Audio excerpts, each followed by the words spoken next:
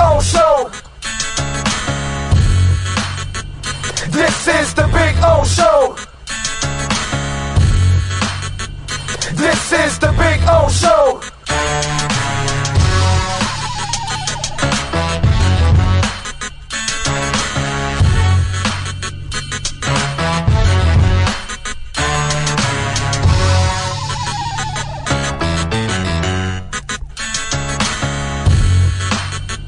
This is the Big O Show.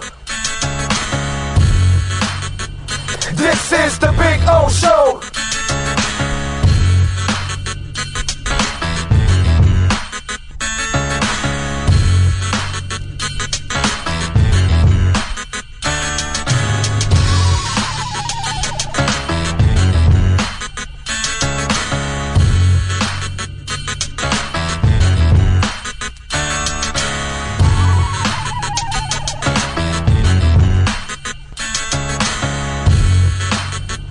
This is the Big O Show.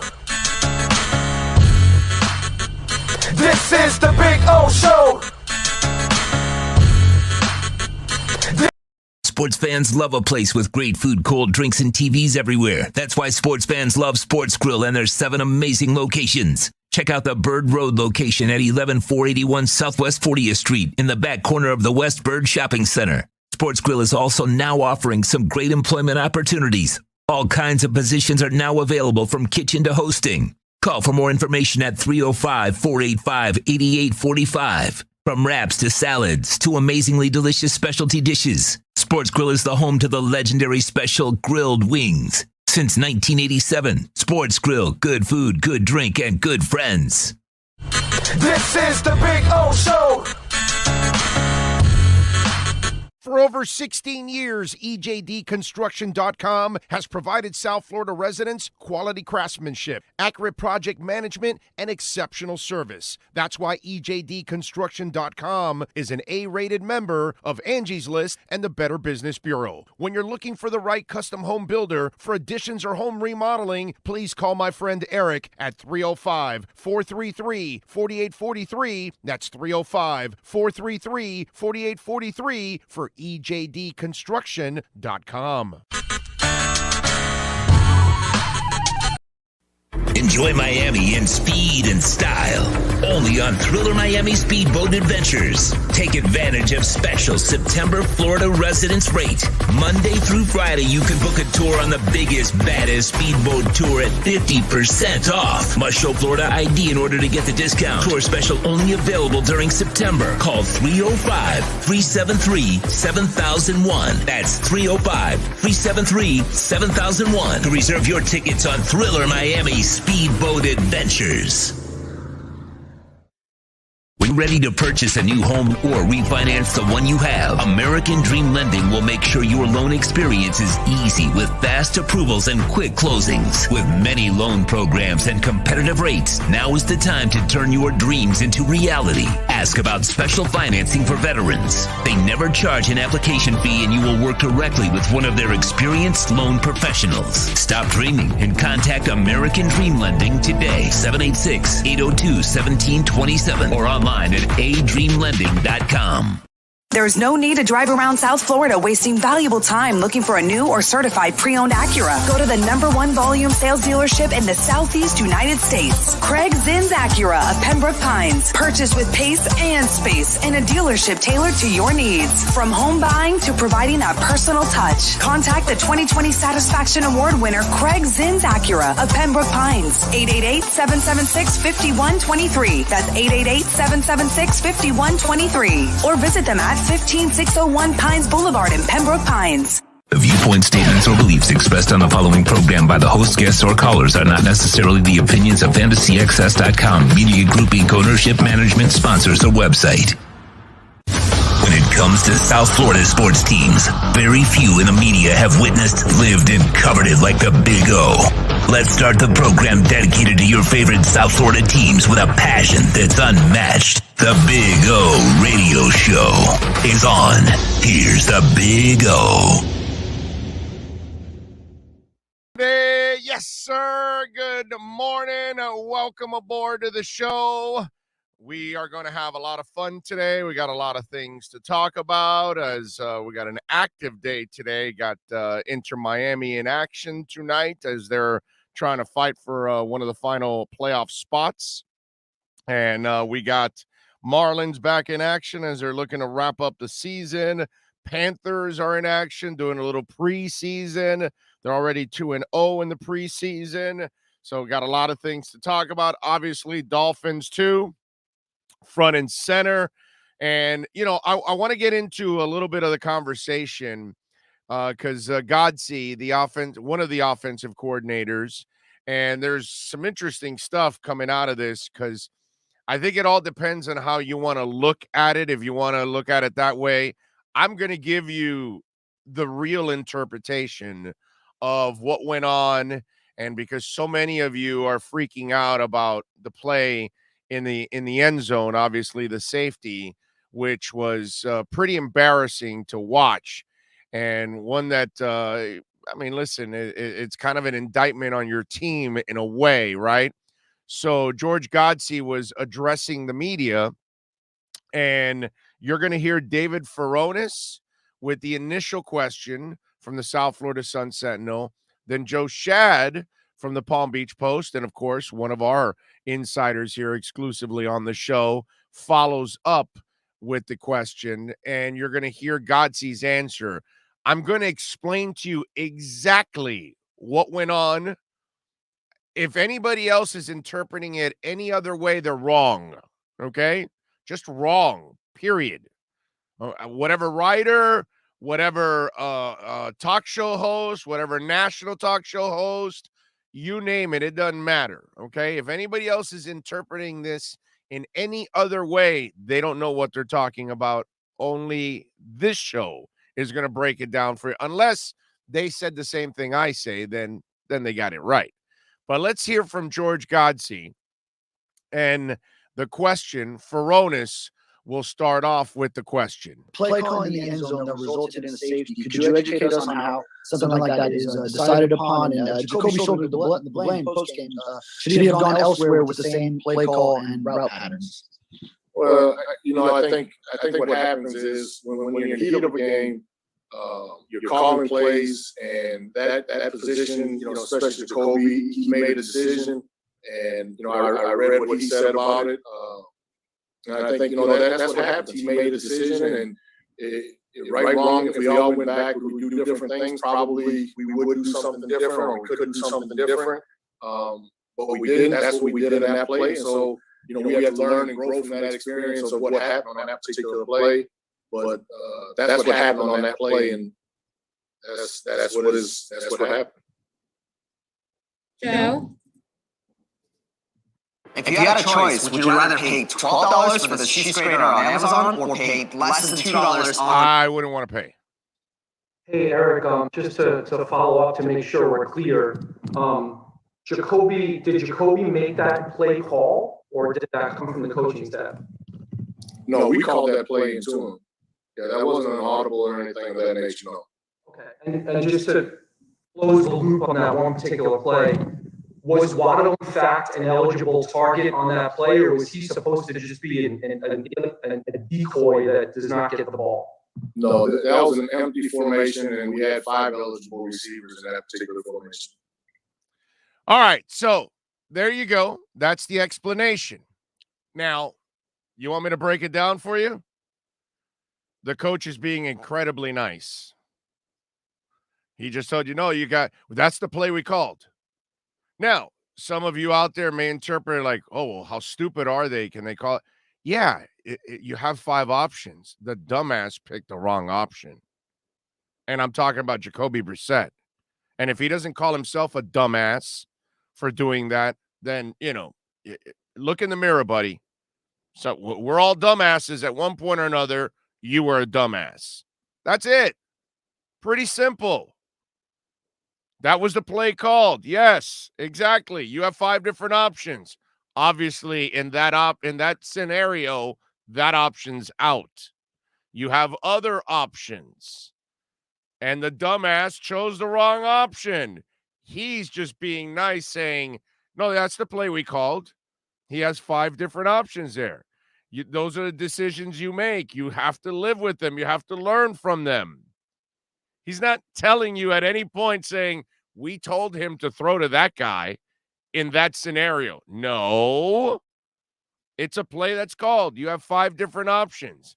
Now you got to go for down, distance, the scenario, everything that you're in, and then you've got to do the math. Obviously, Jacoby Brissett is not very good at math. What did I tell you?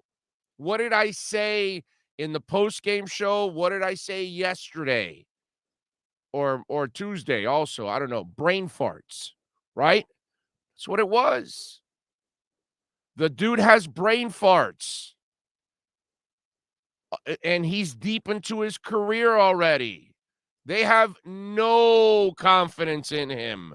That's why they kept running the ball inside the 5.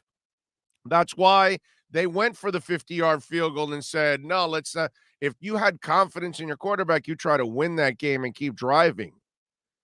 But you don't do that with him because you've had brain farts, because they must happen in practice also. So nobody on the Dolphin coaching staff told Jacoby Brissett that was the right option. He chose that option. He chose to make that play, which should scare you even more about Jacoby Brissett. It's a play you call. You got 5 different options. You got to know already right away that's not one of them. Okay, so obviously there are a couple of others that they feel will be open in this scenario, and he obviously chose the wrong one. It's pretty simple math here. Not for Jacoby. I'm talking about deciphering what went on Sunday. It was all Jacoby and no one else. So if you want to come up with whatever you want to come up with about the offensive coordinators, you can go ahead and do that. But the bottom line is Jacoby Brissett did something incredibly stupid, which shows you how much you cannot trust him. Because at this point in his career, if he's doing that kind of shit, then you know he shouldn't be starting. And he has no business being a starting quarterback. But there you go. So really easy to explain what happened in that play. And I figured it wasn't the coaches that made that call. Give me a break, dude. You're a pretty bad coach if you would say, hey, throw it to Waddle on a screen inside the end zone, especially a guy that's not a quick twitch athlete. How are you going to do it with that guy? That would make zero sense at that point. So you got your explanation. Godsey was being really nice and at least leaving a little gray area so he can kind of cover for his guy. But in a way, in the first answer, when he says, hey, he made a decision, we all got to make decisions, and you got to live with them, you got to learn from them and all that crap, and being nice. What can I tell you? Two Extreme says, what up, Big O? My goodness. Rose and the show had hypocrites. They all talk trash about Tua and the coaching staff. Well, I don't know, man. I don't know if they're talking about trash.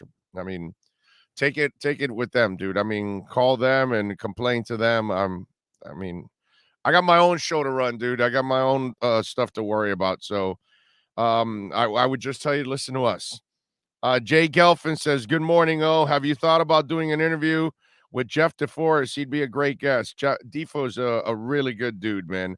I like Defoe. Good human being. Breezy 305. You run the ball when you're inside the 5. Yeah, I mean, or you have some kind of a pass that's, on the other side of the line of scrimmage. You know what I'm saying?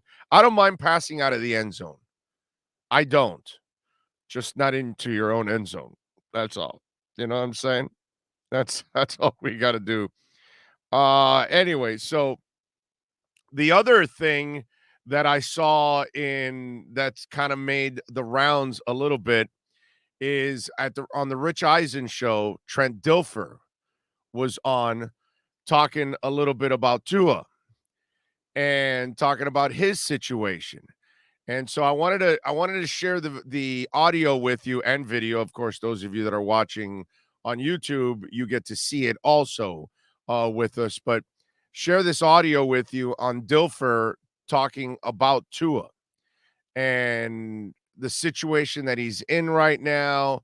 And Dilfer kind of drops an interesting nugget in the process. Now, I'm going to explain to you what's going on and what was being said in all of this. On the Rich Eisen show, you were one of the first to come on this show and talk about Tua. You saw him in the Elite 11 year. You talked about how you saw him make the throw in an Elite 11 play that he made in the national championship game when he allegedly had Miami at hello. And now he's Miami's guy. And they were kicking the tires reportedly on Deshaun Watson before the season. He's now hurt. You saw what Brissett did against Vegas, and you're already hearing again that Tua's done in Miami. Or people in Miami say that. I hear it as well, that he's just a guy in the NFL. That's what he's proven to be. I give you the floor on where you think Tua stands now a year plus into his career in Miami on IR. Well, I'm an apologist for Tua, but I just don't know who's saying this, because people I'm talking to rave about how he handled the offseason, raved about his training camp, played well early before he got hurt. He is hurt. I mean, he has bad ribs. He took an absolute slobber shot on his ribs.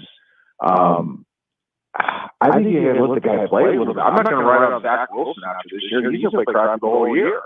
I mean, it's not going to get much better. And you can't write these guys that are supremely talented off, that are putting in the work and doing the right things and just don't have the support. I still think Tua is a supreme talent. I think giving them the right people around him, which is getting there in Miami, the right play caller, which they finally have in Charlie Frye, one of the hugely bright stars in the NFL as a young play caller. You start giving him these tools, and he's going to be wildly successful. I feel bad for him, and I don't like when people are jumping off the bandwagon of talented players so quickly. Well, it seems like it's also the Dolphins, too. Why would they be kicking the tires on somebody with more baggage than Los Angeles International and Deshaun Watson just a couple weeks before the season? Yeah, I don't know that answer. I know a lot of teams kicked the tires on Deshaun Watson. Nothing's happened, and there's a reason why nothing's happened. If he does end up going somewhere else, I would still believe in Tua, but he's got to have the same things every quarterback needs when they're growing in the position. They need support from the play caller and the people around him, and a good defense and a great organization and structure and all those things that all these quarterbacks are going to be in the Hall of Fame one day have. But is that how you would build around Tua, the track stars at wide receiver, Gesicki at tight end? Like, is this? I like what they've done. Okay. I like what Miami's done in the draft. I think their young play caller, Charlie Frye, is your next Sean McVay / Matt LaFleur, these rock star young guys. He's as good as there is in the business. Okay. I think he needs a chance to play. Now, your best ability in the NFL is availability. And if you stay hurt, they're going to move on. And at that point, you can't be an apologist for a player because he's not on the field. He needs to be on the field. He needs to be playing. He needs to be taking his lumps. He needs to be making games. He needs to be doing all the things that these other guys are doing. Daniel Jones, real quick. All right, so I don't need to get into Daniel Jones. Now, first of all, listen, I'm with him. I'm with him all the way on giving up on Tua is ridiculous. You got to build around him, which is what they're doing. They obviously have failed in building a line that can protect him. That's something that he needs, because that's something that you see with some of the other quarterbacks that are having success. Usually they have a good amount of time to actually make a play, and that's the one thing that I think he does need. Now, where Trent Dilfer got it wrong is Charlie Frye is not the play caller.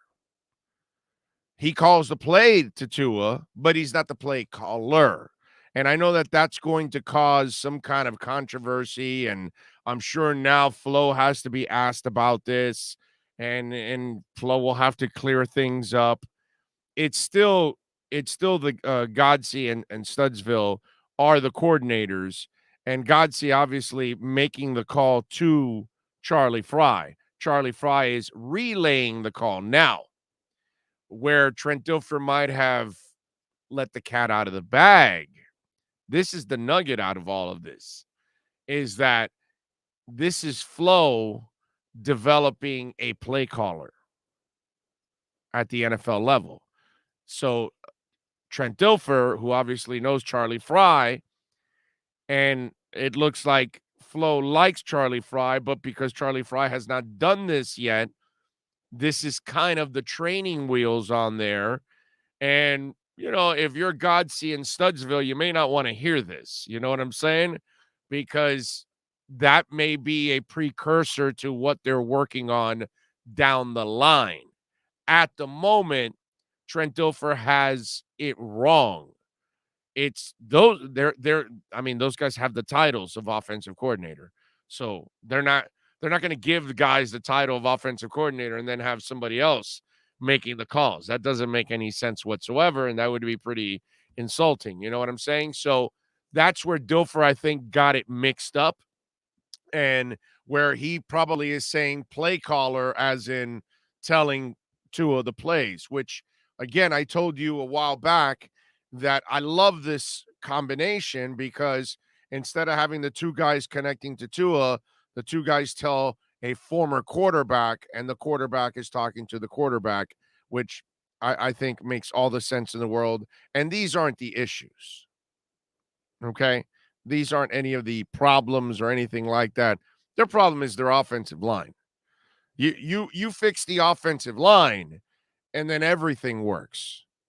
And Tua will have time, and Tua will be able to make plays, and they'll be able to run the ball, and people won't be questioning nearly as much.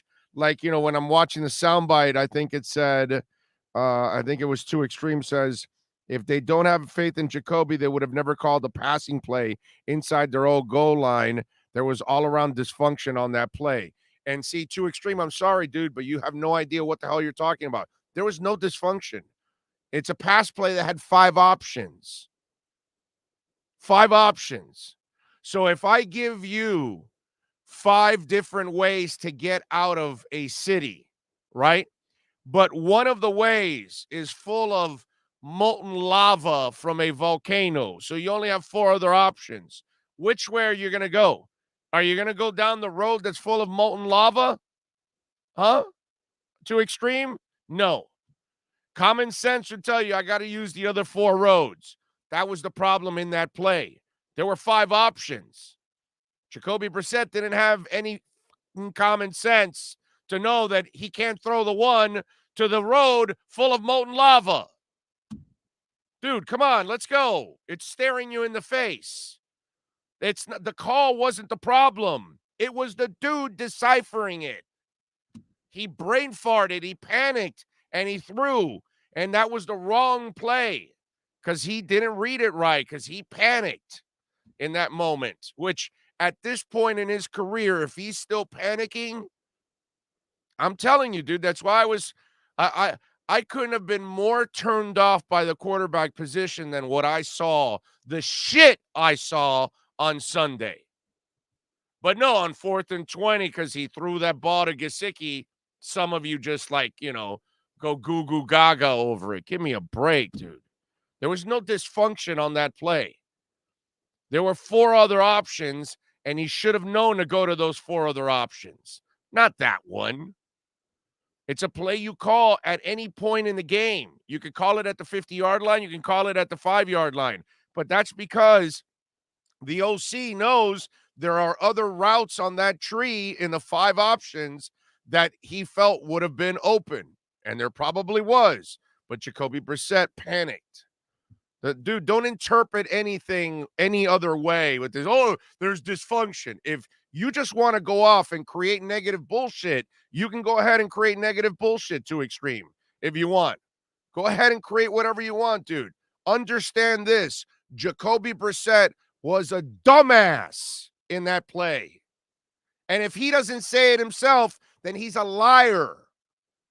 He's not even willing to say the truth about himself. I was incredibly stupid on that play. That was all on me, no one else. I should have known. I don't take the road full of molten lava. That's it. I think Jacoby has never said this, was trying to throw it away. If you look afterwards, his motion that he was throwing it away, ugly throw. No. No, he chose to make that wrong throw. That's all. He panicked, dude. He panicked. He panicked. He brain farted. That's all it was. It was an incredibly stupid ass play by the quarterback. Period. End of story. There's no more to discuss. It's not on the OCs. It's not on the O-line. It's not on the running backs. It's not on the head coach. It's not on Jalen Waddle. It's not on Will Fuller. It's not on Gesicki. It's on no one except Jacoby Brissett. Period. End of story. That's it. That's all. Nothing more. Don't make anything else up. I get it. We're in this world. There are people that just want to create their own narratives and create because that's what makes them happy. Because if they don't want to look at the truth, they want to create whatever they want. Like too extreme. Oh no, there was dysfunction on that play. There's no dysfunction.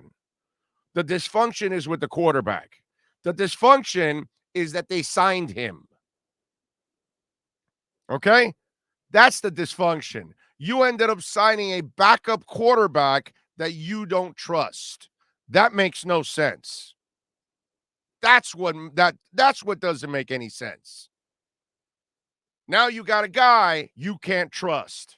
Now you got a guy that brain farts in the middle of a game and you have no idea when he's going to give it away, like he did a couple of weeks ago when he threw that terrible interception.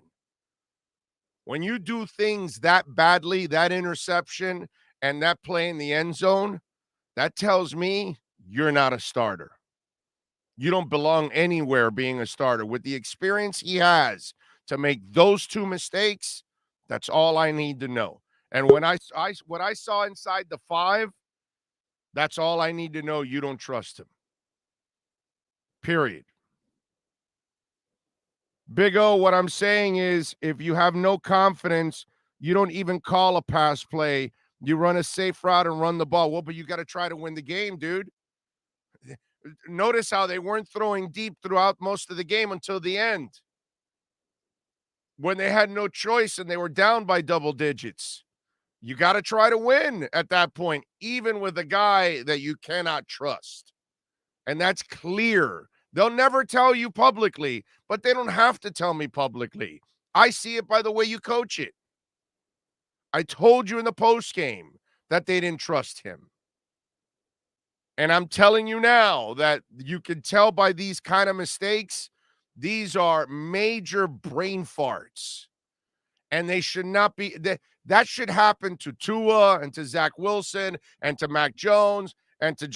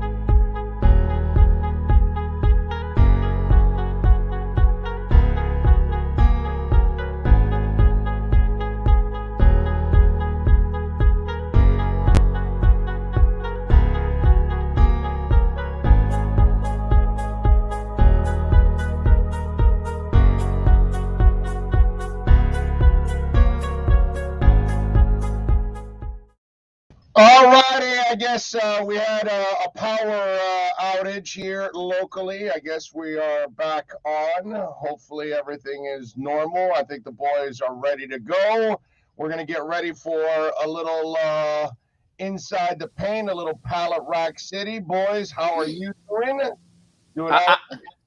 I'm doing good, you blacked out there for a little while for me, but I figured this early in the morning, we're all sort of just finding our legs. So good to go. Plenty of stuff at Heat Camp this week. And it's like Clay said, this was all the buildup to what now becomes real. And it's going to be a very interesting now 2-3 weeks before the regular season starts. Look, yeah. I tried to pull the plug on the show. I tried to keep Ira from talking today, but man, he just finds a way. He just finds a way to find another platform. The backup generators, like the big old bunker down there.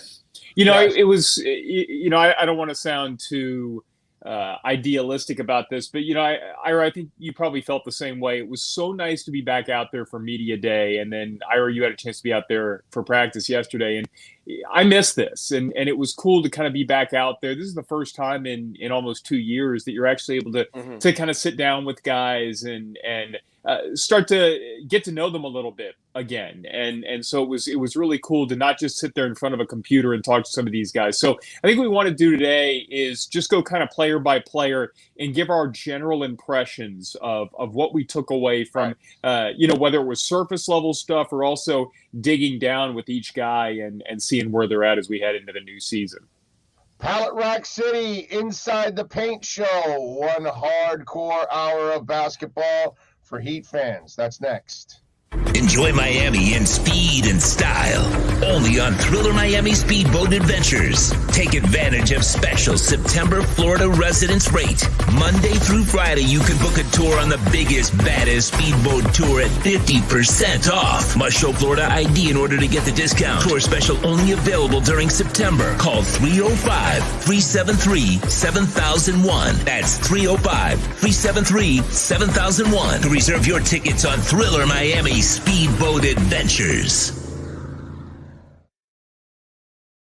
When you're ready to purchase a new home or refinance the one you have, American Dream Lending will make sure your loan experience is easy with fast approvals and quick closings. With many loan programs and competitive rates, now is the time to turn your dreams into reality. Ask about special financing for veterans. They never charge an application fee, and you will work directly with one of their experienced loan professionals. Stop dreaming and contact American Dream Lending today. 786-802-1727 or online at adreamlending.com. Sports fans love a place with great food, cold drinks, and TVs everywhere. That's why sports fans love Sports Grill and their 7 amazing locations. Check out the Bird Road location at 11481 Southwest 40th Street in the back corner of the West Bird Shopping Center. Sports Grill is also now offering some great employment opportunities. All kinds of positions are now available from kitchen to hosting. Call for more information at 305-485-8845. From wraps to salads to amazingly delicious specialty dishes, Sports Grill is the home to the legendary special grilled wings. Since 1987, Sports Grill, good food, good drink, and good friends. When you need your warehouse looking good while staying efficient, there's only one place to find the finest racks in the business. Pallet Rack City in Hialeah. 305-424-8547. That's 305-424-8547. Pallet Rack City is the company you need when you want your warehouse sporting the finest racks in the business. After all, who doesn't love a great rack? Pallet Rack City. 305-424-8547. That's 305-424-8547. Beliefs expressed on the following program by the host, guests, or callers are not necessarily the opinions of FantasyXS.com, Media Group Inc. ownership, management, sponsors, or website. Time for an hour of hardcore hoops with a Pallet Rack City Inside the Paint program with Ira Winterman and Clay Ferraro. There's only one place to find the finest racks in the business. Pallet Rack City in Hialeah. 305-424-8547. That's 305-424-8547. Let's get to the show basketball fans crave. Let's get inside the paint.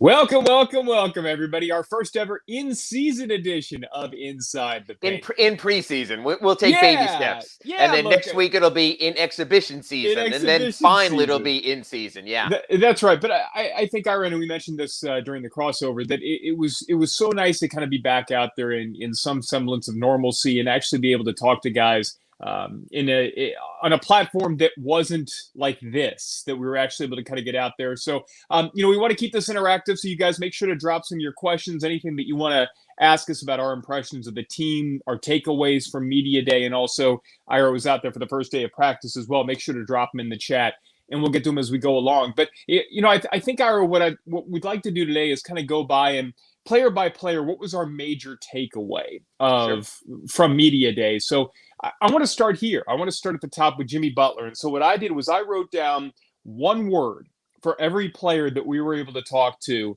that I took away after speaking to these guys. And I'll kind of elaborate on it a little bit. But the word that I took away with Jimmy Butler was championship. And it was because we were talking to him and we were going back and forth on who was doing the one-on-ones. And Will Manso asked him, hey, and he started off, he said, hey, Jimmy, I hate to get all big picture this early in the season, blah, blah, blah. And Jimmy immediately cut him off and said championship. And it was so pointed that he didn't even need Will to finish the question. Jimmy does not care. And I think we knew this, that's the number one goal for him. But he doesn't care how it happens. He doesn't care what has to happen along the way in order to get that ring. But I felt like coming out of this thing that, number one, Jimmy Butler is so comfortable with this group now, and a lot of that is bringing in a Kyle Lowry and some guys who are like-minded. But I also felt like there's this extra sense of responsibility for him that it is his team now. It is built in many ways in his image to go out there and get this ring for this city. Yeah, Clay, I would like to believe that, and I believe that comes from a good place with Jimmy. But, Clay, you remember this. Before the playoff series against Milwaukee, when Jimmy said, remember, he was like stupidly ready or whatever, or locked in, and he was good to go. And then he was not much better than anyone on the court that series, or even his current teammate, PJ Tucker. So you can talk the talk, and Jimmy had until last season's playoffs. He had through the playoff run in 2020. He had when he was healthy and on the court last season. He missed 20 games. COVID got in the way there. But after the bombast turned into something less than substantial during the playoffs, I think Jimmy sort of lost a little bit of the talking card, a little bit of the bombast card because of the way it played out. So I think it's time for him to sort of back it up on the court as well. Look, I love the confidence. That's the only thing Jimmy is. Jimmy would have told you in Minnesota he was looking for a championship. In Chicago, he was, certainly before Kawhi shot, bounced 3 times off the rim there and with the Toronto series when he was in Philadelphia. But I need to see it more now after he put the words out before last season's playoffs and there was something less than tangible that he produced. So I love that he's confident, but show me. Show me with an early season statement. Show me with his chemistry. Show me in the standings. And ultimately, show me in the playoffs. I think Jimmy's sort of talking the talk now has to step aside a little bit to more of, after last season's playoffs, walking the walk. Yeah, but I also think that, you can look at many ways last season as just being so odd. And at the same time, yes, maybe you take away a little bit of it because of what happened in the playoffs. And yet at the same time, he clearly was not 100% healthy. I don't know that anybody on this team was. And they weren't going to make excuses about what happened with that short off season, the dealing with COVID and all this. And everybody dealt with the COVID situation last year in their own ways. Every team did. And yet no team had a smaller offseason, a shorter offseason than the Heat and the Lakers. So I get it. And yet I just kind of walked away from this feeling like Jimmy, it felt to me like this is his team, his organization. And actually, we got a good question about this. And I think maybe you can give some insight into this. Big Gary asks, did Jimmy have any input on the new players who were brought in? And I'll say straight up, I mean, clearly with Kyle Lowry. And even Kyle Lowry said that, hey, look, we're buddies, we're friends, and we'll talk about, most importantly, it's life stuff that we talk about. But yeah, he kept asking me. He kept asking me, and he would say, look, you do what's best for you, but. So if he was pestering Kyle Lowry about coming to Miami, that he was all in with Pat Riley and Andy Ellisberg and Eric Spoelstra to make it happen. It's interesting, and I know you had a camera there for Local 10 at yesterday's practice also, and then Jimmy tried to back off a little, and he pointed to the executive table, and he said, look, it's not about me. It's about Pat Riley and Andy Ellisberg and Mickey Arison. Those are the guys who decide who's here. Those are the guys who convince based on their body of work. Those are the guys who helped this team win three championships. I didn't. So I think he tried to pull back a little.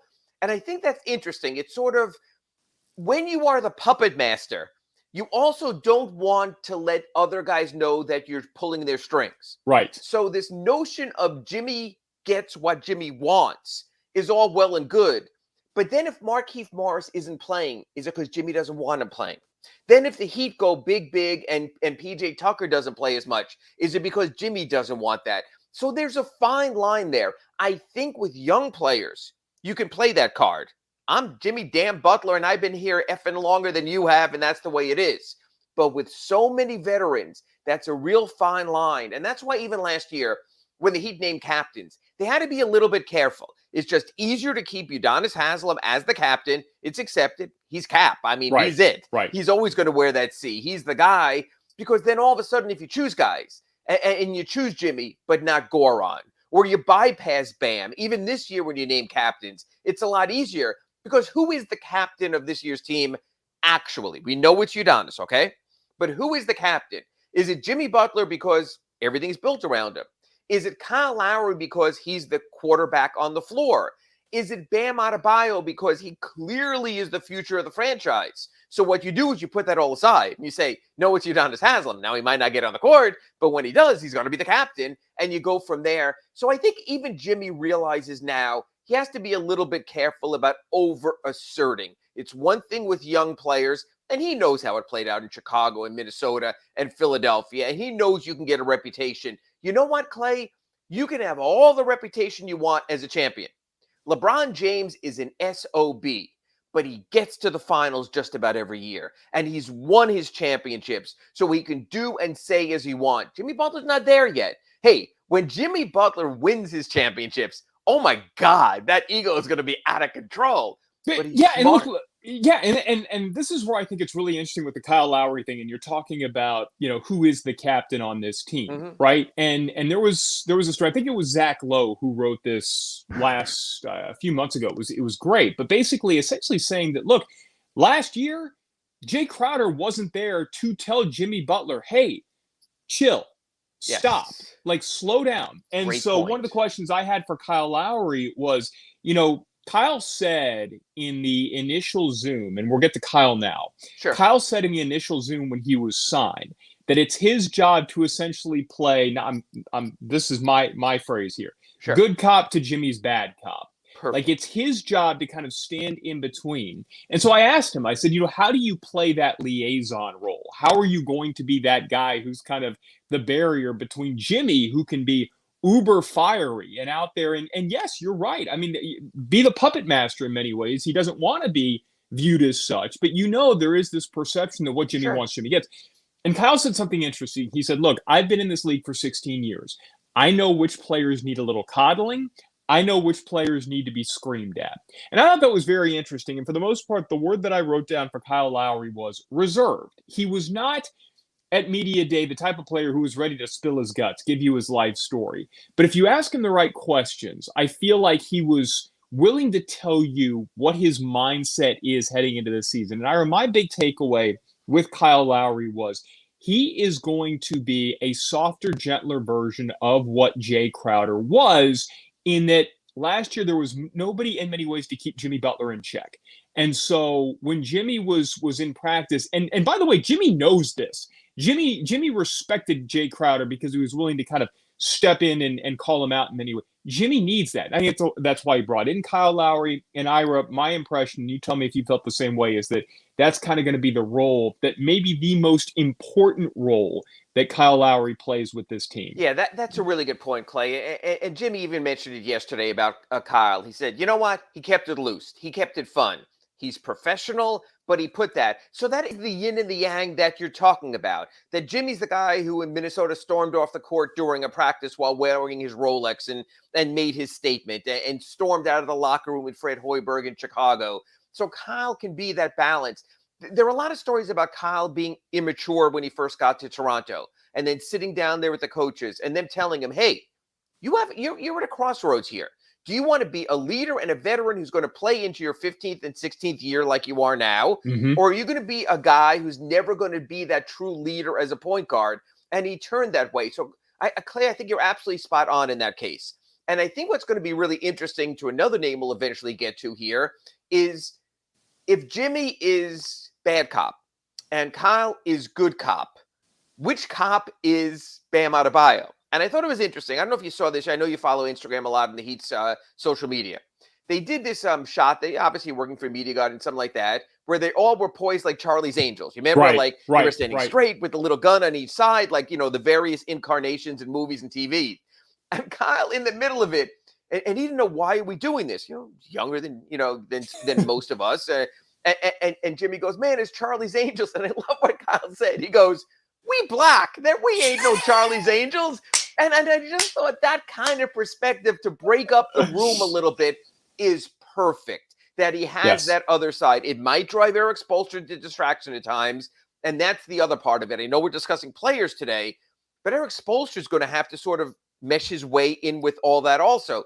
You can't let the inmates fully take over the asylum, but when you have a veteran team, you can't coach it like you were coaching your team of draft choices with young Bam and young Tyler Herro and young Precious Achiuwa. So it's going to be an adjustment also. Eric had that with the big three, but Clay, that's been 6 or 7 years already. So it's going to be an adjustment for him also. Lots of personalities in this locker room. So we'll get to Bam after the break, but let's talk about Spo since you're leading into that. Okay. And what I wrote down for Spo was Eye of the Tiger. And it was the second we sat down with him, and like everybody had, I will say that everybody we talked to, other than Kyle, who was clearly like he's done this 16 years. He actually said that. He said, look, I've been here 16 years. I've done the media day thing. Right. Like we'll get to know him a little bit better. Everybody else was laughing, joking, having fun. Spo wasn't about that life on Monday. No. He sat down, and I'm not going to say that he likes preseason and training camp better than the postseason, but I'm not going to say he doesn't. I feel like Ira, like he lives for these, what they call them, the Hunger Games practices. And so to your point about stepping in and kind of being the one who is the ultimate voice in the room, there's going to be that balance where we're going to have these crazy Miami Heat style practices. And we went out and we got guys who we know are willing to put in the work. And when it gets right down to it, they know when it's time to get down to business. And Spo, I think, was ready to do that on Monday morning. Like he was ready to get out there. So there is going to be that balance. And I'm going to be curious as it goes along. You said there's all these different personalities, and I think you're exactly right. I think you've got Spo, who's probably way over on this side, although he's shown his ability to let his hair down, especially when Right. But I do think that having him and Kyle, you talk about the yin and the yang. I think having somebody like Kyle, much like with Jimmy, he's going to be able to step in when Spo goes after someone for messing up. I think Kyle will be able to walk over a few minutes later and say, look, to your point that Kyle needed to grow up a little bit and needed to mature when he was younger, can go over to whoever the player is, whether it's somebody like Tyler Herro, who we'll talk about in a little bit as well. Say, look, I've been through this. Like I had a coach yell at me for the same thing, 15 years ago. This is how I dealt with it. And I think that's where, and that gets back to your captain thing. Whoever the captain is, he'll have that personality. And that's the thing about Spo. With 10 new players in camp, does he have to coach more? Because the Heat really haven't had this kind of turnover in a while. Or because of so many veterans in camp, does he have to coach less and let them find their way also? So I think that's sort of going to be a little bit of an adjustment. He loves the laboratory. Yes, your point about preseason playoffs is spot on for this reason. In playoffs, there's an unbelievable amount of media. It gets out of control. You can't be you anymore. Yes. As we saw in Media Day, a little bit lighter this year, unfortunately, because of the pandemic. Yesterday at practice, a bit fewer. All of you big famous TV people had to be out at Dolphins and at Hurricanes. I understand they're playing on Thursday, and that's fine. I honestly expect by like today, and the reason we do the shows earlier this time of year is I have to get down to practice. It could be me, Anthony Chang from the Herald, maybe Tim Reynolds from the AP, and that's it. And Spoelstra loves that. You know, most coaches go, where is everybody? And Spoelstra is more like, this is good. Get out of here. You can each ask one question. I'll be out of here in 5 minutes. This is what he sort of relishes. So the fact that Heat training camp also comes under the shadow of football in South Florida is even all the better for Spoelstra. It's like, hey, we'll see you October 21st for the opener. Now everyone go away. Yeah, so I think that's why he enjoys this time of year as well. Hawaiian Punch asks us as we go to break, any idea where Ben Simmons lands and how it affects you? It's amazing how every day this saga just seems to get crazier and crazier. No feel yet, but my guess would be it's going to be somewhere in the West. And I think there have been a couple of reports that's where Philadelphia is targeting to send him anyway. You always try to create distance with players like that. Sure. You don't want them to burn you in the standings. You don't want to play them in the playoffs. You know, if you can avoid that, all the better. Yes, you know, you might say you can work out a trade with someone who has more chips or a Boston with a Jaylen Brown or something, but you don't want to all of a sudden in the first round, best of 7, you know, okay, you talked like Clay about Hunger Games. That would be the ultimate Hunger Games. So, you know, this is going to play out for a while. The games don't matter. The paychecks might, but the games don't. And not a good look for Philadelphia. When we get sort of around the NBA at the end of our show today, we can sort of talk about that ongoing impact as well. Yeah, and I would say this too, Ira, and this is the big problem as we head into break for Philadelphia. I think what they think they should be getting for Ben Simmons relative to offers and what other teams are willing to give at this point, there's a significant gulf. And by the way, there were reports that there was a significant gulf before all of this happened, back when Doc Rivers said at the end of the season that he wasn't sure if they could move forward with Ben Simmons before it got really heated. So coming up, we're going to talk about our impressions of Bam Adebayo, Tyler Herro, Duncan Robinson, PJ Tucker. Anybody else that you want to ask about, make sure to drop it in the chat. We will roll on right here on Inside the Paint. You're listening to the Pallet Rack City Inside the Paint Show. Pallet Rack City in Hialeah is the company you need when you want your warehouse sporting the finest racks in the business. After all, who doesn't love a good rack? Pallet Rack City. Sports fans love a place with great food, cold drinks, and TVs everywhere. That's why sports fans love Sports Grill and their 7 amazing locations. Check out the Bird Road location at 11481 Southwest 40th Street in the back corner of the West Bird Shopping Center. Sports Grill is also now offering some great employment opportunities. All kinds of positions are now available from kitchen to hosting. Call for more information at 305-485-8845. From wraps to salads to amazingly delicious specialty dishes, Sports Grill is the home to the legendary special grilled wings. Since 1987, Sports Grill, good food, good drink, and good friends.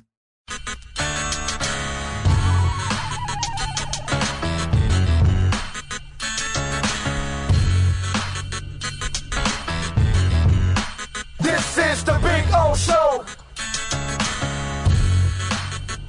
This is the Big O Show. This is the Big O Show.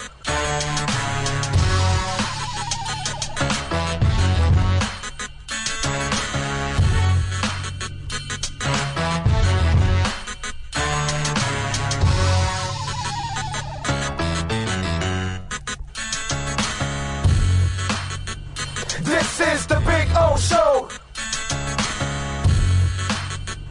This is the Big O Show. There's no need to drive around South Florida wasting valuable time looking for a new or certified pre-owned Acura. Go to the #1 volume sales dealership in the Southeast United States. Craig Zinn's Acura of Pembroke Pines. Purchase with pace and space in a dealership tailored to your needs. From home buying to providing that personal touch. Contact the 2020 Satisfaction Award winner Craig Zinn's Acura of Pembroke Pines. 888-776-5123. That's 888-776-5123. Or visit them at 15601 Pines Boulevard in Pembroke Pines.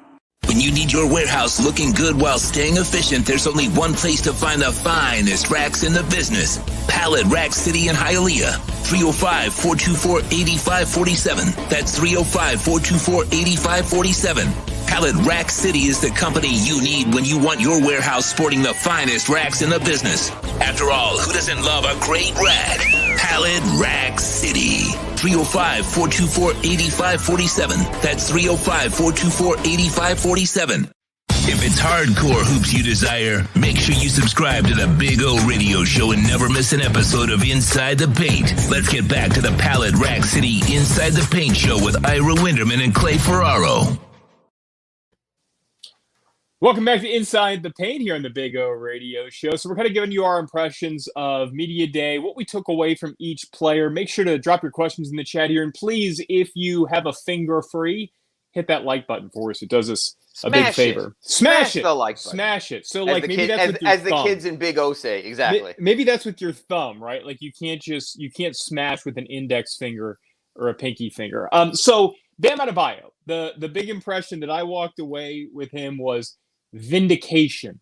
And Bam's great, by the way. And you know, he's one of the guys. I think I asked him 3 questions and he talked for like 15 minutes. To the point where they finally came by and they were like rapping. They were like, all right, he has to be done. He has to be done. He has to go now.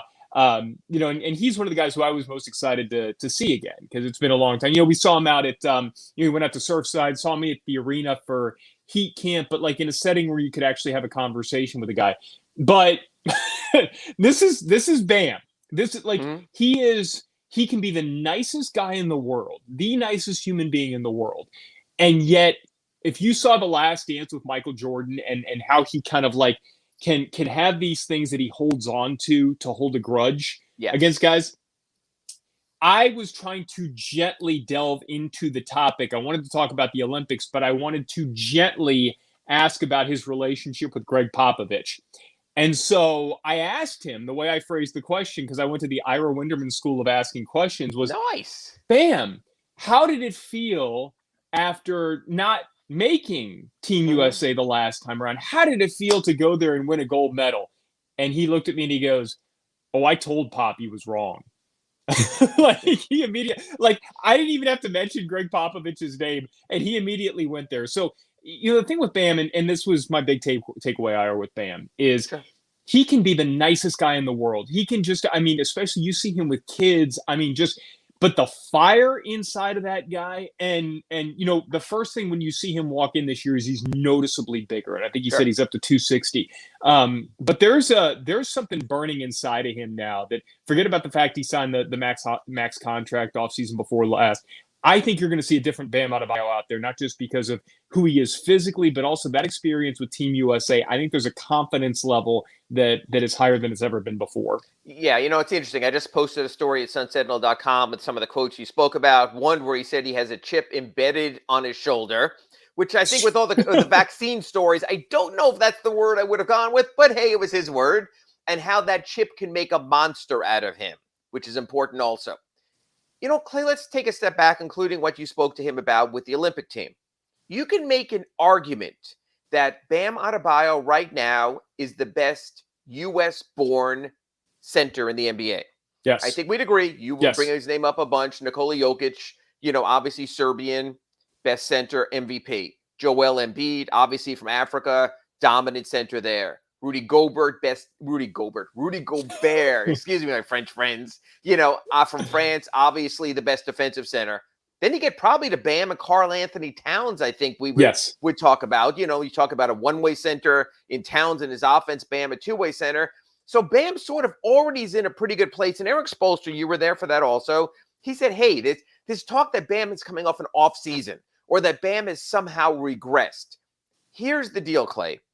Bam has not met our expectations because he keeps starting to raise the bar, and we want to see the bar go even further. So, Bam gets a floater. We want a mid-range shot. Bam gets a mid-range shot. We want a three-point shot.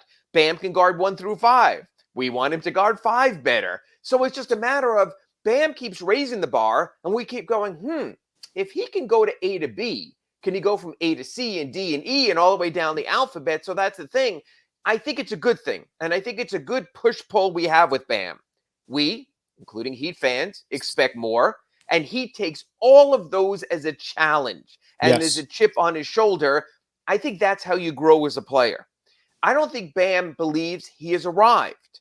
And because of that, he's going to strive to do a little bit more. So he's never going to accept the fact that Greg Popovich didn't think he was good enough for the previous World Cup team. Yes. Or that Greg Popovich early in the Olympic cycle was playing Draymond Green at center ahead of him.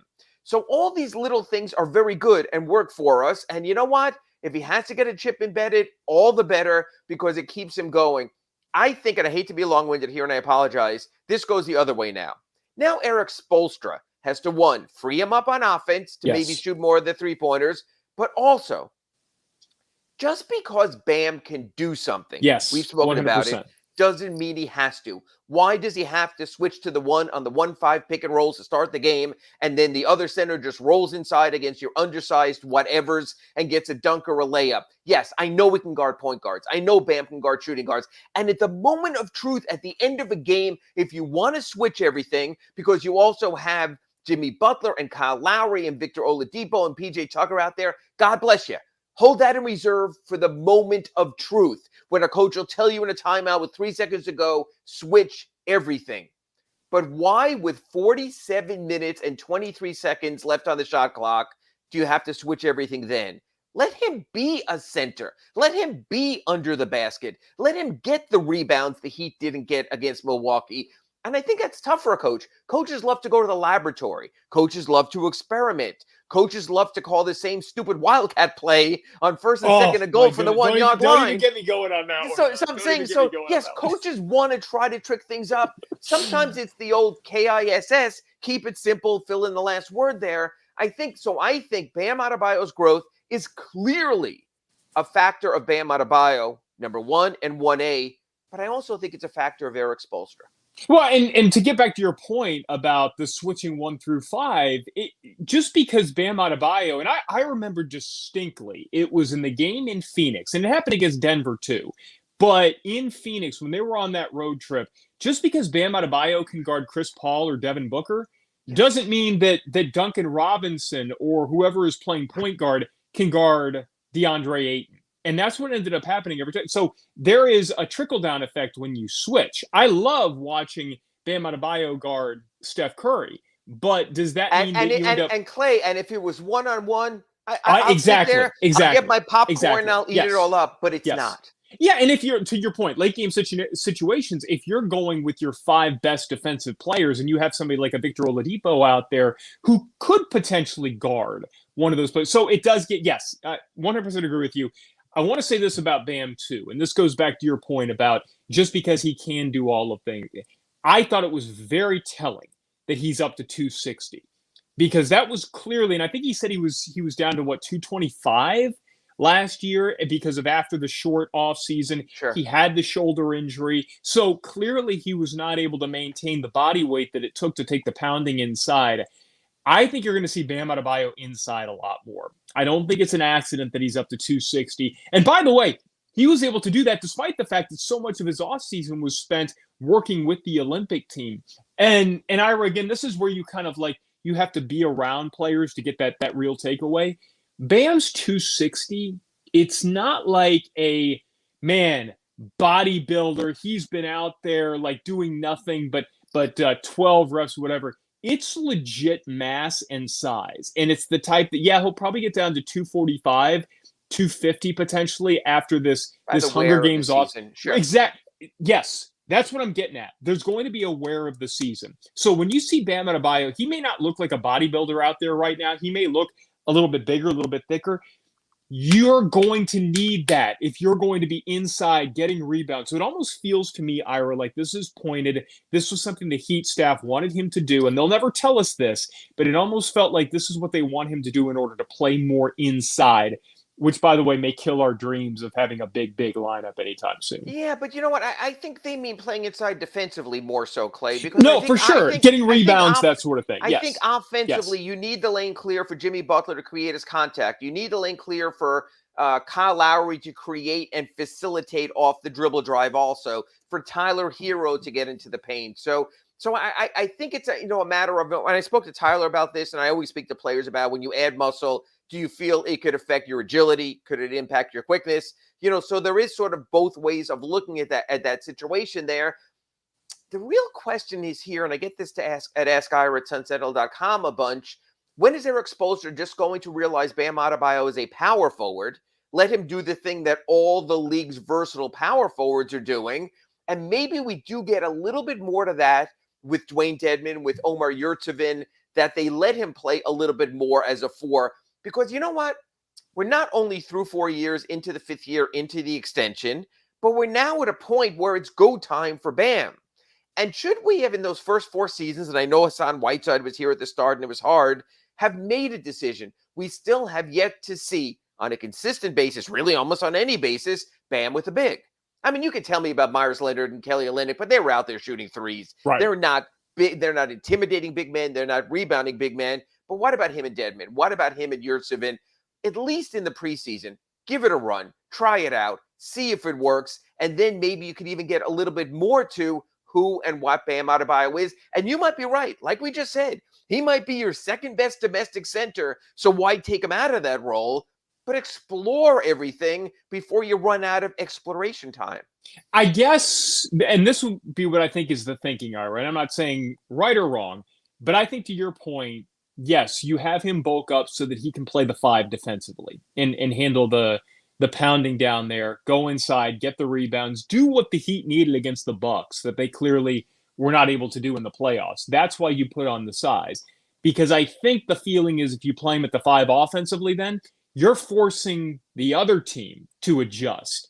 And it's a lot harder. And again, we saw this in the NBA Finals when, game 1, the Lakers were able to dominate on the boards, and they were able to play the massive lineup where you had Dwight Howard and Anthony Davis out there. And LeBron, and LeBron, yes.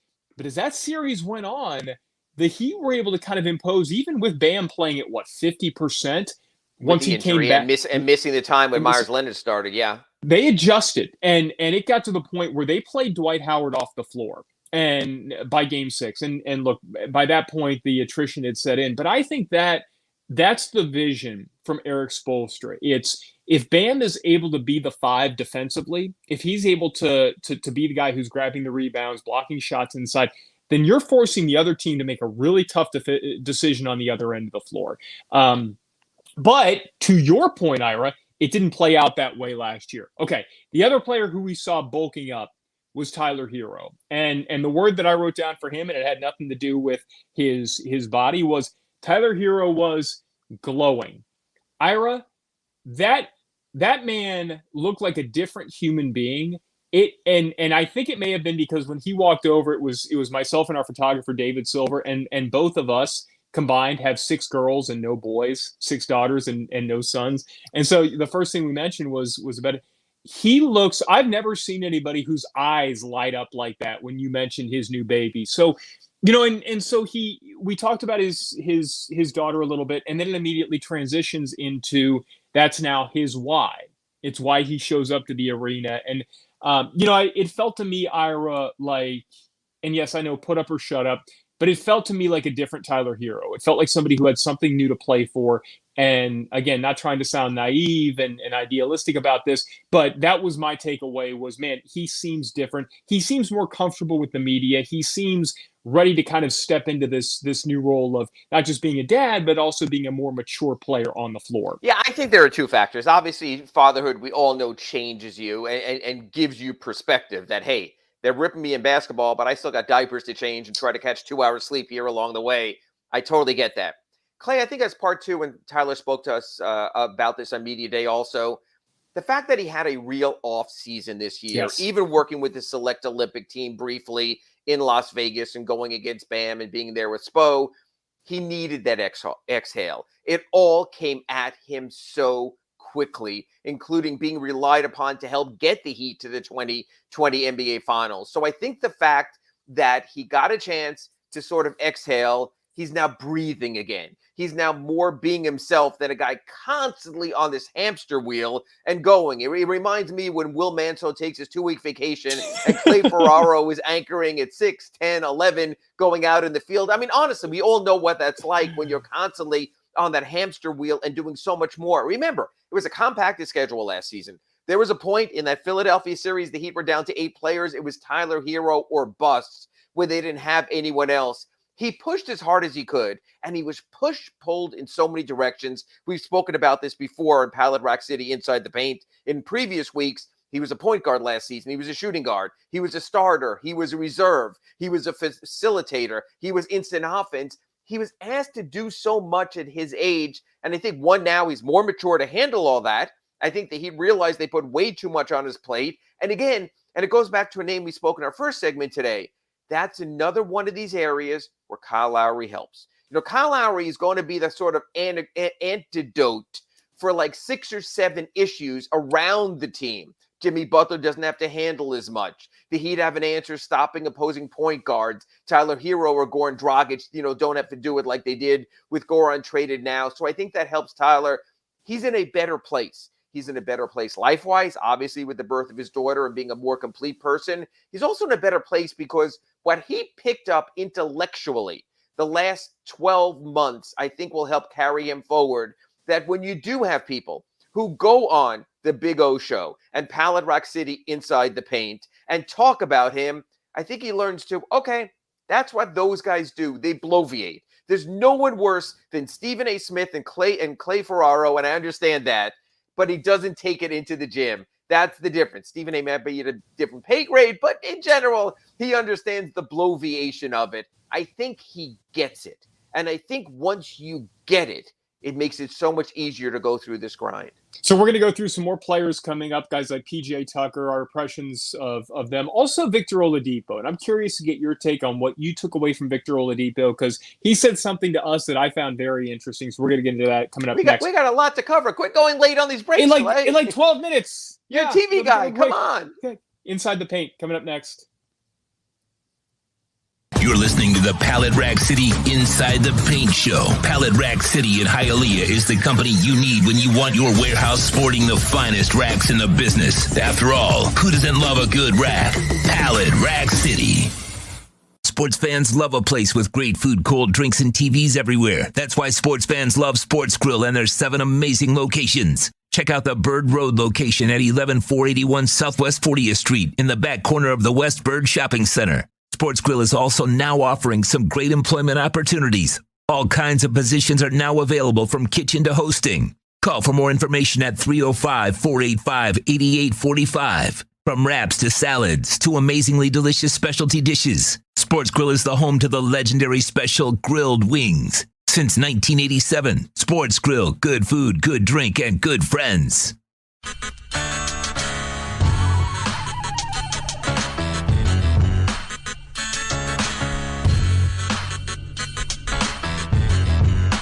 This is the Big O Show. This is the Big O Show. This is the Big O Show.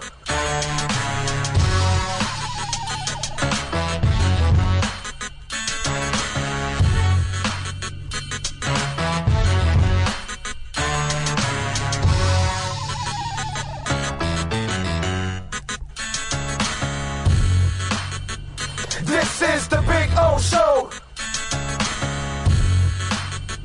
This is the Big O Show. There's no need to drive around South Florida wasting valuable time looking for a new or certified pre-owned Acura. Go to the #1 volume sales dealership in the Southeast United States. Craig Zinn's Acura of Pembroke Pines. Purchase with pace and space in a dealership tailored to your needs. From home buying to providing that personal touch. Contact the 2020 Satisfaction Award winner Craig Zinn's Acura of Pembroke Pines. 888-776-5123. That's 888-776-5123. Or visit them at 15601 Pines Boulevard in Pembroke Pines.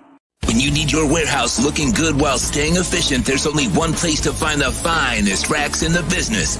Pallet Rack City in Hialeah. 305-424-8547. That's 305-424-8547.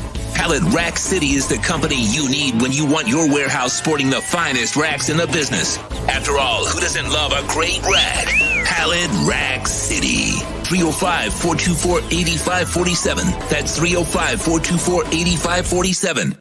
If it's hardcore hoops you desire, make sure you subscribe to the Big O Radio Show and never miss an episode of Inside the Paint. Let's get back to the Pallet Rack City Inside the Paint Show with Ira Winderman and Clay Ferraro.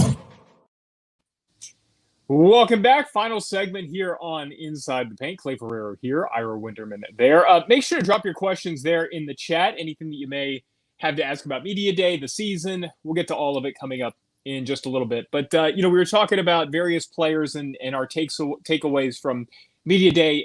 We mentioned Victor Oladipo heading into the break. And something that I found interesting talking to him that he said to me was, and it was kind of a moment of clarity. He said, I forgot what it was like to be healthy.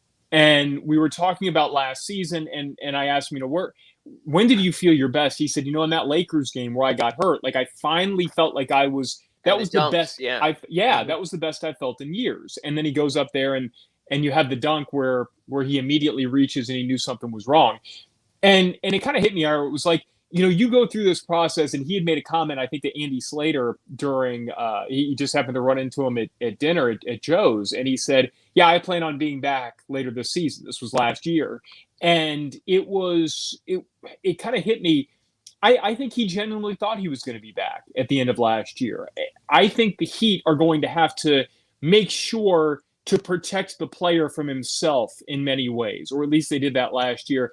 But I came away from this thinking that he's at peace knowing that there's a long game here. And he's going to have to make sure that he's as close to being whatever the level of healthy is, whatever 100% is. There's a feeling of peace, I think, with him that he's not going to just come back way too soon just for the sake of coming back. He's going to want to get back out there on the floor. But I think he knows now there's a long game here. Yeah, there's two sides to it. And also, I think he realizes he's been pushing it almost too much now for a couple of years. Yes. I mean, before he did his group interview, he said the other day that he feels he hasn't been healthy since December 2018. Crazy. So we're almost coming up on 3 years of not healthy. He also said that before this most recent surgery in May for the quadricep, he wasn't sure that he wouldn't fall over when he stood up. That's how unstable that the knee and the quadricep were, which is kind of a concern when you're coming back from that. So, yeah, I think he realizes now that he has pushed too much or too fast too often, and he got into this minimum salary 1-year contract situation, and he has to make it right. But he also, Clay, has to push back to a degree. And I mentioned this. I mentioned it with Big O also on our Acura Pembroke Pines reports. There's going to be a cutoff for the Heat. I don't know when it is, Clay. It might be in late February, in March, or in April, when the Heat's going to have to say, this is go time. This is who we are and what we are. And Tyler Herro is comfortable in his role. And I don't know, Max Strus is comfortable in his role. And we've got this thing lined up.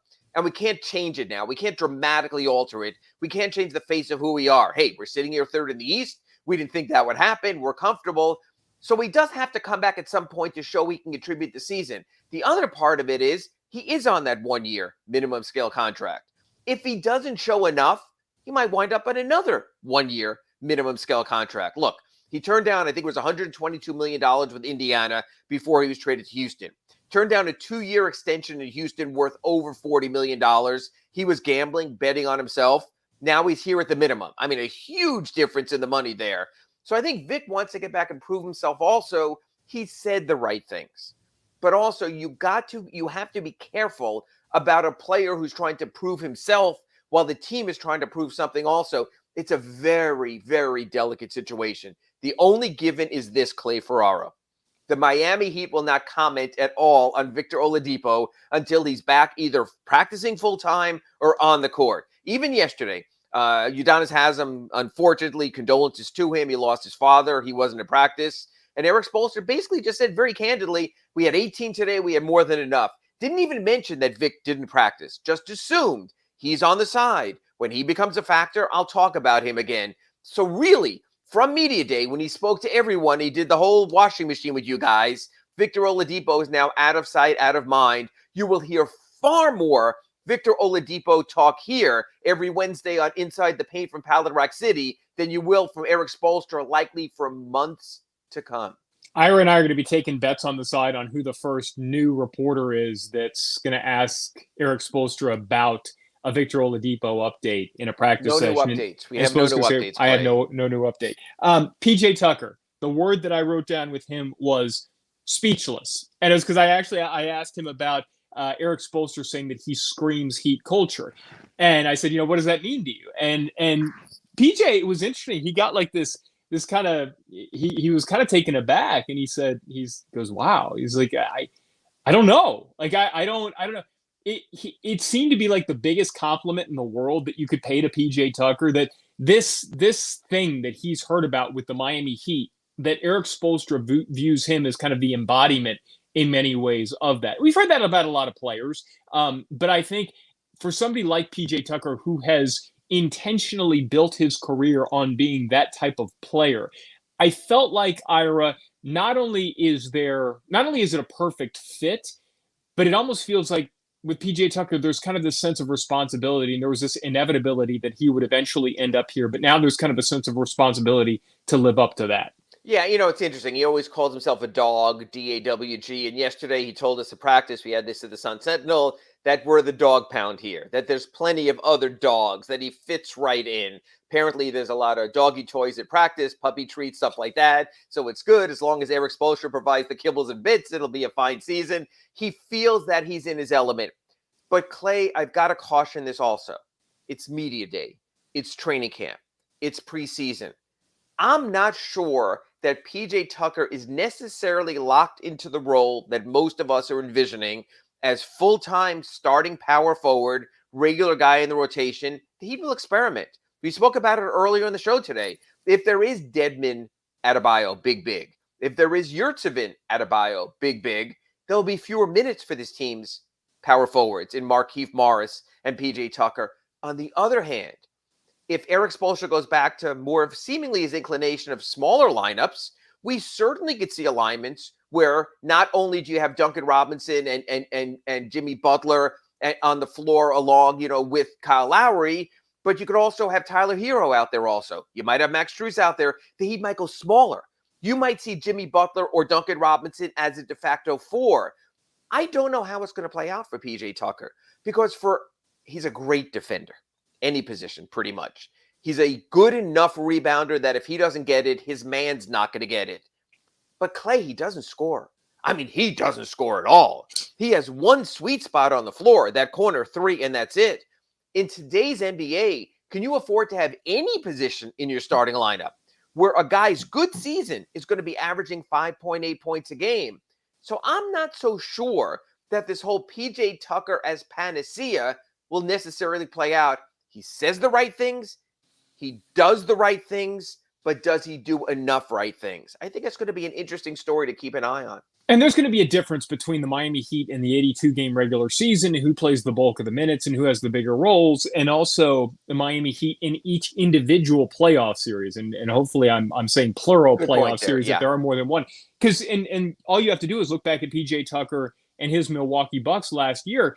The guy who became like the golden player in Milwaukee that was so beloved didn't play more than a couple of minutes against the Heat in their series, and that's Bobby Portis. Yeah, you had this run by the Bucks where they felt like they couldn't play him against Miami, and yet you get down to the series against Atlanta. And so for me, Ira, and how this pertains to PJ Tucker is maybe there isn't going to be that enormous role for him tonight. Maybe he's a player that starts, plays 20 minutes a game, and then you kind of forget about him in many ways as the season goes on, until you play a Brooklyn in the NBA playoffs. And look, Kevin Durant's going to get his against anybody, but there's a reason why Milwaukee put PJ Tucker. PJ Tucker and Kevin Durant have a relationship. So to me, that's the type of role that he's going to bring. It's not necessarily. And I agree to that. So it could even be a point in the season where we go, where did PJ Tucker go? And then you'll tune in every Wednesday, and Clay Ferraro will tell you he's gone nowhere. Let's wait for the playoffs in his moment.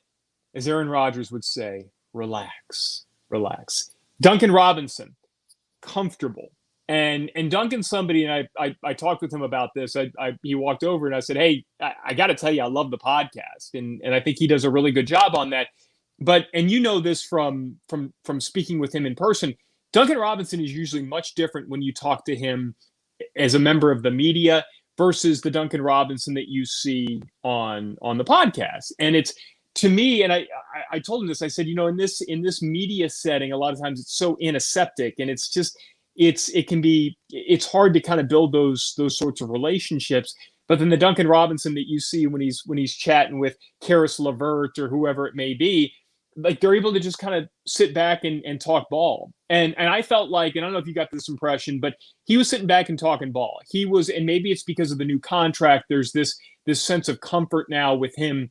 But I'm curious to see Duncan Robinson now that he's got his money. He's somebody who's lived with a chip on his shoulder, but I also think there's always been it's not, I forget the exact term for it, but where he kind of felt like he wasn't meant to be here. It wasn't good. He wasn't good enough. He was always kind of living up to that. Sure.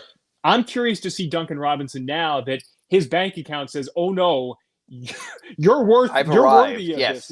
Right. So I kind of got the feeling that he's going to go the other way. He's going to be comfortable in his own skin moving forward. But again, like you said, that's the glow of media day. So what did you take away? But will he be good enough as a two-way player that he could play the end game? Because if you have a $90 million player who can't play the end game, then you do wonder a little bit about it. Right now, he started as a specialist. He evolved a little more. We saw him cutting a little bit more. We see him move the ball a little more. We see him stand in defensively a little bit more.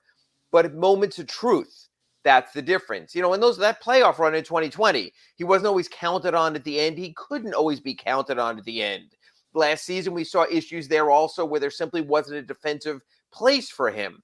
There might not be a defensive place for him against the Brooklyn or even against the Milwaukee. So what I want to see over the first 82 is this.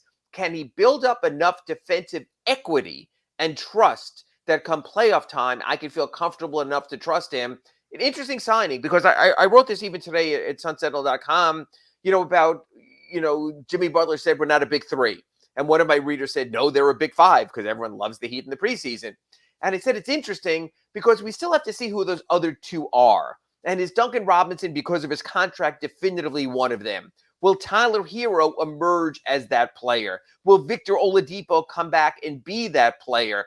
So I think that the ultimate supporting cast, the ultimate closing lineup remains to be written. Duncan Robinson, by paycheck, will get that chance, but he has to prove that he can be on the floor for those moments of truth. And when you get down to the playoffs, do you really want somebody who, hey, let's go back to what I said about when they were playing in Phoenix, who it's really easy for teams to kind of spotlight, all right, we're going to go after that guy. And look, there were times last year when Duncan Robinson started to, he's improved. He has gotten better defensively. So he's gotten better, and yet there's a difference between improving and getting to the level where, as you pointed out, you are playable. Yes, his rise to defensive mediocrity, was meteoric. And it's important. Yes, you have to start somewhere. I would like to see Tyler Herro get to the point, honestly, that Duncan Robinson is right now. But that's an ongoing process. And you know what? Sometimes you can't. Just like Duncan Robinson can shoot threes, maybe he can't do something else in his game. That's what you have to figure out. But he has to get that 3-point percentage above even last season's 40% to get the bang for the buck that the Heat expect. Really kind words, Juan, Hawaiian Punch. Really appreciate what you guys have been saying in the chat. That means a lot to us. Ira, real quick, any other takeaways, anything we haven't hit on that you took away from either media day, first day of practice, or anything that people can read in the Sun Sentinel? It's interesting. We spoke about this last week. The question I would ask Eric about going big, and Eric still danced around it, Eric Spoelstra, about whether he would, and he'll consider it. So maybe now with the preseason starting, before we're back on again next Wednesday, they have a Monday game at home against Atlanta, their preseason opener. Maybe we see it a little bit more, because to me, Clay, against Capella and John Collins, if I can see if Bam is comfortable enough defending a John Collins, and if a Dedmon or a Yurtseven can keep Clint Capella, who destroyed the Heat on the boards in moments of truth last season, that could be an eye-opener to that. Or maybe I'll see instead that maybe with PJ Tucker's big, thick torso, maybe that keeps Clint Capella off the boards, and we see more of where Eric Spoelstra is going. So we could have some meaningful and tangible preseason moments when we talk again and when we talk through this upcoming month. I think there are moments I want to see. I don't watch a whole preseason game, take the box score, and say this is meaningful.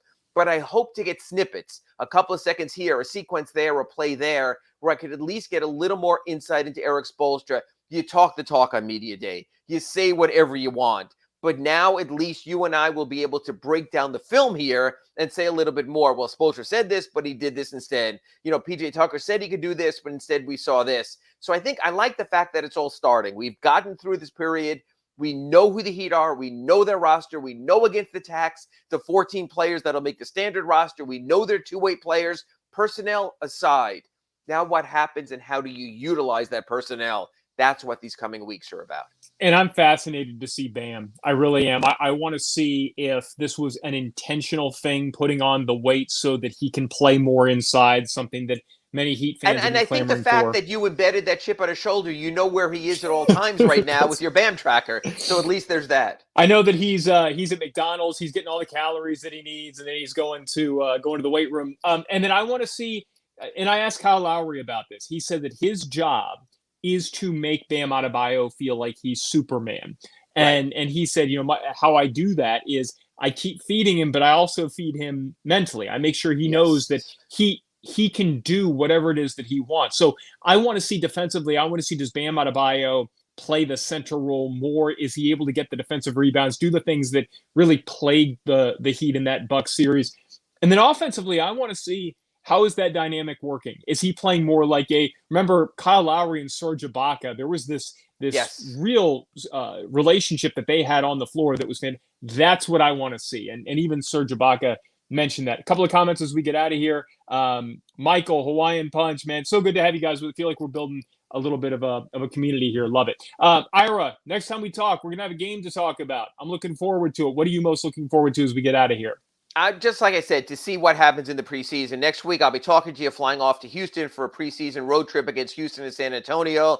We'll have a little better sense. The words will be done. There'll be action in place. We'll get to see who they are, how they're going to play this thing out. Be back with Big O on Friday with our Acura Pembroke Pines report. And then again, you next Wednesday, again, 9 a.m. We want to get people up and early, know what's going on. And basically, so as soon as I'm done, I can drive down to practice. All right, get out of here. Get out of here, Ira. Bye-bye. Bye-bye. Thanks for hanging out, guys. More Big O Radio Show next. You've been listening to the Pallet Rack City Inside the Paint program with Ira Winterman and Clay Ferraro, exclusively on the Big O Radio Show. Search Big O Radio Show on most platforms. Subscribe and smash the like button to support Inside the Paint. If you want your warehouse sporting the finest racks in the business, there's only one choice: Pallet Rack City. When you need your warehouse looking good while staying efficient, there's only one place to find the finest racks in the business. Pallet Rack City in Hialeah. 305-424-8547. That's 305-424-8547. Pallet Rack City is the company you need when you want your warehouse sporting the finest racks in the business. After all, who doesn't love a great rack? Pallet Rack City. 305-424-8547. That's 305-424-8547. When you're ready to purchase a new home or refinance the one you have, American Dream Lending will make sure your loan experience is easy with fast approvals and quick closings. With many loan programs and competitive rates, now is the time to turn your dreams into reality. Ask about special financing for veterans. They never charge an application fee, and you will work directly with one of their experienced loan professionals. Stop dreaming and contact American Dream Lending today. 786-802-1727 or online at adreamlending.com. There's no need to drive around South Florida wasting valuable time looking for a new or certified pre-owned Acura. Go to the #1 volume sales dealership in the Southeast United States. Craig Zinn's Acura of Pembroke Pines. Purchased with pace and space in a dealership tailored to your needs. From home buying to providing that personal touch. Contact the 2020 Satisfaction Award winner Craig Zinn's Acura of Pembroke Pines. 888-776-5123. That's 888-776-5123. Or visit them at 15601 Pines Boulevard in Pembroke Pines. The viewpoint, statements, or beliefs expressed on the following program by the host, guests, or callers are not necessarily the opinions of FantasyXS.com, Media Group Inc. ownership, management, sponsors, or website. When it comes to South Florida sports teams, very few in the media have witnessed, lived, and covered it like the Big O. Let's start the program dedicated to your favorite South Florida teams with a passion that's unmatched. The Big O Radio Show is on. Here's the Big O. All right, you Yes, sir. Great job, as always, by Ira and Clay. Excellent hour of basketball talk. We got basketball already starting, which is a beautiful thing. I'm sure that show is going to heat up. We've been getting you ready, obviously, with it starting throughout the offseason and free agency. We actually started all of this right as free agency was starting, is when we began the Acura reports and obviously the Pallet Rack City Inside the Paint show. And if you own a warehouse, man, call my guy Eddie at 305-424-8547 so you can organize your warehouse and get the racks and get everything as efficient as possible. They do it all, man. Hand trucks, everything. They're really good people out there in Hialeah. Well, he's got warehouses all throughout Florida, actually, and they're building a lot of stuff out west and north. I mean, up in the Tampa area, St. Pete area, all that. And so I know they've got some stuff in the Gold Coast area too and all that. So if you happen to be watching our show or downloading and you're anywhere throughout Florida, Pallet Rack City can actually take care of you. It's not just a South Florida thing. So they have been expanding and they are absolutely phenomenal. So make sure you call Eddie Pereira and all the great people over there at Pallet Rack City, 305-424-8547. Do want to remind you a couple things. Remember, Sunday we're going to be at Sports Grill in Miami Lakes for the Colts game starting off at 11 a.m. So we'll start our pregame show at that time. Obviously, game will start at 1, and then we'll come back with the postgame, hopefully a happy postgame. Hopefully the boys win, which I'm expecting them to win, and hopefully they can get back to, what's it called? Something going on with my mic again? Is that what? I got you now. I got you. Okay, there we go. Everything should be fixed now. My apologies. That thing happens every once in a while where it kind of goes funky, and then you got to pick up on it. Thank you. It all should be back to normal again. Anyway, I was saying that we on Sunday we're going to be at Sports Grill starting off at 11 a.m. with our pregame coverage. Hopefully we'll be talking about a win in the postgame show, and beating the Colts would be really, really nice. And because they're going to lose against Tampa, and then they can beat Jacksonville, be 3-3. And then, you got 11 games left. You got plenty of time. You get Tua back and things. I at least for me, I still have hope that things can get better. I know some of you already fire Flo, fire Greer, Tua sucks. It's all over. That's fine. I got you. It's over. Fire everybody. I understand. Okay. I get it. I'm not here to, talk you off the ledge or argue with you about it. I'm not going to change your minds on that. But I am hopeful that they can get to 3-3 over the next couple of weeks here, win 2 out of the next 3, and bring a little balance. And then, hopefully Tua, you can get Tua back. Hopefully the line will be playing better, and you can start to win more games and put yourself in a position to make the playoffs. At least that's what I'm hoping for. Earlier in the show, I already addressed, by the way, some of the stuff that was going on with the offensive line coach addressing what went on in the end zone. And I explained that, how it was all completely and totally on the quarterback who screwed up in that play. And also broke down some of Trent Dilfer's comments too. If you didn't check it out, you can rewind and check it out in the first half hour. It's there. I explained it all there for all of you. It'll be podcasted too, just in case if you do miss it. Pro Book Picks. Damn, dude. Holy crap. That's very, very generous of you. Thank you, sir. Giving us a little love on the super chat, which is Weapons X. Okay. Pro Book Picks used to be Weapon X United. Okay, I got you now. Weapon X here chiming in from the Dominican Republic. Great show as always, Big O. Hope to see you when you head up to Atlanta. Oh, you're talking about for the Metallica Greta concert and Cage the Elephant, which I did not know that I had Cage the Elephant also in that concert. So I got so extra pumped about that because I love Greta. Everybody knows that follows me knows I love Greta, love Metallica. But dude, I love Cage the Elephant. They're fantastic. So if you're going up there, that's great, man. I'm looking forward to it. I'm looking forward to seeing you.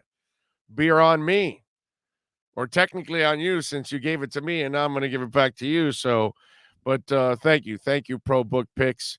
Appreciate the love on Super Chat, man. Very nice of you. And remember, folks, not that I don't appreciate it on the Super Chat. Always love the donations on Super Chat, but we only get 70% of these donations. 100% if you go to Cash App or Venmo, and the address is Cash Big O Show. Takes you a minute to download the app, another minute to just put your information in there and link your account, and boom, you're set. You can use it to send money to your friends and family members and all that kind of stuff for Cash App and Venmo. Don't buy crypto, okay? Because I think it's Venmo that sells crypto, or I think is it Venmo or is it Cash App? Which one is it? I gotta check it out here. Let me see. Let me make sure I think it's Cash App. Cash App has don't buy crypto on those kind of sites. Okay? All right. Use it to send money to your friends and family members and things like that, or make a donation to our show, which would be awesome. Appreciate all of you out there. But yes, please send it in if you can through Cash App or Venmo. Cash Big O Show is the address. That's the best way. But thank you, Pro Book Picks. Very kind of you. Anthony Campos says, morning, Big O. What's your first covering of the Dolphins game at Sports Grill, Bird Road? The last 9 games. First 8 games are at Miami Lakes. Last 9 games are at Bird Road. You do the math, sir. So the 9th game on, we will be there. Let's see what else. Wow, this new batch of brownies has me sleeping till 6:30. Fins up, Big O crew. There you go. And you're not sharing any of those brownies? That's just, come on, Mark.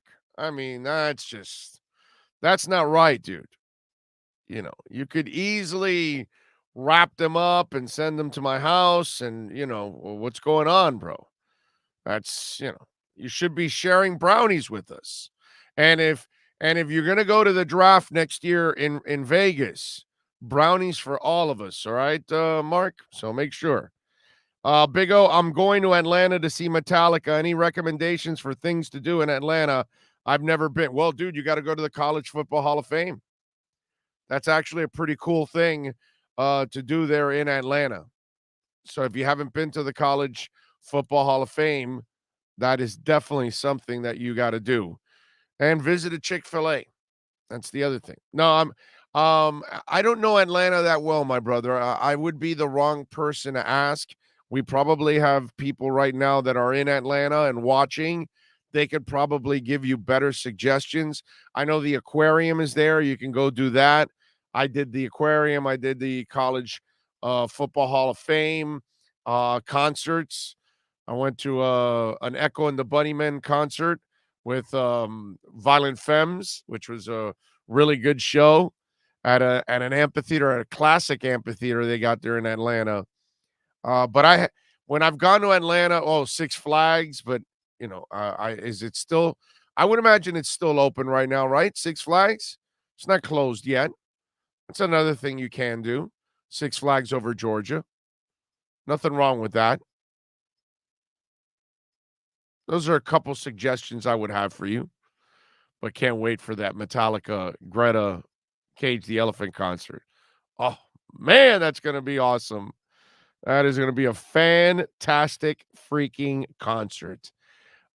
Speaking of music, Tool is coming to Miami. Yes, Tool is coming to Miami, and we have the notes here. Tickets go on sale on Friday, I believe, right?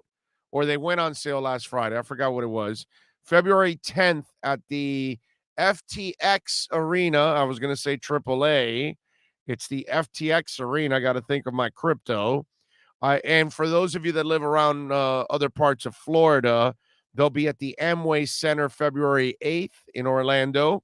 And February 9th, they'll be in Tampa at the Amalie Arena. So 8, 9, and 10, you get to see Tool if you want to see Tool.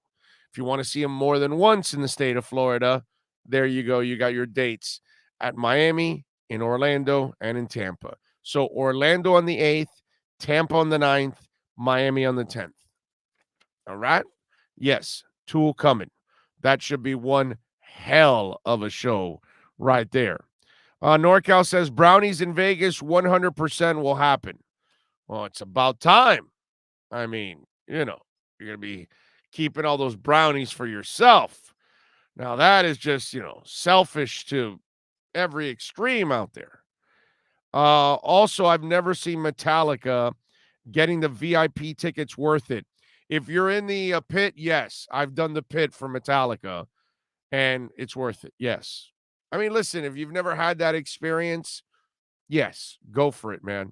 It's really cool. I was in the pit for Metallica and Avenged Sevenfold not recently, it was a couple years back at the stadium. That was cool. Although Avenged Sevenfold, their singer had some vocal issues that day. That was the only thing that kind of sucked. But the experience of being in the pit for Metallica, that was effing cool. Big O, I just want you to know, to be fair, please don't rip Tannenbaum and previous GM's new asses on bad picks and bad free agent signings the past, and give Greer a free pass. Okay, I will when I feel that, we get to that point. Problem is, I'm not with you guys on this. I told you, I'm not here to walk you off the ledge, dude. I'm not here to do any of that. You've made your decision on the O-line. That's your problem. You made your decision on Tua. That's your problem, not mine. You made your decision on Jalen Phillips. That's your problem, not mine. You made your decision on Noah Igbenogany. That's your problem, not mine. That's not my timetable. So when I feel they've gotten enough time to prove themselves, then I will give my opinion. But I'm not going to give my opinion when you want me to give my opinion. That's just not the way it goes, right? All of you wanted to fall in love with Albert Wilson, right? And I stuck to my guns, and I said, no. And eventually things have developed. So we will wait. The offensive linemen have barely played over a year. Some of them. Most of them don't even have 16 games under their belts. So I'm gonna wait till we start seeing linemen play for a couple of years. The quarterback hasn't even played an entire season. Thomas, dude, you're entitled to have your opinion. That's how America works. And if you guys want to have an opinion on the talent right now, then you go ahead and do it. And in your eyes, then fire everybody. Greer sucks. Flo can't coach. It's over for Tua. All the linemen are useless. I got you. I get it. You're dying to hear me say that just because you want to say it. It's not the way it goes. It's not who I am. So I'm going to wait until I see enough from Justin Herbert also. I'm consistent about all of this, good or bad. I got to see a lot more. I got to see stuff from all these guys in different scenarios. And until I see that, then I'll make a determination on what kind of picks they were, if they were good or they were bad. But I'm not doing it now. You guys can do that. You guys can overreact. You go ahead and do that. Atlanta has a museum with the biggest dinosaur on display. The Argentinosaurus is 130 feet from nose to tail. Well, there you go. Had no idea. Big O, you're going to see Pat Benatar Sunday night. I have seen Pat Benatar, close to 15 times. So, no, I am not going. I've seen them plenty. Neil and Pat, I have seen a ton. So I am good. But enjoy. It's worth it. If you've never seen Pat Benatar and Neil, I just wish Neil would jam more because he's so gifted and he doesn't really jam as much. Like he would have a little solo here and there back in the day, but for 20 plus years now, he's, he kind of sticks to the music, which is phenomenal music, obviously. Pat still sounds, she's a goddess, and her voice is just absolutely phenomenal. So go see, if you've never seen Pat Benatar and Neil Girardo, you should go see him. That's a really good concert for you to see. I've seen it 1,000 times, so I'm good.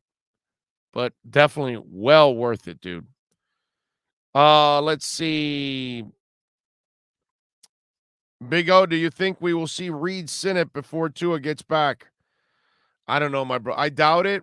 I would like to, but I doubt it. Marino wanted Herbert. Marino wanted Herbert. Okay. All right. So you and Dan hang out a lot. All right.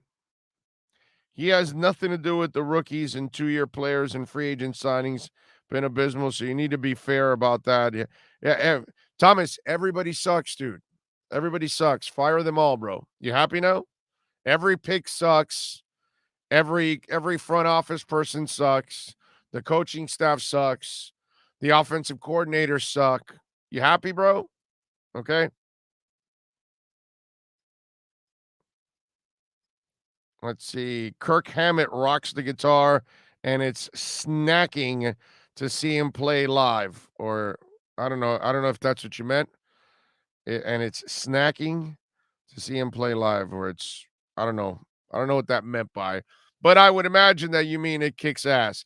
Kurt Hammett, by the way, in a recent concert last weekend, louder than whatever the hell it's called, that festival. He got on stage with Judas Priest, and they did Green Monalishi with the 2-prong crown, which is an original Fleetwood Mac song. But obviously the Judas Priest version is 1,000 times better than the Fleetwood Mac version of it. And it's actually my favorite Judas Priest song. My favorite Judas Priest song is a remake, which is funny.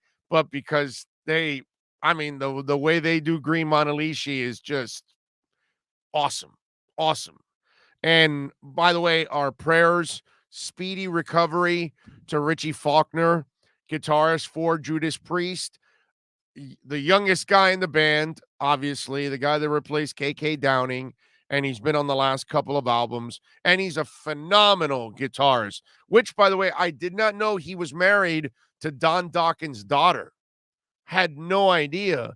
So she put out the message about Richie, going to the hospital. He had major heart surgery, and he's a young dude, bro.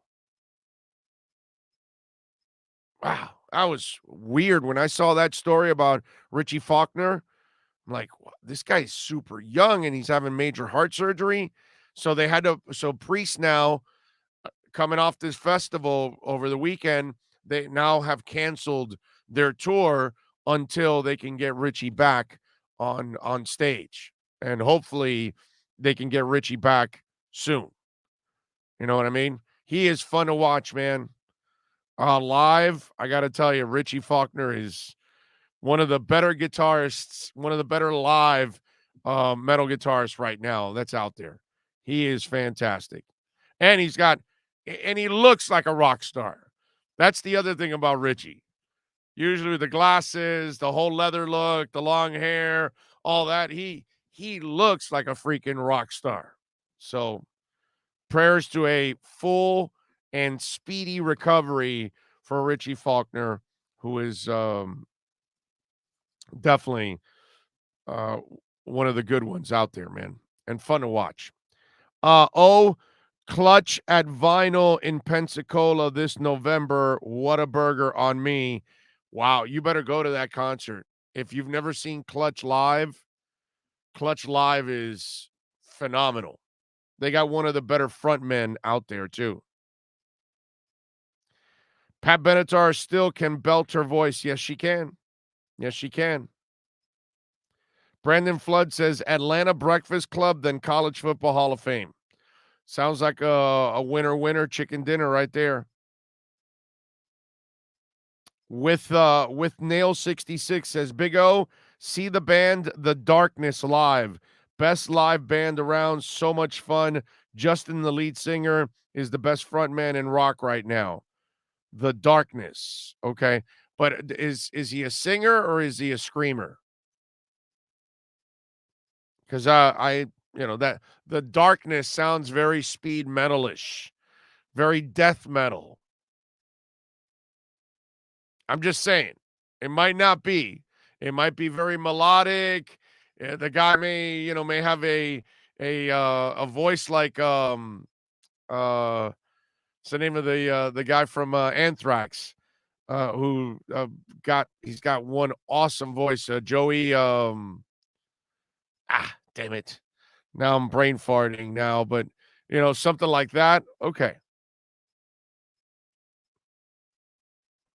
Big O, I'll be 36 years old this year, third-generation Dolphin fan. And, I remember what bad organizations look like, front office, nothing but power struggles.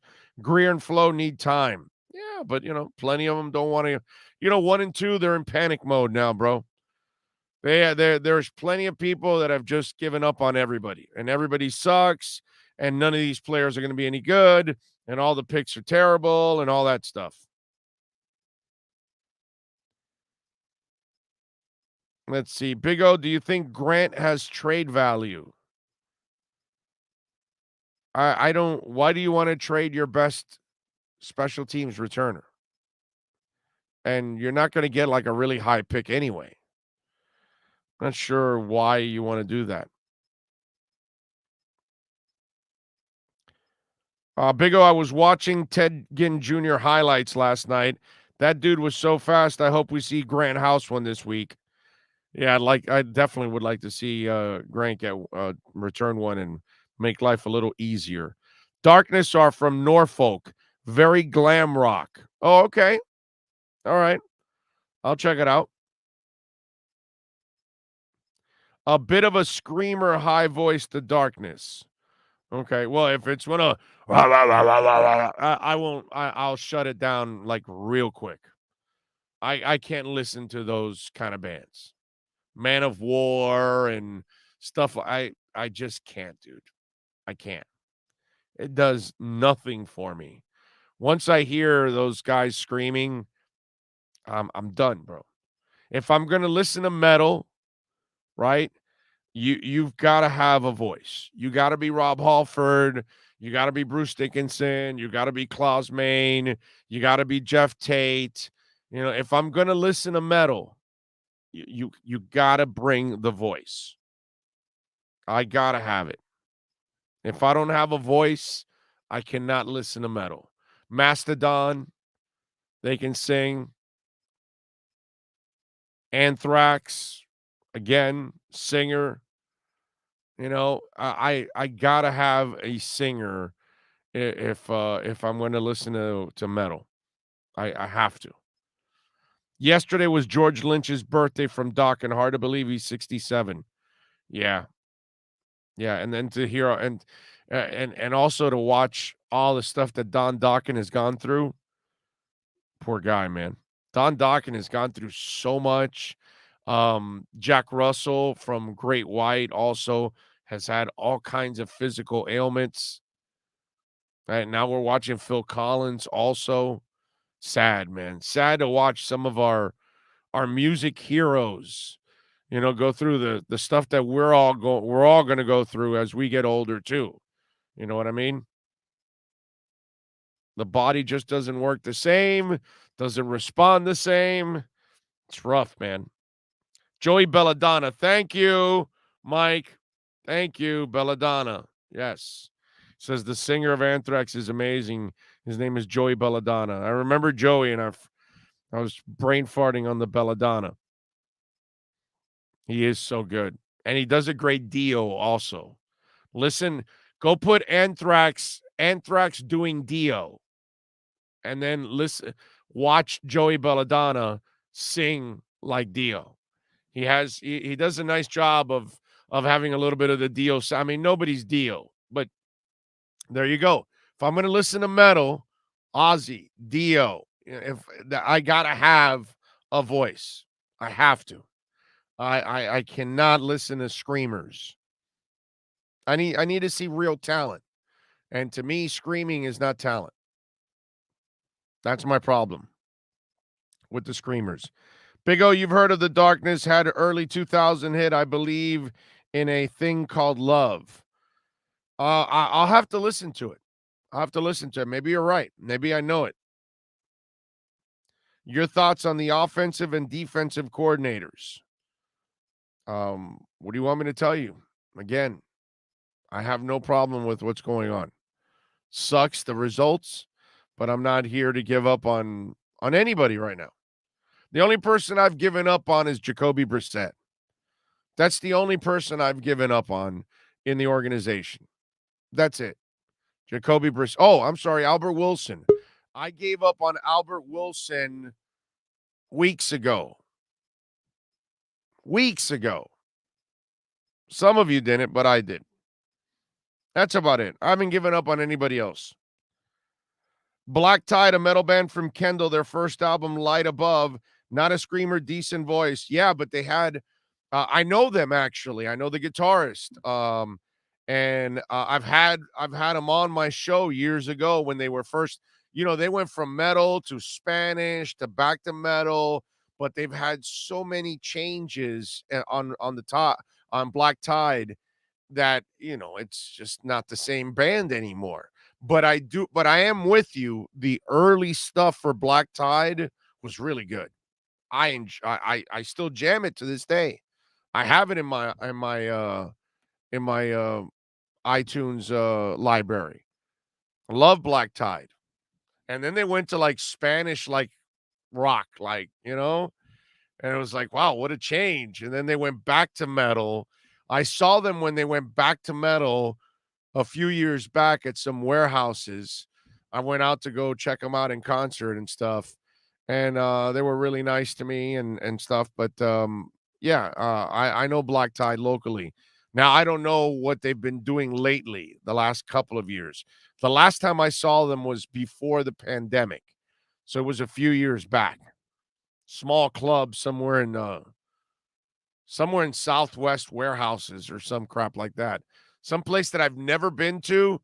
And now it's like, I don't even know where to go to it now. It was somewhere back in like the Doral area or some crap like that, or I forgot what it was, but yeah. I like the early stuff of Black Tide a lot. So I know about them. Let's see. Always like Lane Staley and Chris Cornell. Very good singers, in my opinion. Oh, yeah, definitely. No doubt. The guy that took over for Lane Staley is actually a much more professional singer.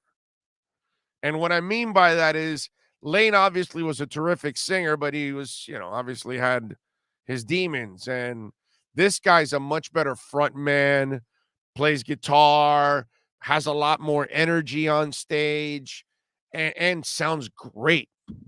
That's the other thing. Sounds fantastic. You know what I mean? Rest in peace, Lane Staley. But wow. All right, let's take a quick break. We're going to switch gears here. Inter Miami is in action. They're going to take on Atlanta, and we're going to talk to Alex Winley. We will have some fun with the reporter from the Heron Outlet. She does an excellent job of covering the team on a daily basis. We will talk to her next. Enjoy Miami in speed and style. Only on Thriller Miami Speedboat Adventures. Take advantage of special September Florida residence rate. Monday through Friday, you can book a tour on the biggest, baddest speedboat tour at 50% off. Must show Florida ID in order to get the discount. Tour special only available during September. Call 305-373-7001. That's 305-373-7001 to reserve your tickets on Thriller Miami Speedboat Adventures.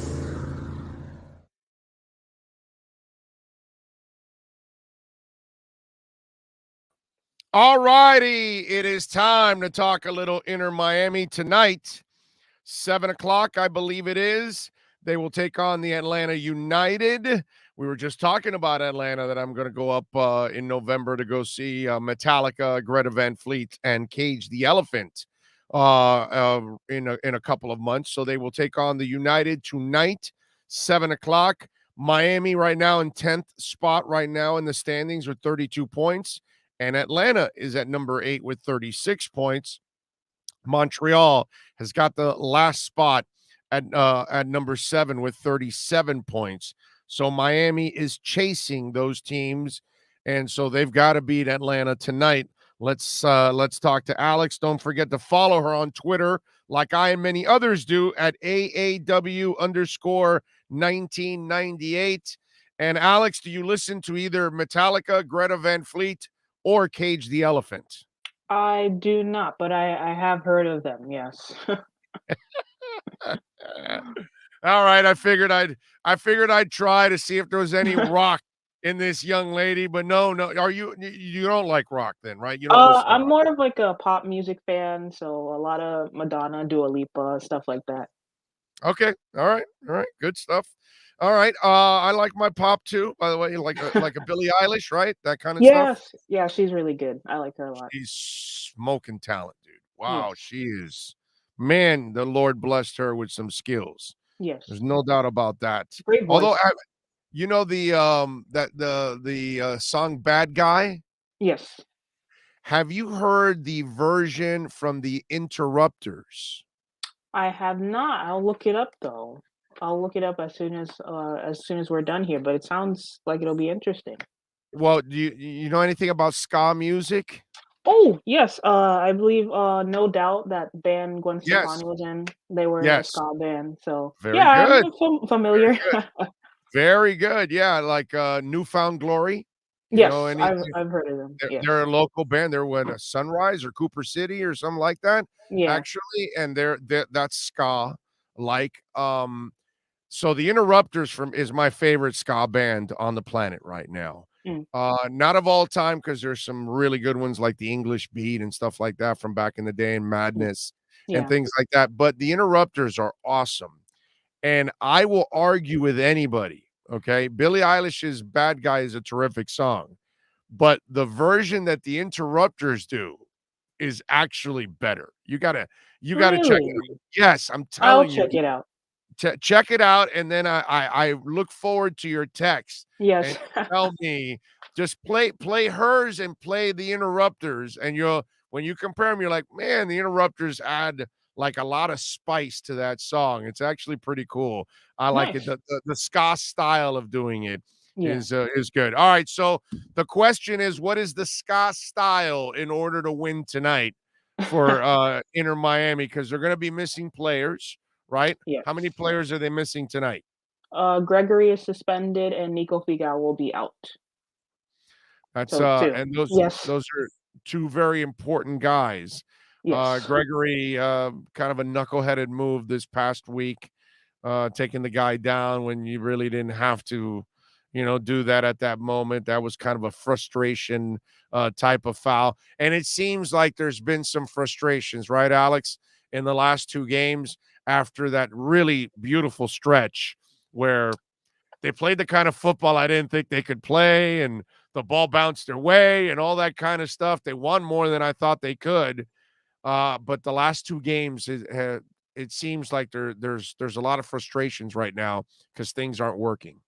Yeah, and it definitely feels that way. Gregory getting sent off, although his yellow card was rescinded, so he'll be back for the Portland game. And Nico Figal getting sent off. I think that's an accumulation of, just a frustration and aggression that things weren't working. During Miami's unbeaten streak, they were playing good soccer, but these last two games, it showed that they do still have some cracks, in their arsenal, basically. I think we all saw it coming, especially that game against Toronto. They didn't play well, even though they did win. Toronto is one of the worst teams in the league at the moment, and Miami barely scraped by and got a win. Dare I say Toronto should have won that game. So, yeah, it was a matter of time before, Inter Miami just started to slide, though they did play well. Just the way this roster is constructed, it's not built for long-term success. And this season, while they did get, and Phil Neville is getting good results out of these group of players, eventually, they're going to go back to the early 2021 Inter Miami, where they were relying on individuals too much and not playing as a cohesive unit. Well, tonight, if you're the coach and you're missing some stuff, especially on defense, where you're going to be hurting a little bit tonight against Atlanta, how would you play this game? How would you attack Atlanta to try to see if you can generate 3 points? Well, Atlanta, they have very crafty, skillful players. With their new head coach Gonzalo Pineda, they've switched to a back three, and that's been working for them. So numerically, they'll match up well against Miami because Miami also play a back three, back five.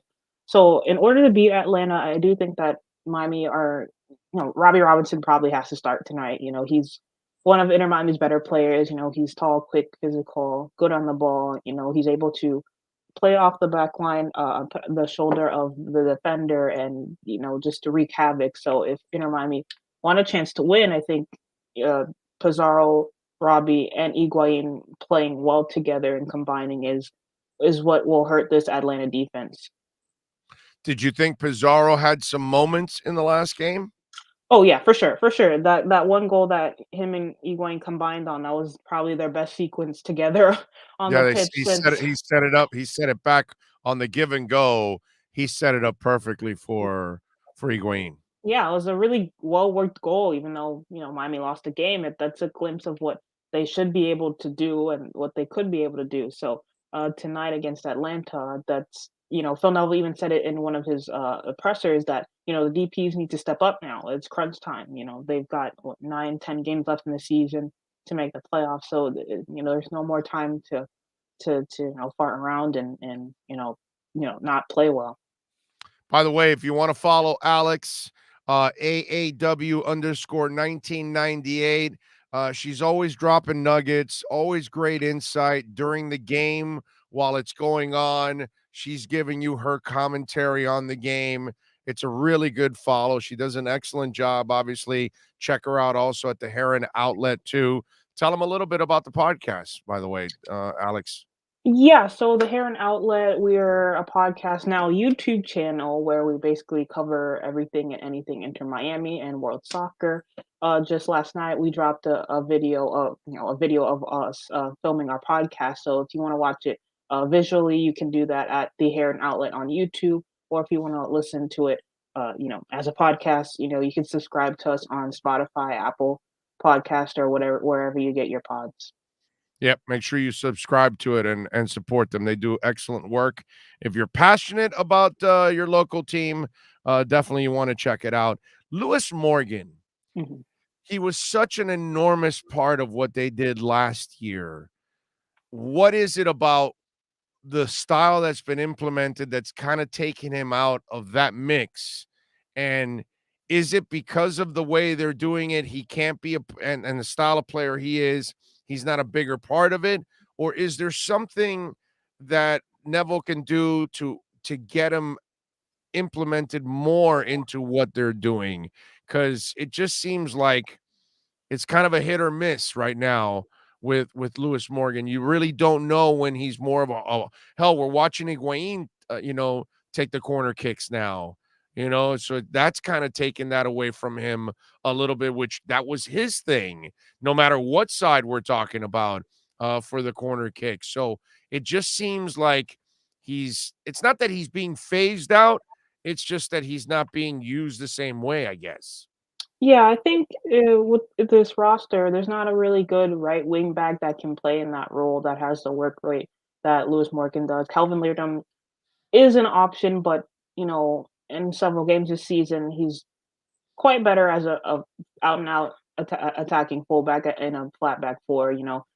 Leardom as a center back doesn't work. Leardom as a right wing back doesn't work. So right now, Phil Neville was in a hard spot. So he pretty much had to play Lewis Morgan there.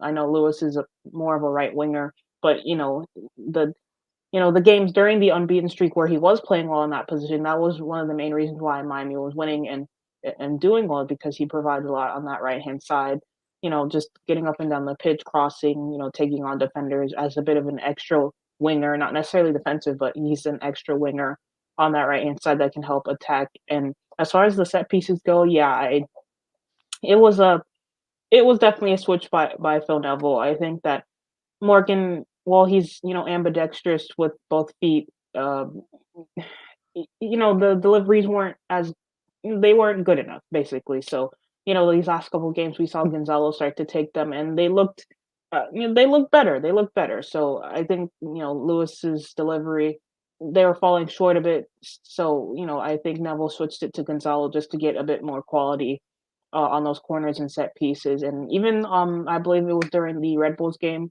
or it could have been Nashville, where Gonzalo sent in a really good free kick and Robbie Robertson could have scored, but he missed the free header. So going forward, I do think Gonzalo will continue to take those set pieces because he does bring a bit of more extra quality to those than Lewis Morgan does. But that's no disrespect to Lewis Morgan. I think it's just a change of scenery, maybe to get something going, because Miami haven't scored off a set piece this season. Bar against Philadelphia, they had one, but yeah, it's not good enough. So I see why Neville made the change.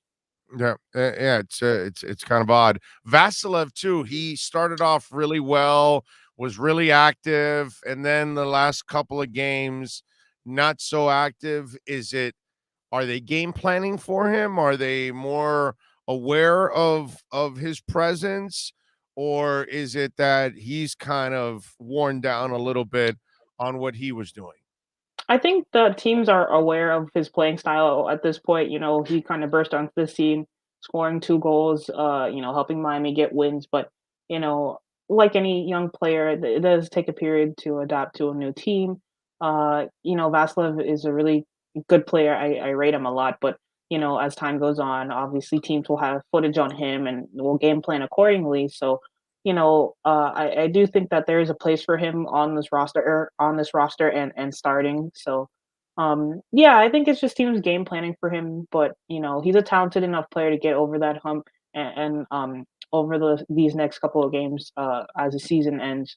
I do expect him to get some game time as well. Beckham's son is playing with the minor leagues. So what I know you're hardcore. You watch both. So because I see I obviously I follow you on Twitter, so I see you even commenting on what's going on with CF also. What have you seen from the young man? I mean, it's just because he carries that name doesn't really mean anything. Whether he's good or great or mediocre, we have no idea. But what do you see from the kid? Because I don't want to put any kind of pressure or expectations because he's carrying that name. That's just so unfair. I've seen so many young men having to struggle to carry their father's name and live up to their reputations. It's so incredibly hard for young people to, follow up like that with dads like that. So what do you see from the young man? Yeah, Romeo Beckham, he's there for a reason. Like you said, it's not because of his dad's name. Really, he's a good player. I was watching him. He got his first start for Fort Lauderdale CF the other day, and he had a couple of good moments. He's a right winger. He likes to get into the byline and cross. He's not the quickest, but he's a tall kid. He has a really good left foot. He loves to cross, so he just needs to continue to grow into his game and not really have that pressure on him, which is, I think, why Fort Lauderdale CF is a really good starting spot for him. There are eyes on the team, but, he's in a team under Darren Powell where he can develop his game and grow as a player. So, and you see Harvey Neville as well, who's, Phil Neville's son. Right. He's also just as good, in my opinion. I do think that next year he'll probably be with the first team. So Harvey Neville throughout the season has grown as a player, and he's the type of central midfielder that Inter Miami is missing. So next season will be a big spotlight on not only Fort Lauderdale CF but Inter Miami. Holy shit, he's a playmaking midfielder? No, he's more of a not necessarily box to box, but he is that wall pass guy. If you're in trouble, Okay. you can always find him as an open player. So he's constantly moving, just making himself available, which is between, Jay Chapman and Blaise Matuidi on the first team, they, Inter Miami don't necessarily have that bar, No, that's needed. That the Yes.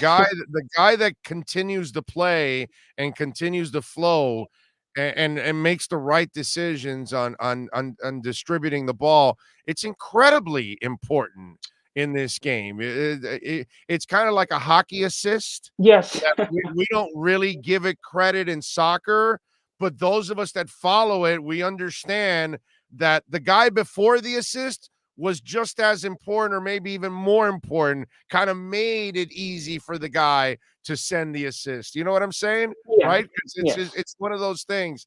And so if you have that, that's I have not watched the kid much, so that's why I'm interested in your take. I will 'Cause say, yeah, if you don't mind, I'm sorry, I have to of jump in here course, about the please. playmaking, attacking midfielder. Fort Lauderdale do have that in George Acosta. He's definitely a number 10, a creative player. You know, he scored that great goal the other night. So he is another player that I would think that would come up to the first team next season as well. I mean, let's be honest here. We're gonna need that. If Yes. Inter's gonna be any good, they're not gonna do it through money, No. and I know George would love to throw money at any of the problems and buy his way out of it, but because of the cap, because of the penalties, Miami needs to find like that. That's why the Vasilev move and the other moves like this, they're so imperative right now to the short-term success of the team.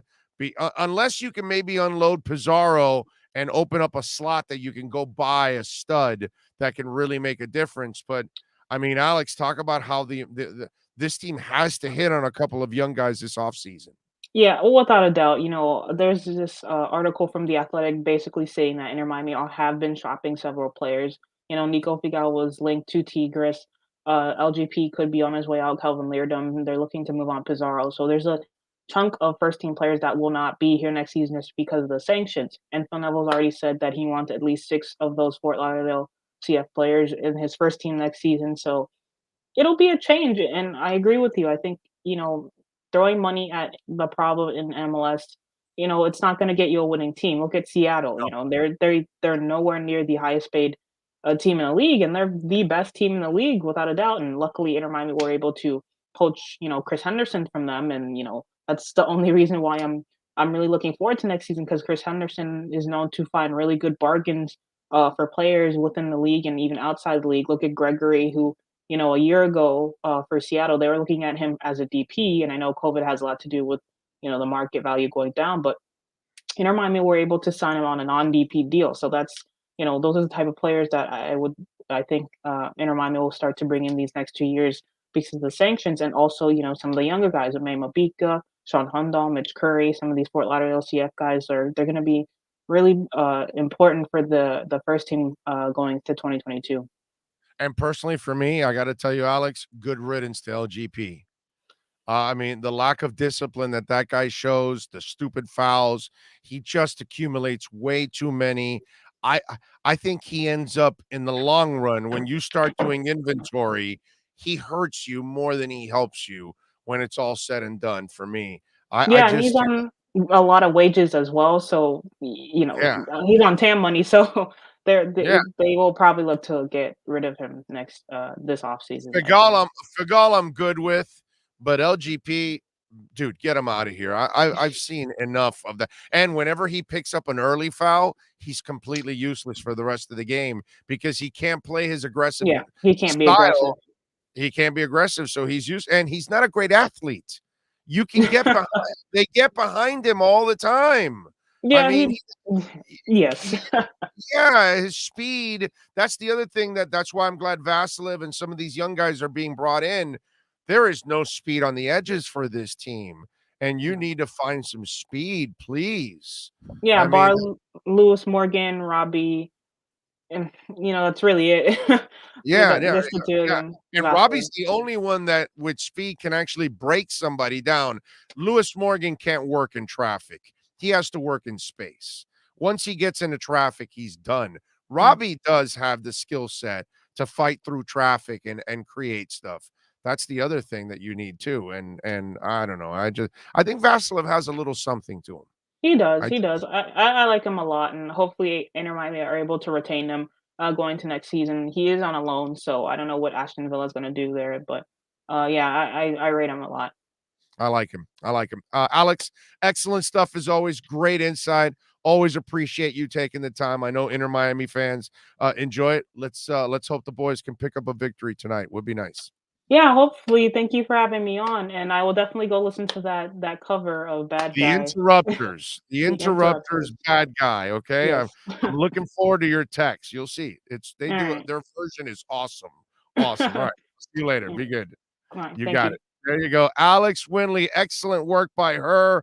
AAW_1998. If you want to follow her on Twitter, she does just great work, man, overall. So appreciate her taking the time to join us here and talking a little Inter Miami football.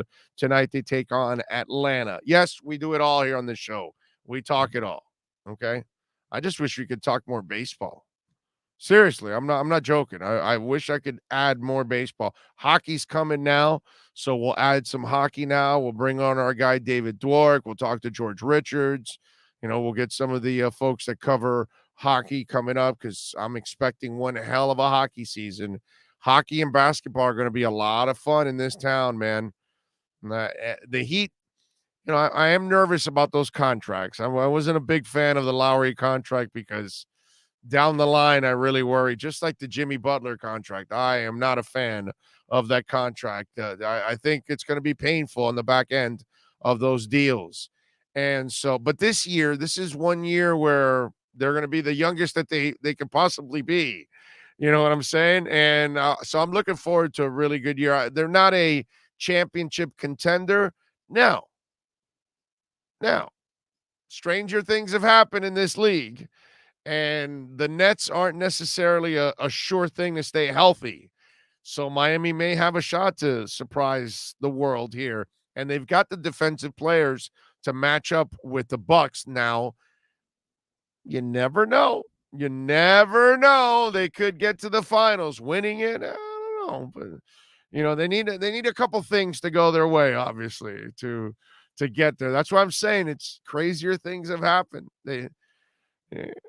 Now, and for the Panthers, they gotta get through Tampa. They get through Tampa, they can beat anybody else in the NHL. They can win the Stanley Cup.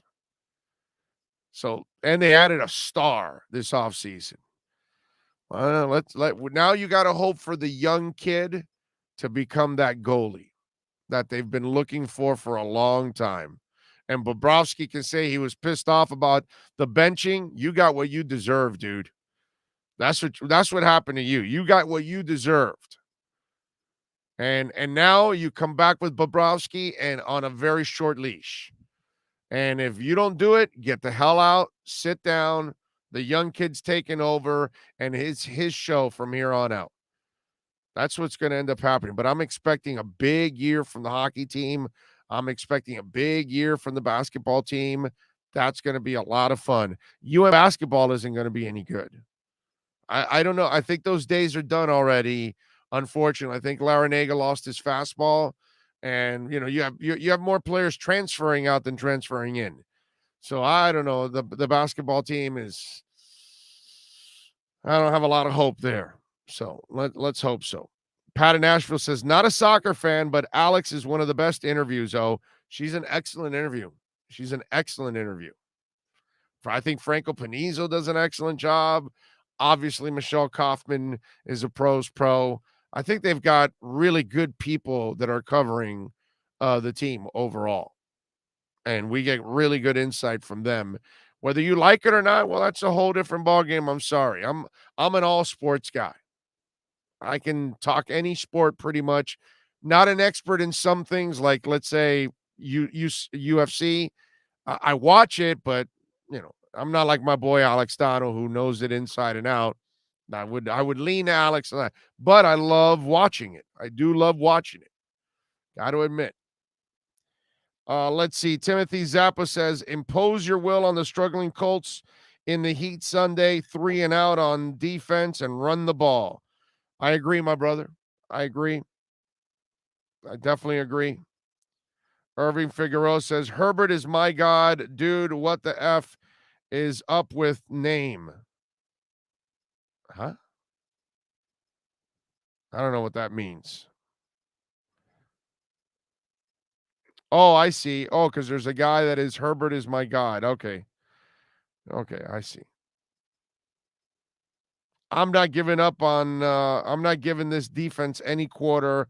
It's where the expenditures are prioritized. It's Flores' area of expertise. They need to step up and carry this team until the offense improves. Everything needs to improve. Offense, defense, special teams, everything needs to improve. That's just that's top to bottom, as they say. They also could be 2-1 if the referee makes the correct call. You are correct, sir. See, that's the problem about all of this is if you want to just paint the negative picture, you can do that. And if you want to look at it a little bit more positively, you can also. Let's see. The quarterback doesn't have a dumbass brain fart in the end zone for the safety. The kicker doesn't miss a field goal, and the referee calls the penalty in the back of the end zone.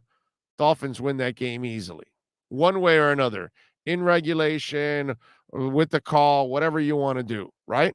Okay. The Buffalo game. I mean, the ball was in Devontae Parker's hands. I mean, there was a couple balls in Albert Wilson and one for Jakeem Grant, and you were there again to score another touchdown. You easily could have tied or led at halftime with the Bills. And then you lose it in the second half, and all we're talking about is a bad second half, and you're 2-1. But why are you going to look at it like that? Right? There's no reason to look at it like that because there's no way it could have happened that way, right? Nah. I mean, the referee, there's no shot in him calling it. I mean, the field goal, there's no way they could have made it, right? There's no way that Brissett could have at least thought like, oh, no, it's a bad idea. Let me throw it somewhere else or throw it away, It's impossible to think that all those things could have gone the other way. And then you're sitting there at 2-1 going, all right, so you're 2-1 with a shitty half against the Bills. All right, not so bad. You got the Colts this week. You're 3-1. You lose to Tampa Bay. You're 3-2. Easily could have been that. And we all would have said, wow, 3-2 with Tua hurt, offensive line not playing great. But yet some of the plays, we made and you ended up winning. But why look at it that way? No, let's just look at it that Flo can't coach. Offensive coordinators are a mess. Tua sucks. He's done. Offensive line, they're all useless. This team is the same old team. They're done. That's the way you want to look at it. And go for it, man. What can I tell you, ladies and gentlemen?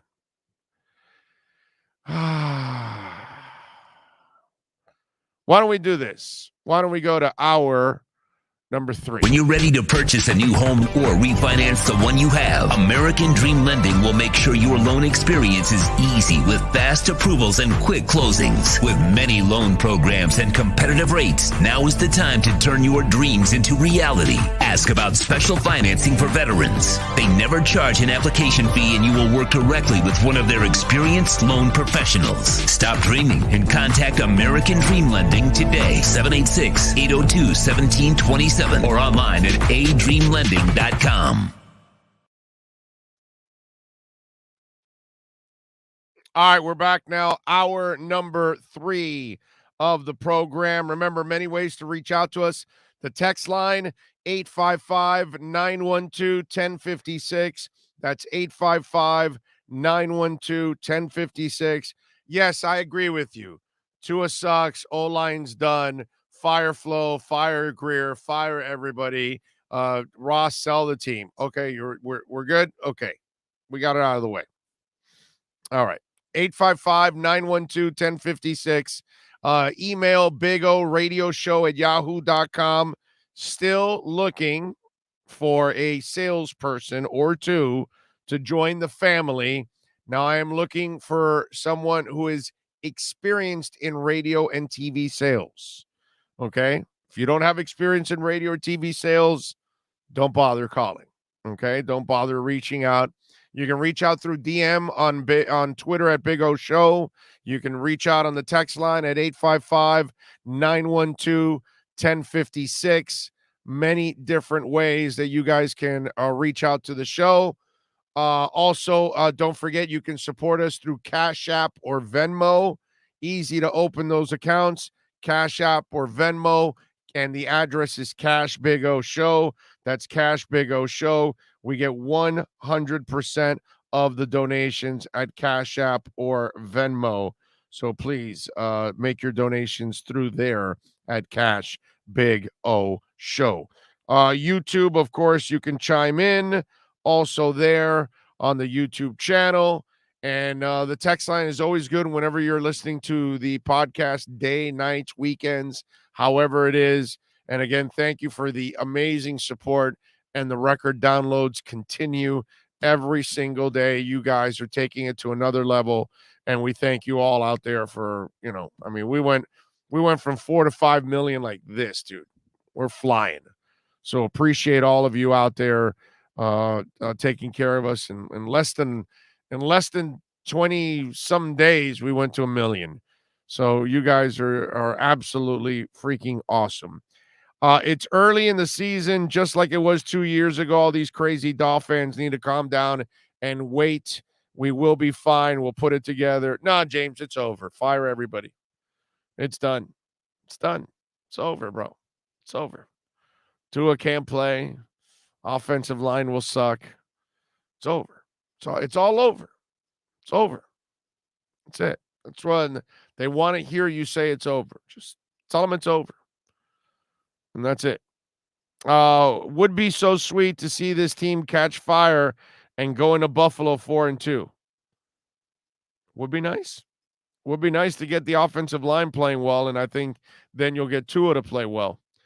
Waddle can return punts, and Igbenogany was good at Auburn at returning kickoffs. Grant is a liability at wide receiver. That's why I think we should trade Grant. No, what you should do is not play him at wide receiver, because he's not a liability at kickoff return. And you make it sound, so you want to put a guy with a foot injury to be your full-time wide receiver and your full-time kick returner. That makes a lot of sense. I mean, those of you out there, you make it sound like it's easy to find a top 3 returner in the NFL. That's what Grant is, a top 3 returner in the NFL. Oh, and by the way, have you watched Waddle yet? I'm sorry. I must have missed it that he's the sure-handed guy that never drops any balls. I must have missed that, dude. Narratives. I saw him drop a punt return, sir, twice. Not once, not one, not two. Narratives. Let's go put Igbenogany, who's never done it at this NFL level, but no, according to this guy, he'll be great. And let's put Waddle in there, who can hang on to a football, whether he's receiving or he's also in return game. He's got like 6 fumbles in the first couple of weeks of the season. He hasn't lost them all, thank the Lord. He's only lost 1. And I'm sorry, I think it was the punt return that he lost, right? Wasn't that the one that he completely lost it on the ground?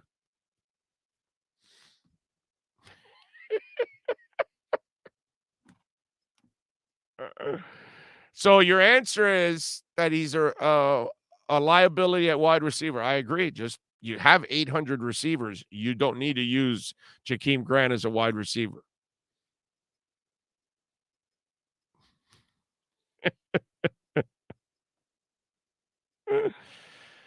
Oh, God. Let's see. What else do we have here? Flo speaking at yes, he is, but he's not doing it on Twitter. He's doing it through a Zoom call, I believe. So that's why we're probably not going to carry it.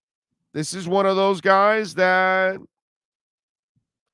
I could see them taking a chance on a guy like this and bringing him in and see if they can find some kind of a spot for him.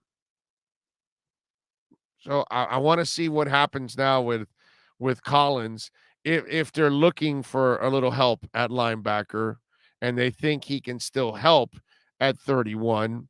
It's not like it's a lot, and you have nothing really to lose if he's taking up the spot of the last linebacker on this team.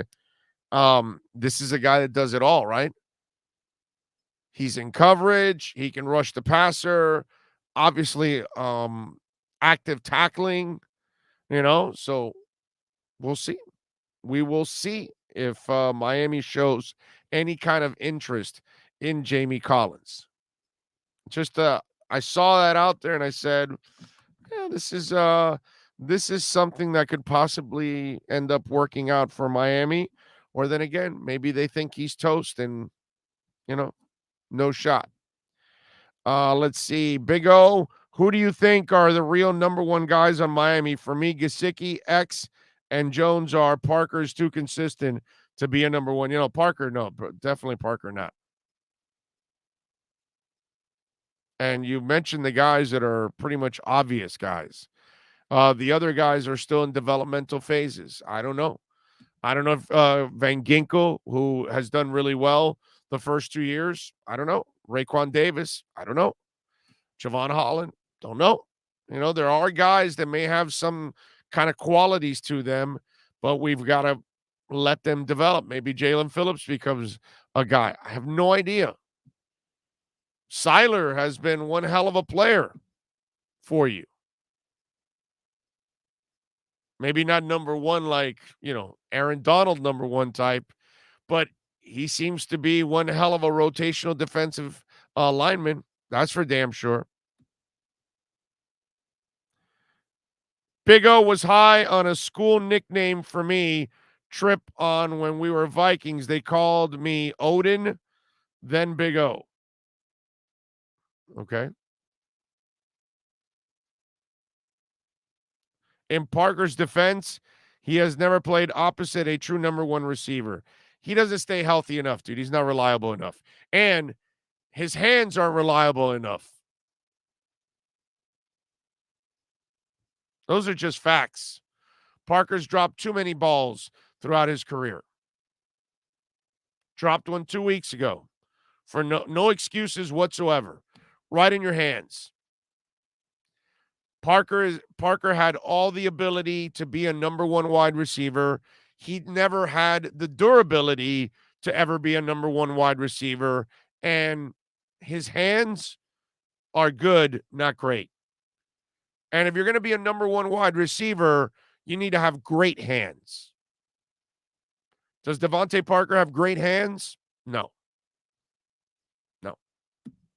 So he never was going to be a number one with what he has shown.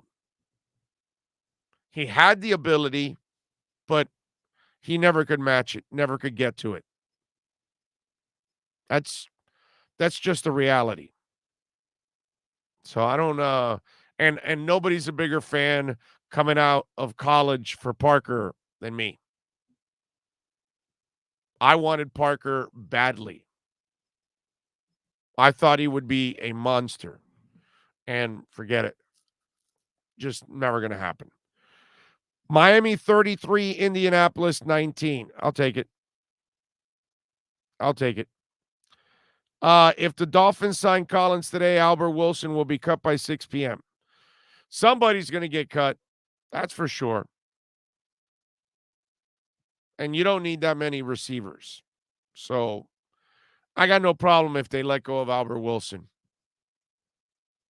That's that would make sense. Another guy that's there for really just extra legs there, but not one that you're going to be counting on a lot because he's not good enough to be a starter. And he doesn't help you out on special teams, so he's not good enough to be a key backup for you also. Ray says, I remember when we drafted Parker on your draft show, You were so pumped. I was so pumped. So pumped. Damn. What could have been, ladies and gentlemen? What could have been? Unfortunately, the young man just didn't have it. Richard Sherman ends up signing with the Bucks. So think about this with Richard Sherman. This is the part that's kind of interesting. Oh, let me see something just to make sure. I'm pretty sure it was all it's a Zoom call, by the way. So and I'll get to the stuff that they're talking about now for the Dolphins. But Richard Sherman signs with San Francisco. And I wanted to get to that because I want you to think about this, okay? So you got Sherman signing with San Francisco. You got Josh Gordon, who has failed 87 different drug tests. And he comes back to the NFL. So you work at a law office. You work at McDonald's. You work at an insurance company. You work at, I don't know, let me see. I'm trying to think of different professions. How about you're a fireman? Okay. So some of you may actually have the jobs that I'm talking about. So now you get arrested and you, like Richard Sherman, you get charged with, some kind of domestic dispute. They got you on camera. You're going ape shit on the door. You look like a legit crazy man at that moment. Am I lying here? No, right? So let me ask you, is your job taking you back? No, they're not. That video went viral. Everybody watches it across the country. Everybody knows what goes on. Everybody sees it. They're not giving you a job. They're not bringing you back when they think that mentally you're not stable. They're going to say, well, I'm sorry. We've got to worry about the safety of our employees. And what we want is, you should try to get some help. But we can't have you in our environment. And they wouldn't bring them back. If you failed a drug test 87 times like Josh Gordon, are you getting your job back? No. Only the NFL does this kind of shit. Only the NFL. This is why these guys live this life like Deshaun Watson, who allegedly feels like, R. Kelly, the same thing. I'm going to be able, what was the name of the guy from that's in jail now? That idiot, that animal that was abusing women in the acting world. I forgot his name now. All these kind of people, that's why they live this life. Because they know that they can abuse their power of who they are. And they can put people in uncomfortable positions. The good thing about our society is that women are no longer, well, a lot of them are no longer staying quiet anymore. And they're now not afraid as much as they used to be of the embarrassment that goes along with the accusations. Even though you are the abused, you are the victim, we don't treat you that way. We treat you like you're the criminal. We put you behind, the spotlight like you're the one that's being indicted when it's never, it shouldn't even come close to that. But now we're now being more patient about it. We're now listening to women and whoever else is abused, kids, whatever. So there's more courage to come out and talk about it. So these animals are not going to get away. Harvey Weinstein, thank you. Animals like Harvey Weinstein are not going to get away with this kind of stuff that much anymore because people are going to come forward.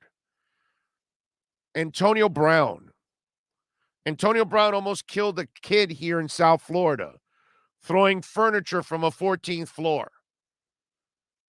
Allegedly sexually assaulted a woman, beat up a truck driver, and he's still in the NFL. You go ahead and sexually assault whatever it was, a masseuse or whatever it was. You go ahead and get arrested also for beating up a truck driver. You go ahead and try to go batshit crazy in your apartment and start throwing furniture out the window, and, you know, a couch lands right next to a child that you could have killed. I want you to then go back to your job, and they know about all these incidents, and I want to see if they rehire you. Antonio Brown would not get rehired. Richard Sherman would not get rehired. Josh Gordon would not get rehired in reality. This is why these players do all these things. Because in their minds, they're Nico Toscani. They're above the law. So they feel like they can get away with it. That's how disturbing it is. So I saw the Richard Sherman, and I'm not surprised, but at the same time, I'm like, this is so NFL, man. So only in the NFL can you do these things and stay employed. The rest of life, you do these things, and you'll never get employment again. You're done. You know how many guys that get arrested and then they go back to playing in the NFL? Do you know how many people out there right now have been arrested and they can't get a job? Nobody will hire them because once they have to put in that mark that, yeah, they committed a felony, you're done, dude. 99.9% of the time, they're going to look at you, and that's it. It's over. Ask anybody that has a record. It's a mission for them, dude. Mission. Let's see. Dolphin coach Brian Flores, by the way, just reiterated that Charlie Fry is the one that relays the play calls to the QB. Flores still hasn't disclosed who's calling them, by the way, Godsey or Studsville.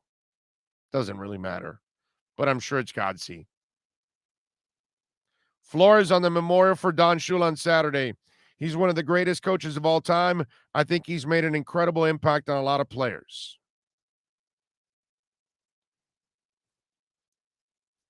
Let's see, what else do we have?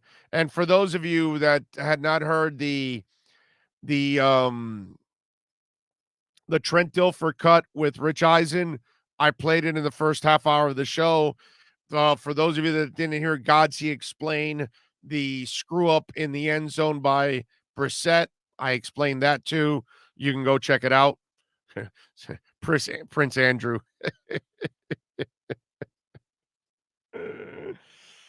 Yeah, you can be in the royal family and get away with it, right?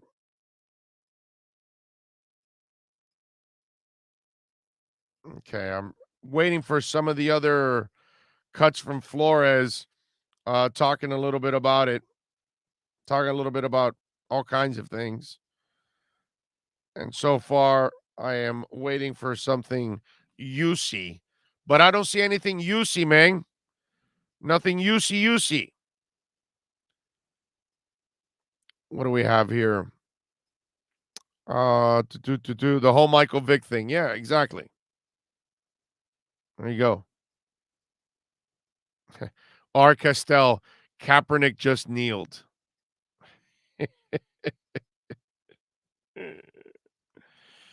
Oh, I love that. That is so fantastic. Kaepernick never wanted a quarterback, dude. Some of you get suckered by all that crap. He wanted to be what he is, an activist. That's it. He didn't want a quarterback for real. If he really wanted a quarterback, he would have gone just like Warren Moon and Jeff Garcia and Doug Flutie and Joe Theismann, they would have gone to Canada to go prove themselves and then come back. But whatever. He goes to Canada right away after the San Francisco thing because he really wants to play. All he has to do is go to Canada, kick serious ass, and somebody would have been forced to sign him. But because he really never wanted to be a quarterback, he wanted to be an activist. But, I mean, you can believe whatever you want, dude. You know. You want to believe his phony ass, you can go ahead and believe his phony ass. Big O, you complain about players off the field. The NFL is always going to give talent another chance. Maybe if the Dolphins get some of those players, we wouldn't be so damn soft. No, you're right, dude. You're right. Lawrence Phillips. Yeah, that helped out a lot. They gave him a second chance. How'd that work out, dude? What was the name of the Cowboy defensive lineman that tried to commit suicide and was kind of crazy? They brought him in for a workout. That didn't work out. What's the name of there was a receiver that Jimmy brought in also that had gang background and all that kind of stuff. Didn't work out either. Yeah, that would really help out, dude. Yeah, let's give criminals a second chance. And maybe, just maybe, you'll be a good team. Because, it's worked out for the Cowboys, giving all those idiots second chances. Yeah, that's been a key to the Cowboys' success over the years. They've won all those playoff games, and they've been to all those championships the last couple of years because they signed all those knuckleheads, sir. You're so right. Really. I mean, the Patriots, by giving criminals second chances, they've won all those titles. It's amazing. You're right, man. It's an ingredient that's been missing for the Dolphins for a long time.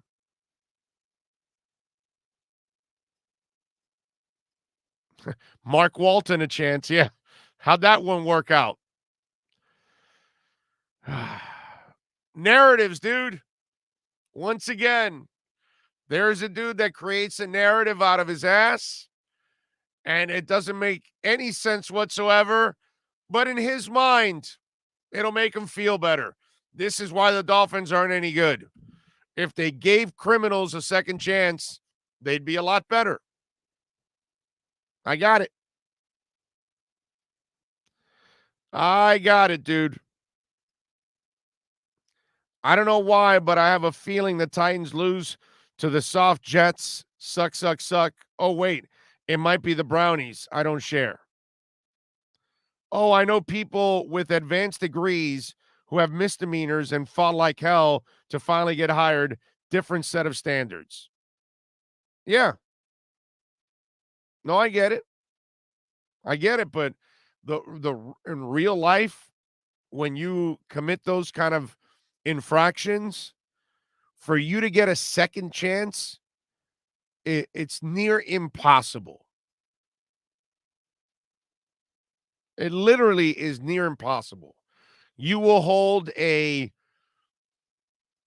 menial blue collar type job.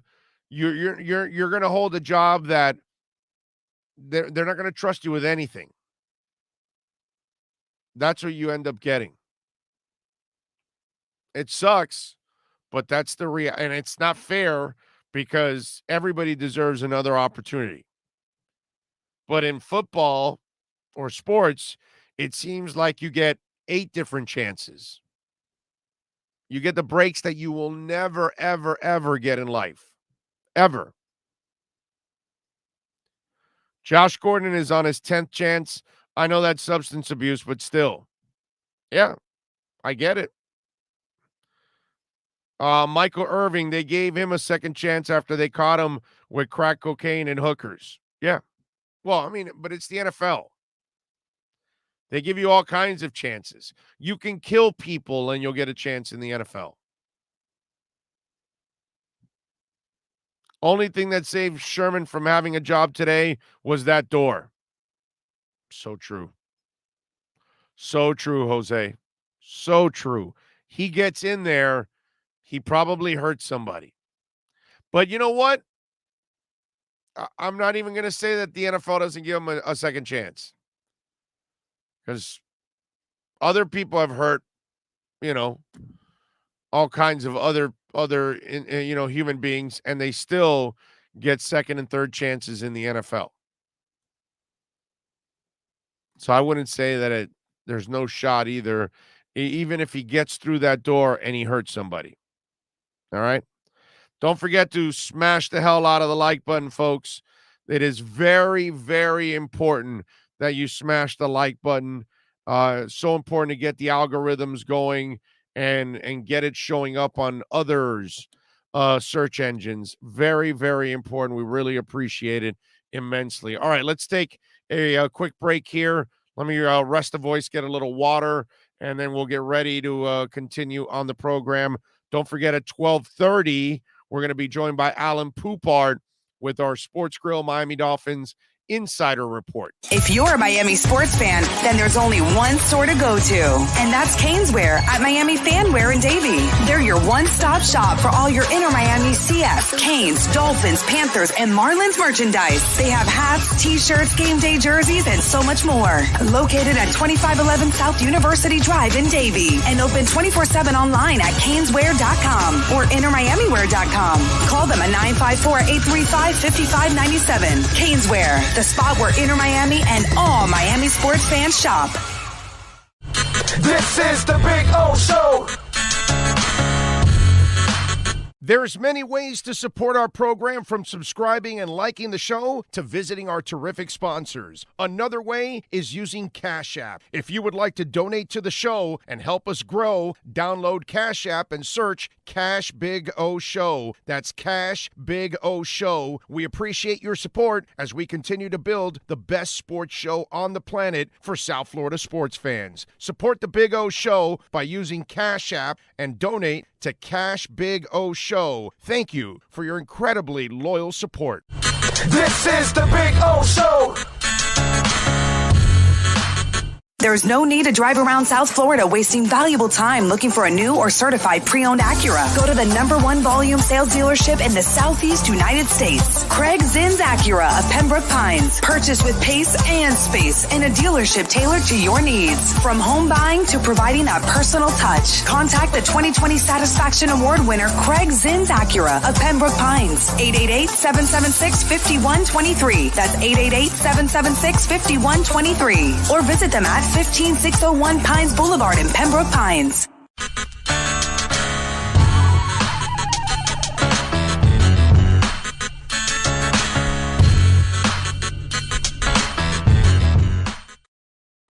All righty, we are back. Appreciate all of you out there, as always, keeping it locked here on the show. Barry Jackson, by the way, had an interesting article in the Herald talking a little bit about the Dolphins' offensive line decisions, and Eric Flowers, who, by the way, our lads, screwed me over because I went to our lads last week, and I thought Flowers wasn't even starting. He's actually starting for Washington. So I assumed they had him there as a backup. I go, oh, okay, he's not even starting in Washington, but he actually is starting in Washington. And so Barry writes that Miami is carrying $8 million in dead money for Flowers this season. Flowers was going to count $10 million against the cap. So Miami is saving only $2 million. And fast forward 3 months later, and Flowers has allowed no sacks and 3 pressures in 3 starts for Washington. And Pro Football Focus, which I think the rankings are bogus as hell, they've got him 18th best guard in the league so far.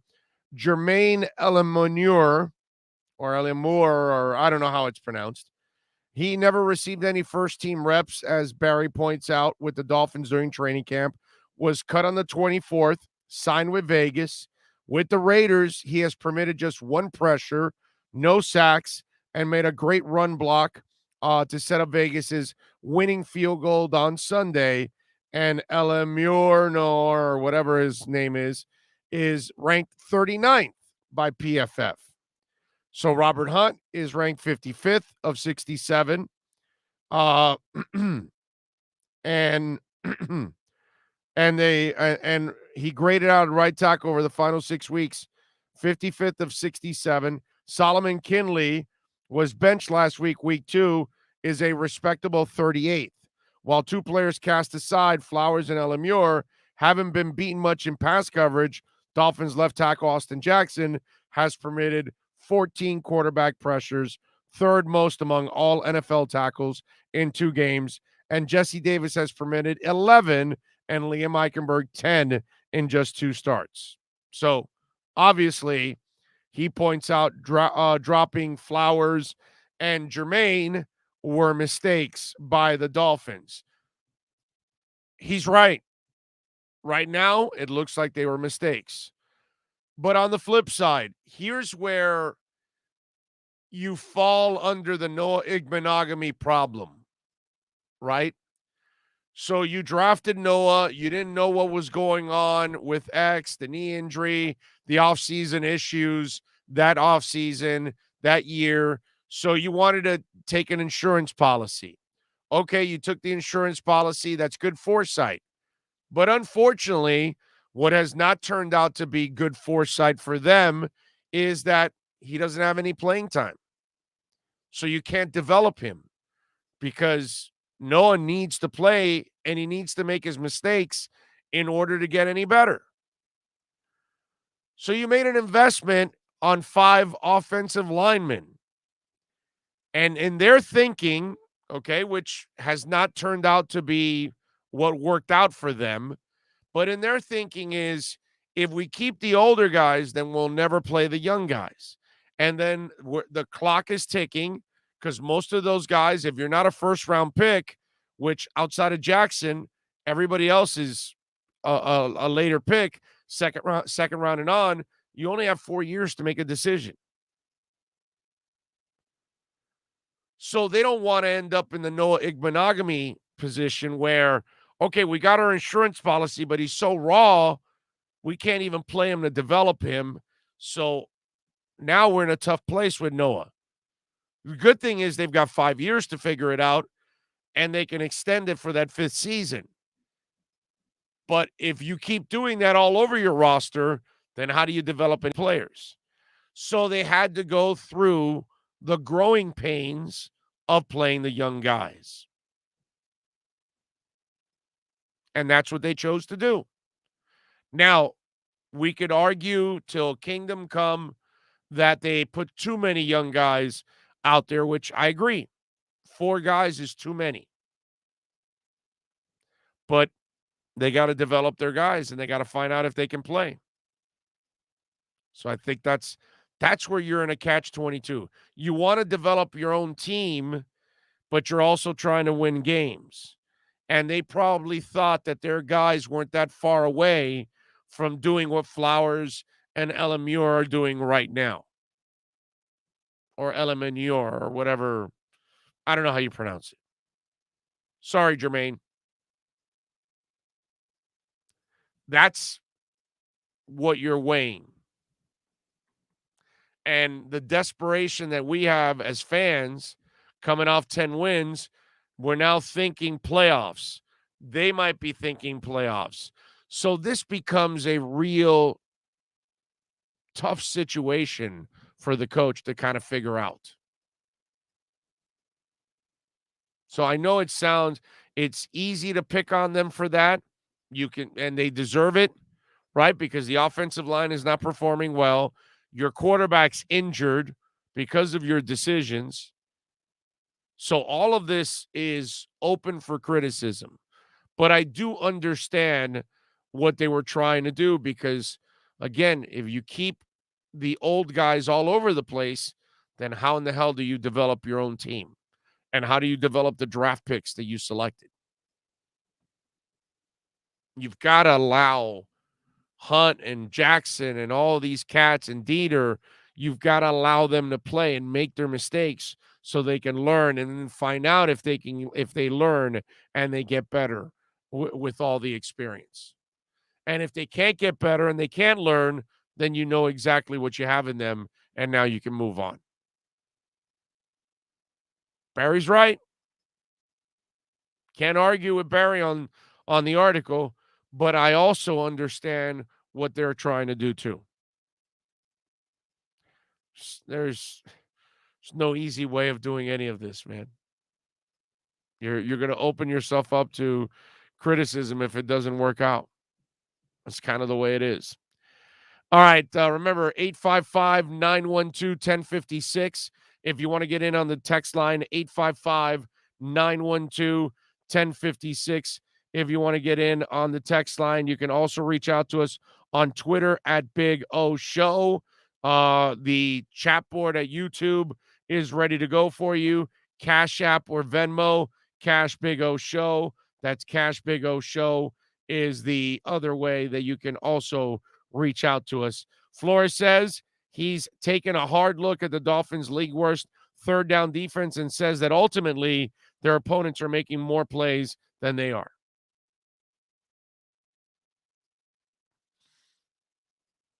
On the offense needing to create big plays, first thing that comes to mind is execution.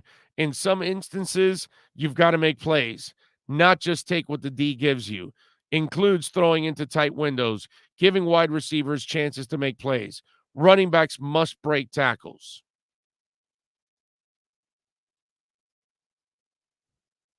I mean, stuff that I really can't disagree with overall. Let me see what we got going on the text line. 855-912-1056. That's 855-912-1056, and there's a boatload of them. Let's see, what else do we have here? A lot of people still complaining about Tua and wanting Herbert and all that. I get it.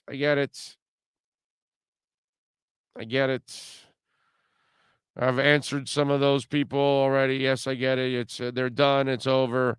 Everyone is so quick to want to fire Greer and Flores. They need to look at them like Riley and Spo. Although those two are legends, they also make mistakes. Everyone needs to stop with the stupidity and be patient with our Dolphins. Rome wasn't built in a day. We have the right people. We just need to make the right adjustments or players on the O-line, or and we'll be golden. Problem is with that is that you have a lot of people in the Dolphin fan base that no longer have any patience. So they're not going to wait, and they're going to react quickly to the things that are going on, good or bad. Yes, it is. And what's it called? This guy's not happy with anything on the O-line. He says, we've seen guys, especially in the O-line, not develop here, then get cut, having them successful careers elsewhere.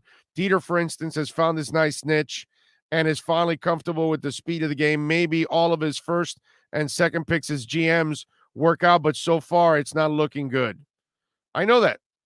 I know it's not looking good, but it all depends. Do you want to make a final judgment on all of this? Happy Wednesday, Big O. I'm listening to you on Fort Lauderdale Beach. G from Pennsylvania. Way to go, G. Enjoy, my brother. Thank you for listening to us and supporting us. Big O, Rashawn Slater is kicking ass in his first year as a lineman. Tristan Wirfs last year for the Bucs kicking ass, not needing 5 years to develop. If the average career for an NFL player is 4 to 5, then it's time for these guys to develop. They'll be ready to retire. Just saying. I'm like you. I like this regime, but they need help in the war room. Greer is not the answer in the war room. Well, when were those guys selected? Slater and Wirfs. That's the Rashawn Slater. Wasn't he like closer to the top 10? He was 13th. Okay. I'm looking at it there. Okay. 13th is all right. A little better than 18th, but I get it. He's the other guy that next to Sewell was considered a can't miss type guy. And he has played like a can't miss guy. Oh, would you like to see a sports panel of all your guests on at least once a month? Would be cool to see all their opinions and takes on the team. We could do something like that. As the show grows, I think we might be able to do something like that. With all the speed we have at wide receiver, get no separation, crossing routes, CBs all over us. Brissett scrambles and has no one to throw the QB. Scramble on us, and guys are wide open all over the place. Ron from New Jersey. Ron, I think guys are open at times. I just think that Brissett is not making the right reads. Oh, I build kitchen cabinets. My job would hire Richard Sherman. My job is privately owned. The owners have hired criminals like money launderers, killers, alcoholics, mental health patients, and druggies. Crap, we had one guy get a DUI during lunchtime. John from Stewart. Damn. Not many businesses do that. Or is it that your business doesn't have a lot of options? And so some shady people are looking for work. I don't know. Have a great day, oh. Say hi to my girls. Oh, I see. There you go. It's NorCal. NorCal with a picture. NorCal saying hi to my girls. And check out NorCal. His girls are two giant weed trees.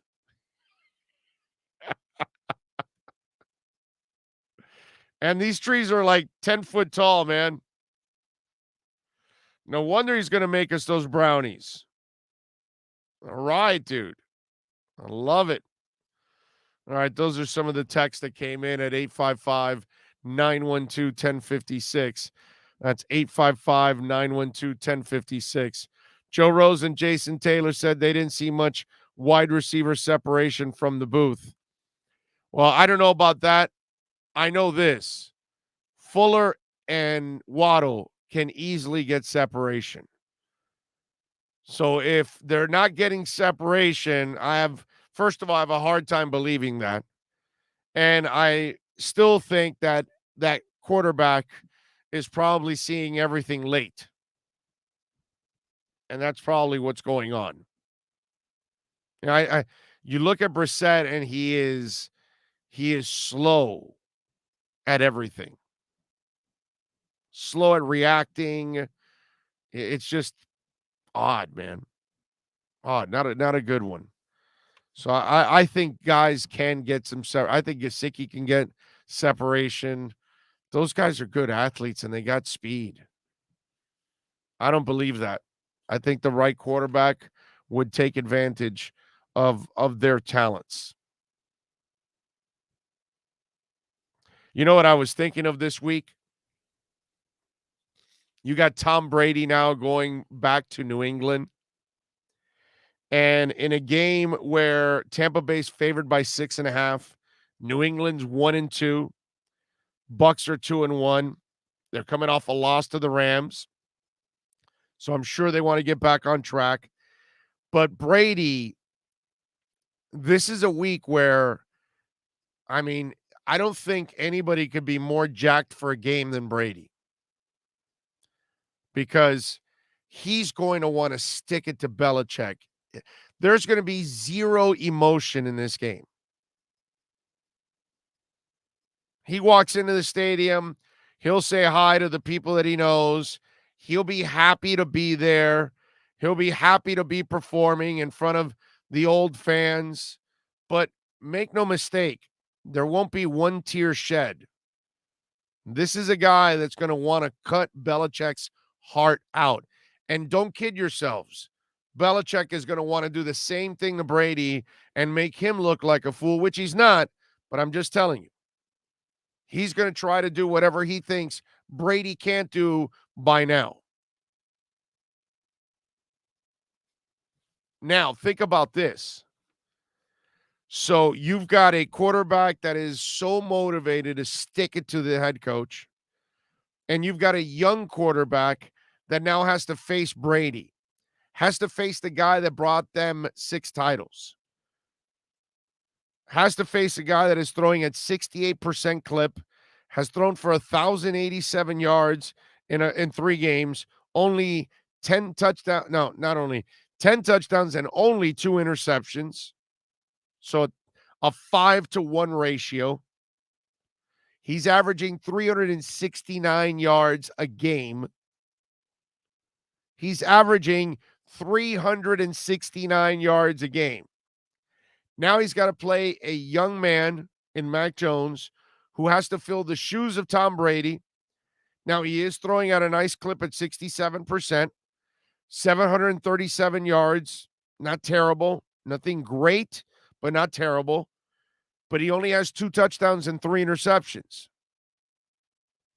So considering everything, only 2 touchdowns. So he doesn't even score a lot. He has to go out there and he averages 255 yards a game. And his Patriots are 1-2, probably going to be 1-3 when that game is over. But the pressure on that kid, the awkwardness for that kid, he's going to be in a game where people are going to show love to the opposing quarterback because it's Tom Brady. He knows he's facing the GOAT in Tom Brady. The reason why all those banners and the trophies are in those cases, it's because of that dude.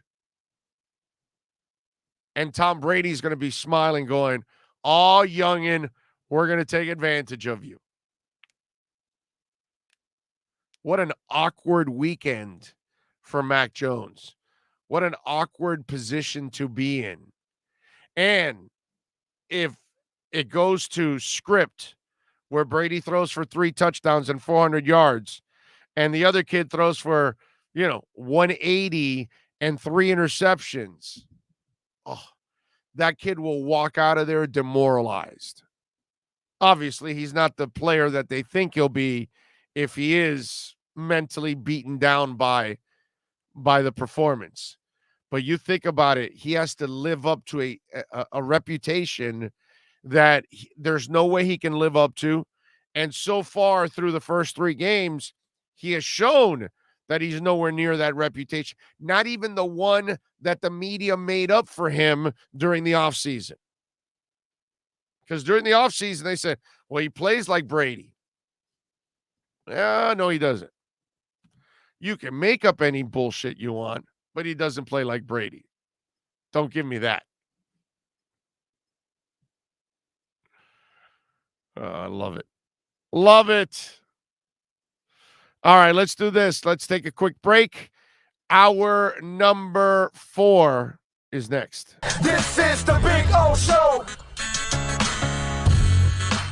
Sports fans love a place with great food, cold drinks, and TVs everywhere. That's why sports fans love Sports Grill and their 7 amazing locations. Check out the Bird Road location at 11481 Southwest 40th Street in the back corner of the West Bird Shopping Center. Sports Grill is also now offering some great employment opportunities. All kinds of positions are now available from kitchen to hosting. Call for more information at 305-485-8845. From wraps to salads to amazingly delicious specialty dishes, Sports Grill is the home to the legendary special grilled wings. Since 1987, Sports Grill, good food, good drink, and good friends. It's the Big O Show. You're tuned in to the hottest sports radio. When you need your warehouse looking good while staying efficient, there's only one place to find the finest racks in the business. Pallet Rack City in Hialeah. 305-424-8547. That's 305-424-8547. Pallet Rack City is the company you need when you want your warehouse sporting the finest racks in the business. After all, who doesn't love a great rack? Pallet Rack City.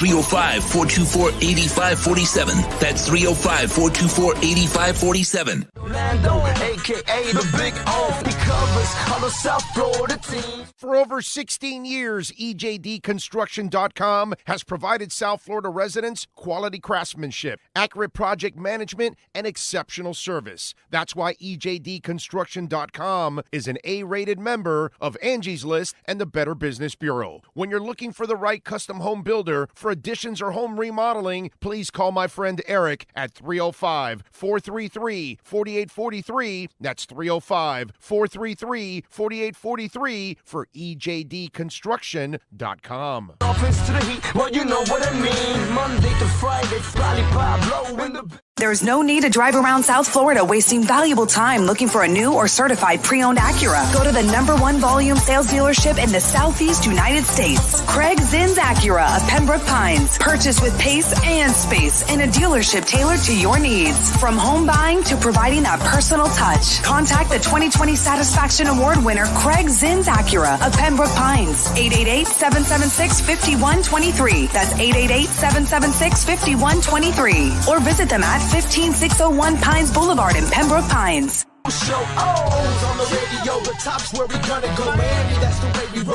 Folks, you can support the hardest working sports talk show in South Florida through Cash App or Venmo. Just search Cash Big O Show. Support us through Cash App or Venmo. Cash Big O Show. We thank you for your incredible support. No one has a similar show. Talk sports, talk plays, talk... If you're a Miami sports fan, then there's only one store to go to, and that's Caneswear at Miami Fanwear in Davie. They're your one-stop shop for all your inner Miami CF, Canes, Dolphins, Panthers, and Marlins merchandise. They have hats, t-shirts, game day jerseys, and so much more. Located at 2511 South University Drive in Davie, and open 24/7 online at caneswear.com or innermiamiwear.com. Call them at 954-835-5597. Caneswear, the spot where Inner Miami and all Miami sports fans shop. Live and direct, because nobody do it better than Big O in the set. From sunrise, listen live. When you're ready to purchase a new home or refinance the one you have, American Dream Lending will make sure your loan experience is easy with fast approvals and quick closings. With many loan programs and competitive rates, now is the time to turn your dreams into reality. Ask about special financing for veterans. They never charge an application fee, and you will work directly with one of their experienced loan professionals. Stop dreaming and contact American Dream Lending today, 786-802-1727, or online at adreamlending.com.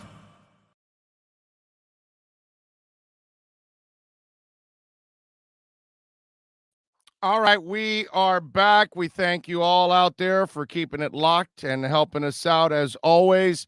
Hey, folks, don't forget that we got a lot of proud sponsors of our show, and we need your love out there, and you want to get entertained? Right there, baby.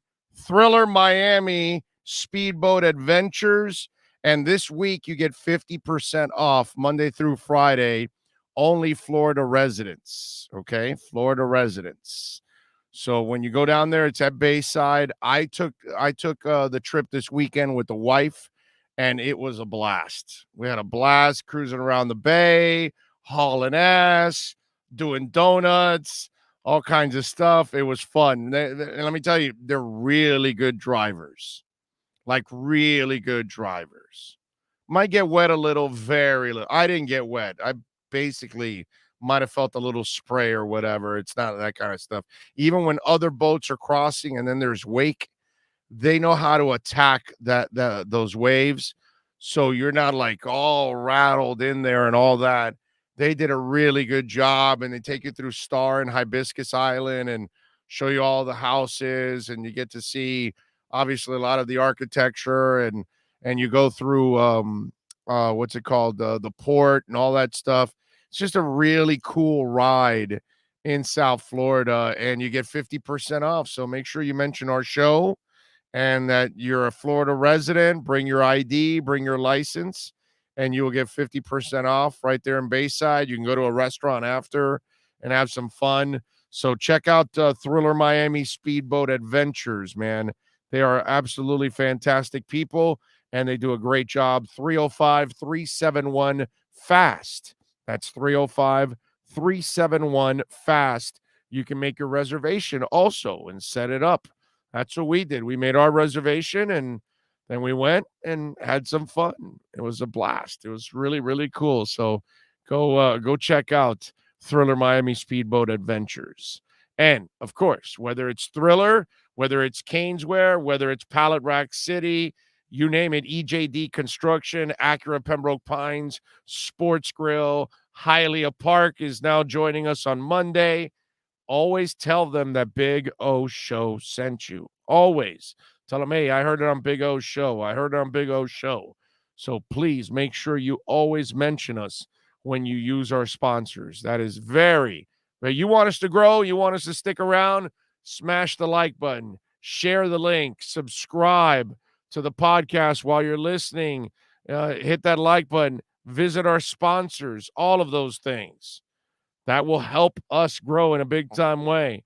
If you're comfortable enough and you can make a donation, Cash App or Venmo, Cash Big O Show.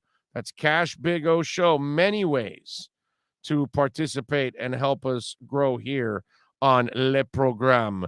So thank you all out there. All right. Let's see. Michael Bustamante says Mac doesn't have the impenetrable mindset Tua has.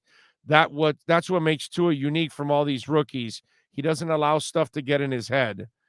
I just don't want, defensive linemen to get on him.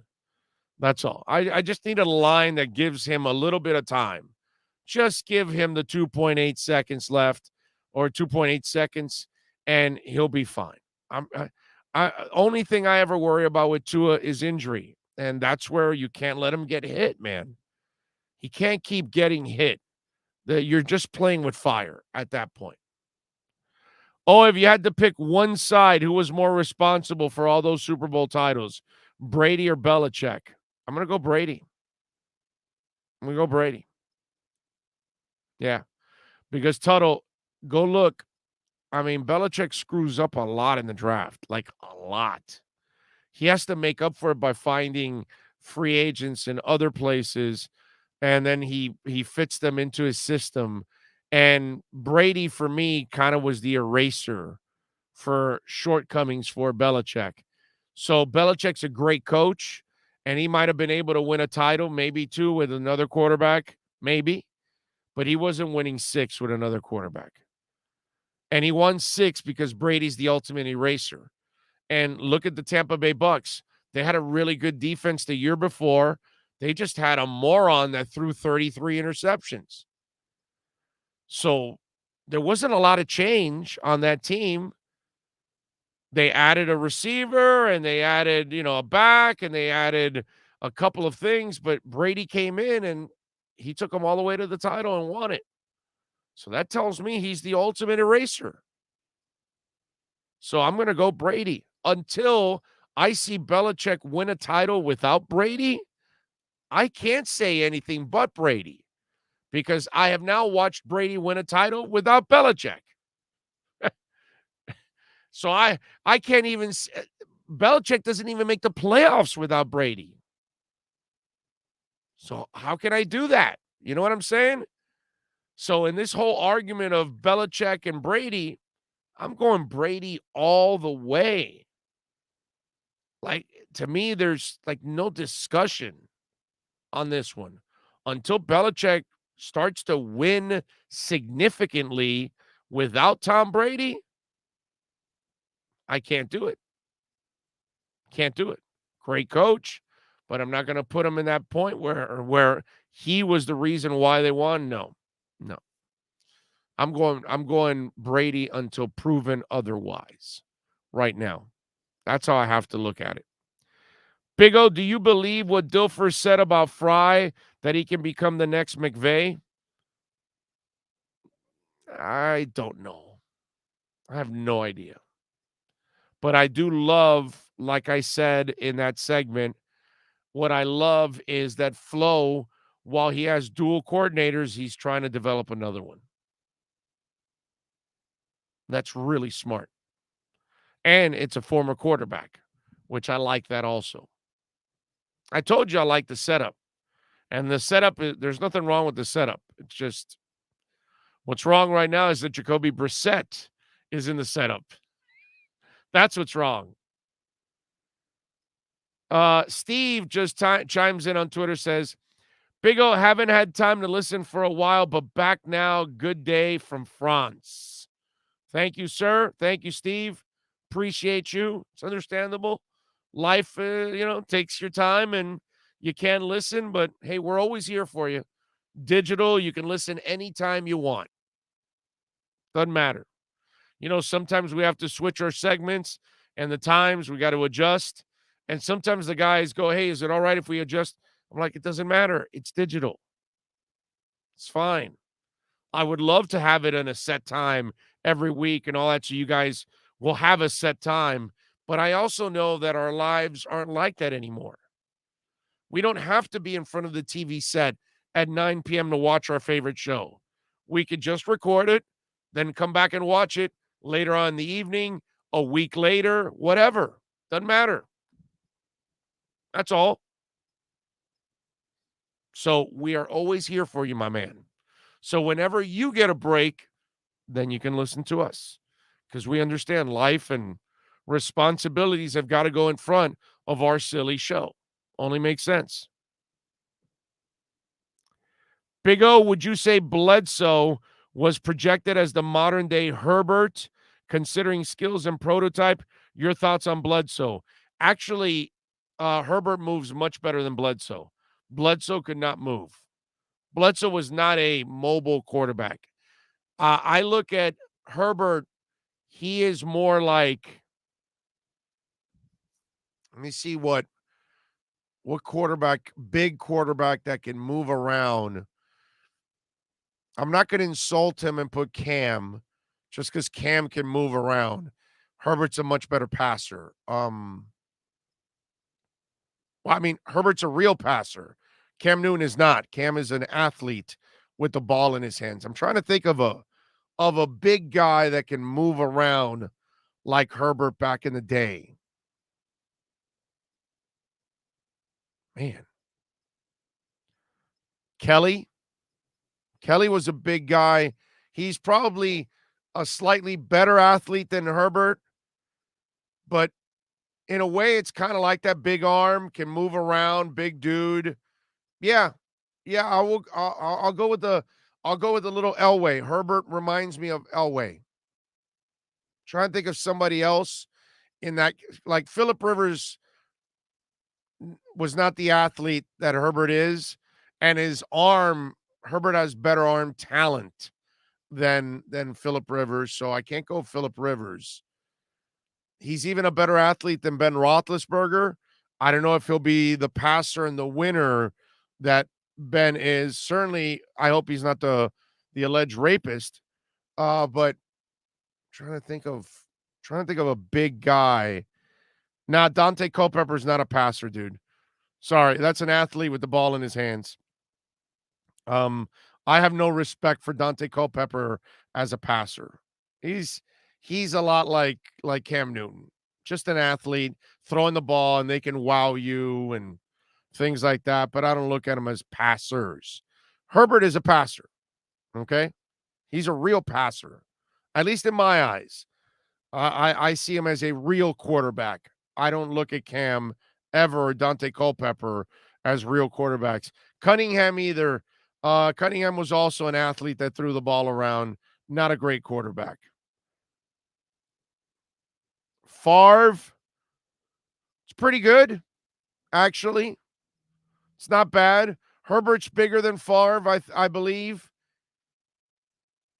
I think Herbert has the potential to be much more of a disciplined passer than Favre. Favre played a lot of stupid football in his day. I know he had cojones that were bigger than almost any stadium he ever played in. And that's the one thing that I always will admire about Brett Favre, is that guy had zero fear in him. And he had the best, what's that called? Short-term memory.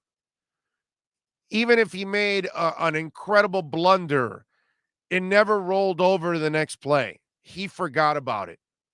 I give him a lot of credit in that sense. But he would piss me off at times because he did play a lot of stupid football. So I think Herbert can be a better passer than Favre. I think he's a better athlete than Favre, actually. There aren't a lot of guys. I'm trying to think of the history of the game and all the quarterbacks that I've watched.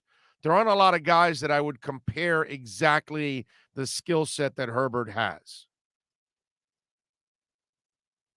Herbert bigger than Elway? Yeah, he is. Not by much. Elway's big, okay? I don't know if I have that picture. No, I know I have the picture because Dan's a big guy, right? And so I'm at the Senior Bowl, and I am standing behind Marino and Elway because they are looking at all the quarterbacks, and they're standing next to each other. And I want to see if I can find that picture, and I'll show it to you. That Elway's a big guy. You actually, I don't think there's that much of a difference between what is this one kid. I think Herbert might be like 6'5". These guys are like 6'3", 6'4". They're right there. So there's not much of a difference between Elway and Herbert, I think, at least. Let me see if I can actually find the picture of me behind these guys while they're watching practice. This is hard to do while I'm on the air, man. Oh, here we go. Here we go. Hold on. Wait a minute. Let us put some boom in it. I might find it. Hold on. I think I am close. I'm close, man. I'm close, man. Jess, did you see? That's Elway and Marino standing next to each other. We did superimpose some stuff for you on that, and we did that.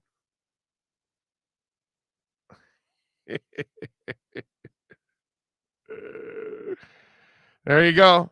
And of course, then there's the proverbial hanging out with Dan. That kind of stuff. But you could tell they're like kind of the same size, so they're big guys. So I would imagine that there isn't much. That's why I think Elway is kind of a really good comparison to Justin Herbert. I think it's because they're like both really good athletes. They both have monster arms. And they're both really good passers overall.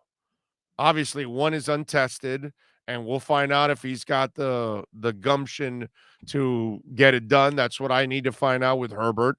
That's why I'm not in the, like Dave Hyde wrote, like, oh, they drafted the wrong quarterback. That's you're jumping. Now, listen, you're entitled to, right?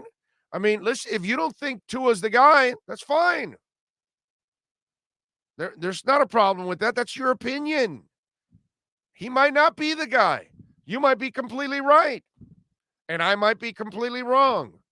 But I think the kid's a star in this league. It's just he needs some help. He's just not that guy that is going to stand there and take a beating for you. Doesn't have that kind of body.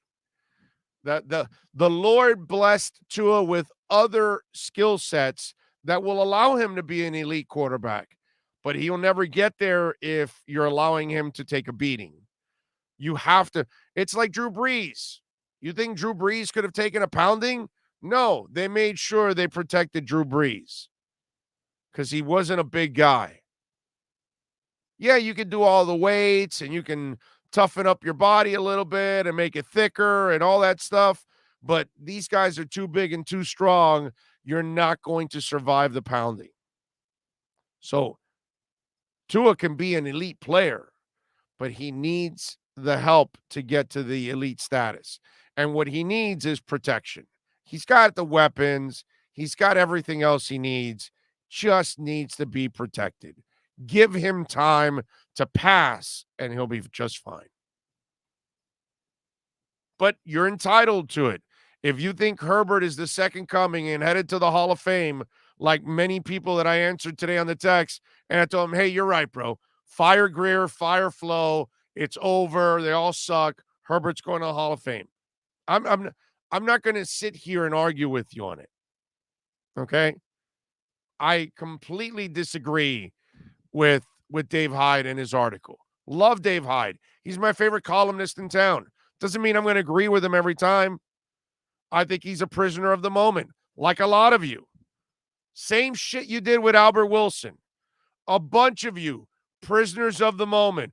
Albert Wilson, Albert Wilson, Albert Wilson. Albert Wilson, what?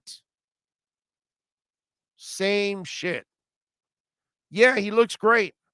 Physically, I cannot deny anything that I see from Justin Herbert.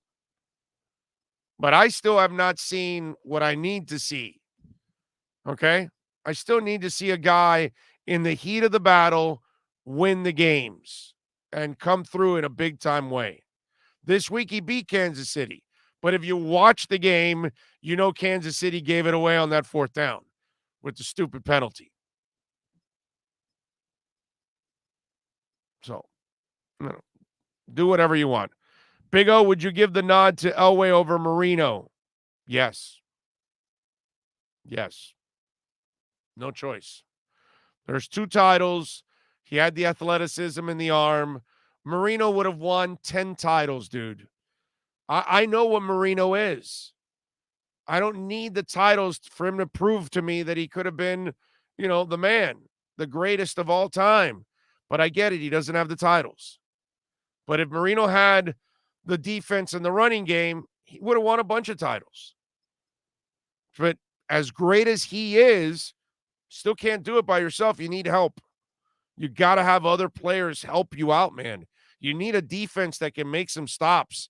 He never had a defense that can make some stops. The defense that he finally needed was at the end of his career. That's when it was developing.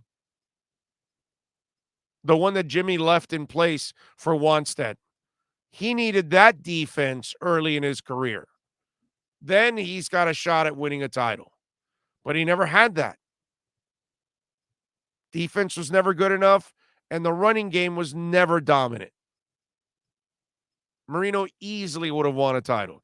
So I have no choice but to give Elway the nod and give him the respect. And Elway got his ass kicked with Sammy Winder. But once he finally got a defense and a running game, he dominated and won back-to-back titles. That's the luck that John Elway and Marino were kind of the same player. They did everything they could, and they were still coming up short because they just didn't have enough. And then finally, he got the other things that he needed, a defense and a running game, and it was over. That's the funny part is, once Elway took over from Craig Morton, the last time that if Elway in his early days would have had the Orange Crush with Carl Mecklenburg and those guys, which I know I'm losing a bunch of you out there because you're not old enough to know what the hell I'm talking about. But if Carl Mecklenburg and company, the Orange Crush, were around for the early days of Elway, he might have won one of those titles. But that defense got old. By the time Elway took over, he didn't have a defense, didn't have a running game. The rest is history. So, I got to give it to Elway, unfortunately. Rosendo says, 100% agree, Big O. Marino will always be the greatest QB in my eyes. He just didn't have the resources. It kills me, but that's what it is. Let's see. Dono is taking the Dave Hyde position right now. I'm going to listen to his cast after Big O is done. And they're not the only ones. There's plenty of you out there that are already on the Herbert bandwagon and you're off to it. I'm not surprised whether it's Dono or anybody else disagree with it. But, I haven't heard Dono say that. But if he's doing that, okay. I mean, what can I tell you? I'd love to say, oh, okay, this is not right in any way, shape, or form. But I mean, what are you going to do? What are you going to do? All right, 855-912-1056. That's 855-912-1056. If you want to get in on the program. You can also reach out to us on Twitter. That's at Big O Show. Follow us there, please, on Twitter. Don't forget, if you're listening to the podcast, smash the like button. Very important to smash the like button anytime, day or night. That makes our lives a lot easier, folks. So please make sure you do that and help us out with that, because it is very, very important that you do that. What else do we have here? Cash App or Venmo at Cash Big O Show. That's Cash Big O Show. Panthers back in action tonight at 8. We've got the Mets and the Marlins tonight at 7:10. Elieser Hernandez will be on the mound for the Marlins. T1 Walker for the Mets. The former Seattle Mariner is in the mix. See if I'd like to see him win a couple games, man. They're already up to, what is it? How many losses now? 90. It's like, let me see, like 94, I think it is, something like that. Sucks. They got another 2 games here against the Mets, and then they'll play 3 more games against the Phillies, and then they will end. Well, I think today actually is no, they got 2 more days, today and tomorrow, and then Friday, Saturday, and Sunday, they'll wrap up the season with the Phillies. Please spend some money, guys. Please spend money. Just a little money. That's all. That's all I'm asking. Not much. Give me some entertaining baseball. I can't get that. No, you can't do that for me. Little entertaining baseball. Why not, man? Please. God. I know most of you don't care about baseball and you don't follow it, but I'd like a little entertaining baseball. It would be nice. Manny Pacquiao has decided to retire. Did you guys hear about that? I just want to thank Manny Pacquiao. I wish others would follow suit and not come back, which we're seeing too many of these idiots like Oscar De La Hoya and Floyd Mayweather and all these people that are absolutely done, and they're coming back. Pacquiao apparently is going to run for president of the Philippines, which is what he should do. Pacquiao looks like a really good dude overall. He clearly cares about his countrymen. I think it's actually a really good thing that he does something like this. So Pacquiao is done with competitive fighting. He put out an emotional video on his social media page, thanking his family, friends, trainers, and everybody else that's helped him along his journey to become one of the greatest of all time. He says, "This is the hardest decision I've ever made, but I'm at peace with it. Chase your dreams and work hard and watch what happens. Goodbye, boxing." He ends up 68, 8-2. He will be known as a great, great fighter that a lot like my favorite fighter of all time, Sugar Ray Leonard, hung on too long, and he was starting to get knocked out and beaten by average people, and it just felt depressing to watch that. And Pacquiao, when you're a great fighter, you got to pick and choose when to walk out. And I'll give Mayweather a little love in this, because, he returned for a couple of exhibition garbage things that, whatever, the Paul brothers and the Conor McGregor, those aren't real fights. And he was never in any kind of danger or any kind of a threat from either one of those clowns. You know what I'm saying? So I get it. They were money grabs by him overall, but he hasn't come back to actually really fight. And I know that De La Hoya now has called out Mayweather and all this stuff. I love these guys that are in their 50s. And I guess some of you get suckered by all of this, but like calling out another 50-year-old man, and that's going to like make me run to the TV and pay for the pay-per-view. But listen, this guy hung on way too long. We saw the Pacquiao Mayweather fight 6 to 7 years too late. You know that. I know that. That's the reality. We're watching way too many of these over-the-hill guys. Holyfield the other day was just embarrassing. And to think that if it wasn't Holyfield, it would have been an out of shape, not in the healthiest conditions, Riddick Bowe stepping into that ring.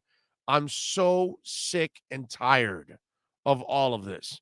Look, I'm looking forward to next month here. We're going to have a fight card at Hialeah Park with like real boxers, real professional boxers, Cuban boxers that are proven at the pro level. Even Robert Daniels Jr. is going to be part of this fight card. Real fighters. That's what you need to go see. That's what you need to go support. You might end up seeing a superstar in the making in one of those young fighters in Robert Daniels or one of the Cuban kids. So that's what you should do. Okay. All right. Let's do this. Let's take a really quick break here. We'll come back on the other side. We'll get ready for Alan Poupart. He already spoke with the coach. They broke everything down.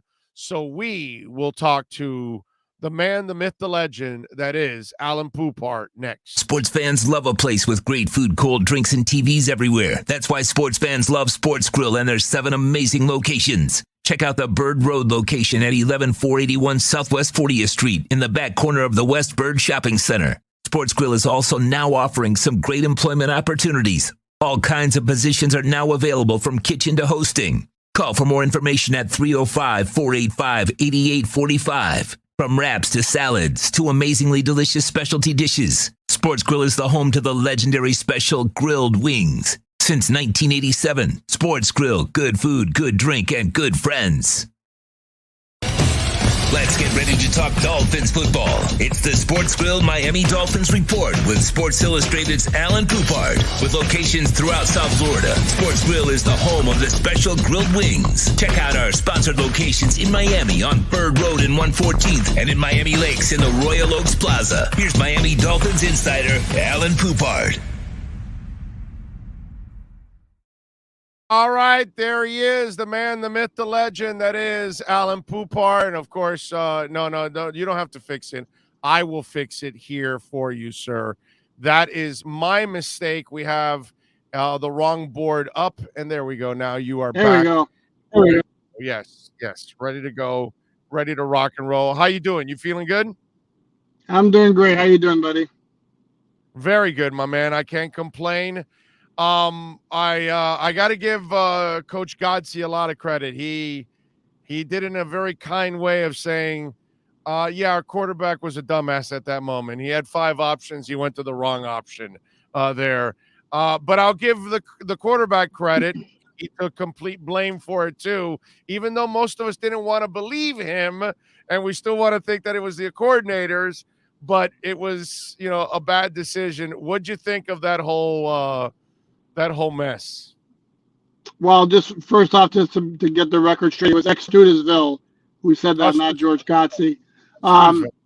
He also said that was the play call. It was just that Brissett had options and didn't exactly pick the right one. And as we discussed after the game on Sunday, there was so many things wrong with that play. It was just frightening, from the fact that Brissett didn't get the pass off quickly enough. He threw a little bit high. Waddle jumped when maybe he shouldn't have. Then Waddle didn't make any kind of move. The sudden step forward and the step back to maybe push the cornerback away from the line of scrimmage, even if ever so slightly, to give himself more of a chance. So it was a complete mess from A to Z. And even though a lot of plays happened afterwards and the Dolphins still had many of chances, it did kind of flip the momentum at a time when the Raiders weren't doing anything. Oh, yeah. And listen, in Waddle's defense, he probably also knows the play called, and he figures, well, they're not throwing me the ball in this situation. So I bet he was also a little bit, shocked and surprised that it actually went his way and all of that. What'd you think of the Trent Dilfer comments? Because I think Trent Dilfer slipped in, not that he revealed anything. I don't believe Charlie Fry is the play caller. I think he just calls the plays to Tua, but not the play caller. That doesn't make any sense. You know what I'm saying? And that's where I think people might be jumping the gun again and trying to mix this whole thing up again. There's only one of those guys calling the play down to Charlie Fry. I'm sure both guys decide on what it is, and then they send it down to Fry. And to me, that's where I think Trent Dilfer just made a mistake in all of that. Is that the way you see it?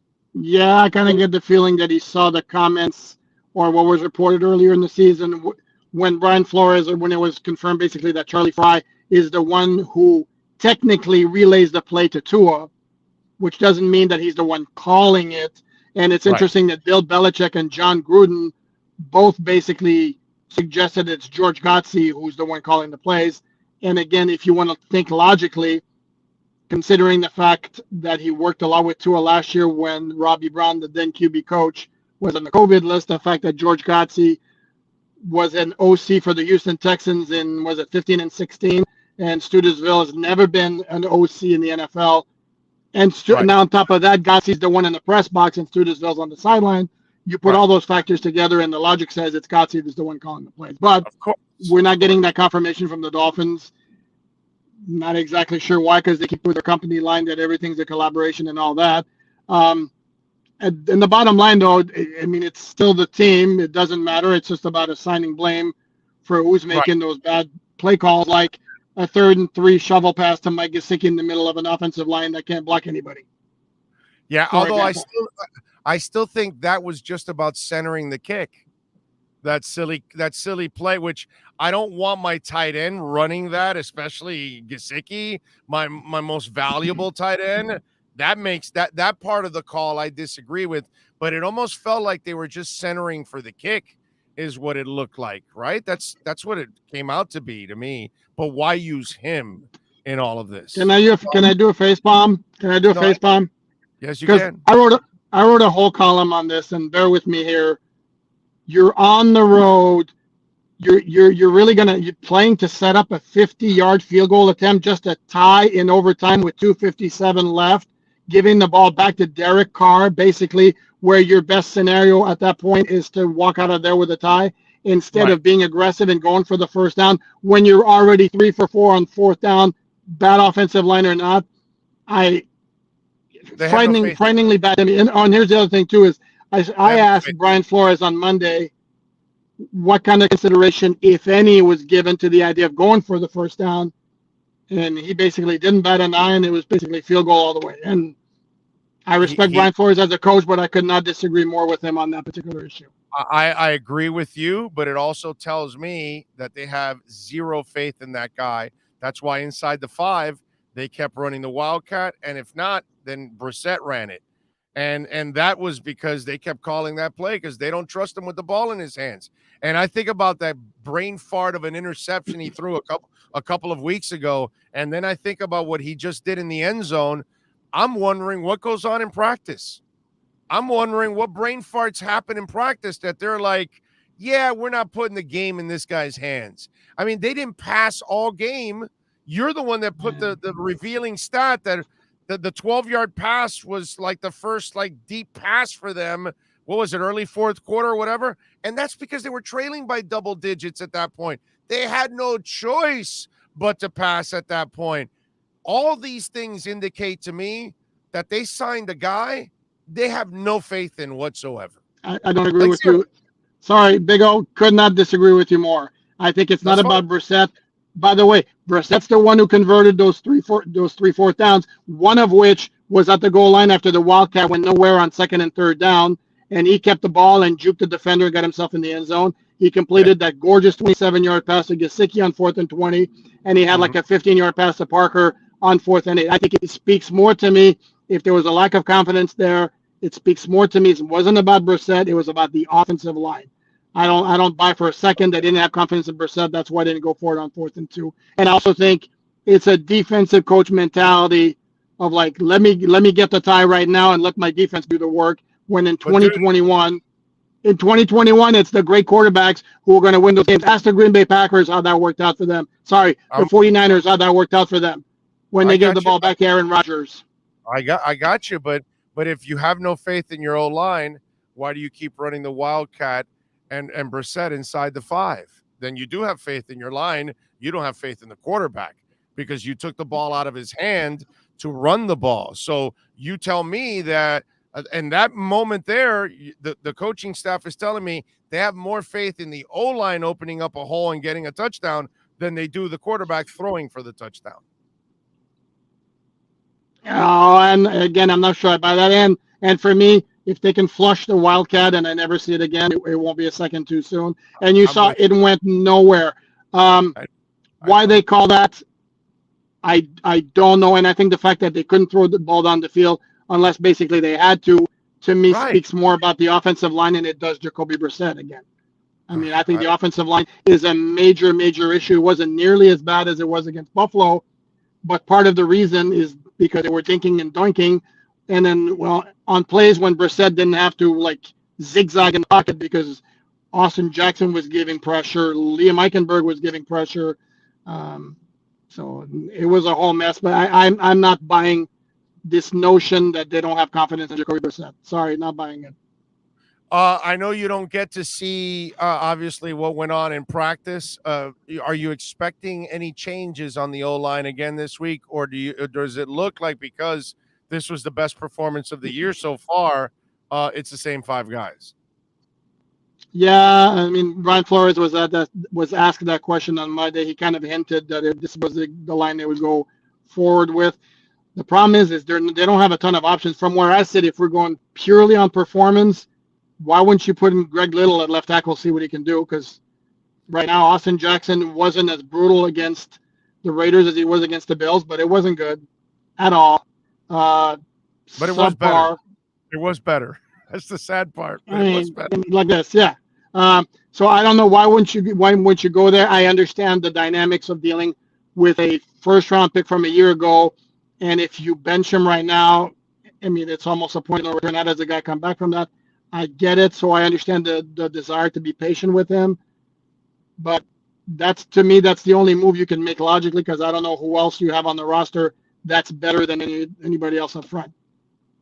Jamie Collins getting released by the Detroit Lions.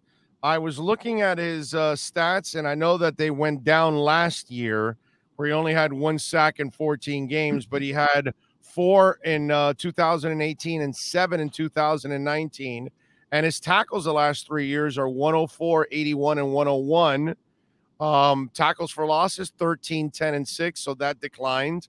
And then interceptions was 131. He's 31 years old. Is this a guy that you take a chance on if you're the Dolphins? That's a very good question, because my initial reaction was like, absolutely. I mean, because he's got a history with Brian Flores, including 1 year when Flores was the linebackers coach. So he coached him, but that was the year after Collins made the Pro Bowl, his one Pro Bowl. And then what's troubling to me is I spoke to my colleague in Detroit, and he told me that a big part of the problem with Collins is he wasn't putting out. And that's highly problematic. I mean, why are you not playing hard? And I mean, I don't get that. So is it a case? Maybe he wants out of Detroit. Maybe he sees it's a rebuilding team, and they're not going to be good anytime soon, and he's not going to be there. So I absolutely think it's a situation to investigate, because right now they're not getting it done on defense either. We can keep talking about the O-line, or at least I will. You want to talk about Jacoby Brissett? You're right. You're right. But the defense is not very impressive right now. I mean, they're horrible on third down. They're the worst in the NFL, and they're giving up a hell of a whole lot of yardage every game. So I think absolutely it's a situation that needs to be investigated.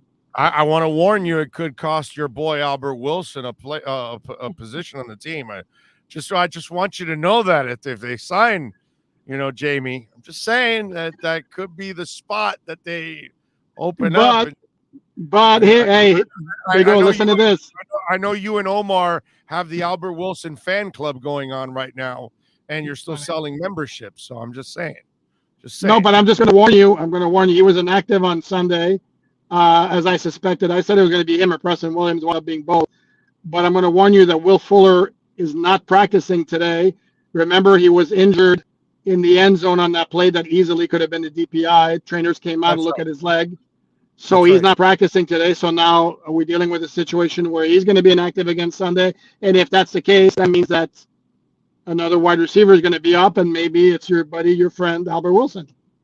Well, let me tell you, and going back to Fuller, if he misses again, he better get prepared to sign another 1-year deal with somebody because, dude, you're not doing what you need to do to get a multi-year deal. And that's kind of, he had to figure out his body this year and stay healthy. And, that has the personal issue why he missed. I can't blame him for that. But we all know that he has been still nicked up throughout the season. So if he can't play this week, now, it could be a precautionary thing because that's how they've been with everybody all off season, all year. And going back to your point on Preston, I am so glad they kept him inactive. I hope they give him the proper time he needs to heal up. Don't hurry that kid back. You don't need him right now. As long as Parker's healthy, you kind of have the same player anyways. You know what I mean? I agree. No, and then Fuller, I mean, he looks completely fit, and then it's maybe just the way he's built and the way he runs, and it's just, again, it's always something. But you're absolutely right. He's not getting a long-term deal with this kind of injury issue. And the other thing about, wait a minute. No. We're not okay. I'm back. There we go. The most telling thing about Fuller is going to be tomorrow, because 1 day is precautionary. Right. If he's not practicing tomorrow, then he's not playing Sunday, pretty much. Yeah, no, I'm with you there. Defensively, what'd you think when you watched the tape again? Anything stand out to you? What'd you think of Jalen Phillips' play? Where's Raekwon Davis? What's the latest with him? When are they getting him back? Give us a little skinny on that. No, I mean, Jalen Phillips, I still don't feel him out there. It's just there's not a whole lot going on. I mean, and he tries hard, but it's not getting a whole lot. What I'm noticing about this team is they're not generating a ton of pressure unless they send DBs in, and they got 3 sacks against the Raiders. They got the one from Christian Wilkins early on, and the 2 from Brandon Jones when he's coming in on a blitz, which is good. But it'd be nice if they could generate something from the guys up front. And the one guy who is generating pressure in spurts is Emmanuel Ogbah, though he's not quite getting to the quarterback, and that's causing a problem. What I'm noticing on defense, I don't understand the yo-yoing of playing time with some of the DBs, particularly Nick Needham and Justin Coleman. Yeah, to me right now, Nick Needham is so much better than Justin Coleman. I do not know why you don't stick him at slot corner and by miles. In fact, Justin Coleman has been a terrible signing. I get it. Flo likes him. Flo has history with him. So far, he's been terrible. It's been a bad call by Flo to bring that kid on. I'm sorry. I haven't seen a damn thing from Justin Coleman so far. I don't get that one. I don't at all. Can't argue with you. Well, the book on him is earlier in his career when he's been outside, it's not worked out well for him. When he's been in the slot, he's had some moments. Well, he's been in the slot this year, and it's not worked out. And he was kind of exposed. And to make matters worse, then Brandon Jones, when he was on the field in coverage, had a pretty rough game in coverage. I mean, he did have the 2 sacks, and that's what's going to splash. But he had a rough game in coverage, and Nick Needham had a very good game in coverage. Byron Jones was good in coverage. X gave up a couple of plays against Henry Ruggs, who, to his credit, made some really good catches. So, but I don't understand, again, this yo-yoing of playing time. And Eric Rowe, again, was back up on the snap count. He was down against Buffalo. To me, Eric Rowe should be a major contributor on defense every week. Same with Nick Needham. And then Jalen Phillips, I'm going to keep saying it. There are a couple of plays I saw him drop back in coverage. I don't want Jalen Phillips dropping back in coverage. To me, you got him.